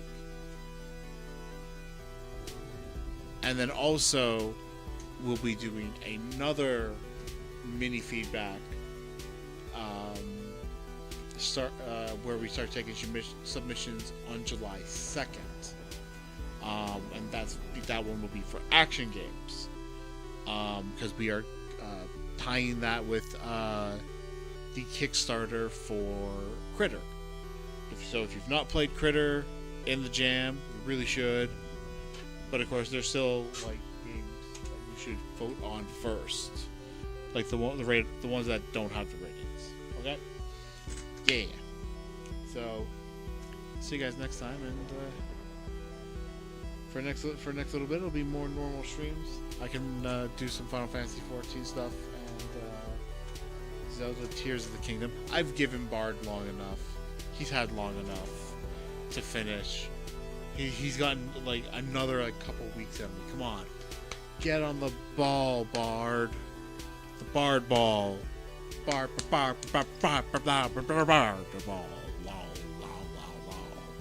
Alright, I'm done. I'm gonna go. That's terrible.